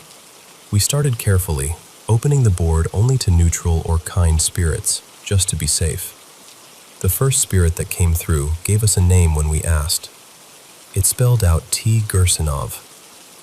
When we asked where he was from, it spelled something like risky, which made us think maybe Soviet or Russian.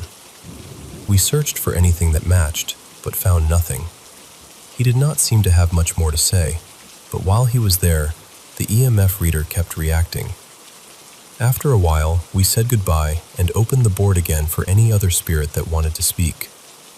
That is when everything changed.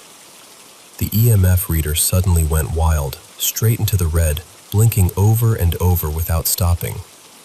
We asked for a name, and the board kept moving between the same letters, spelling out Vova again and again.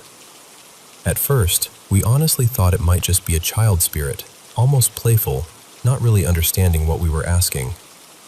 We looked up the word afterward and only found a strange little coincidence, but nothing that really explained it. So we asked how old the spirit was.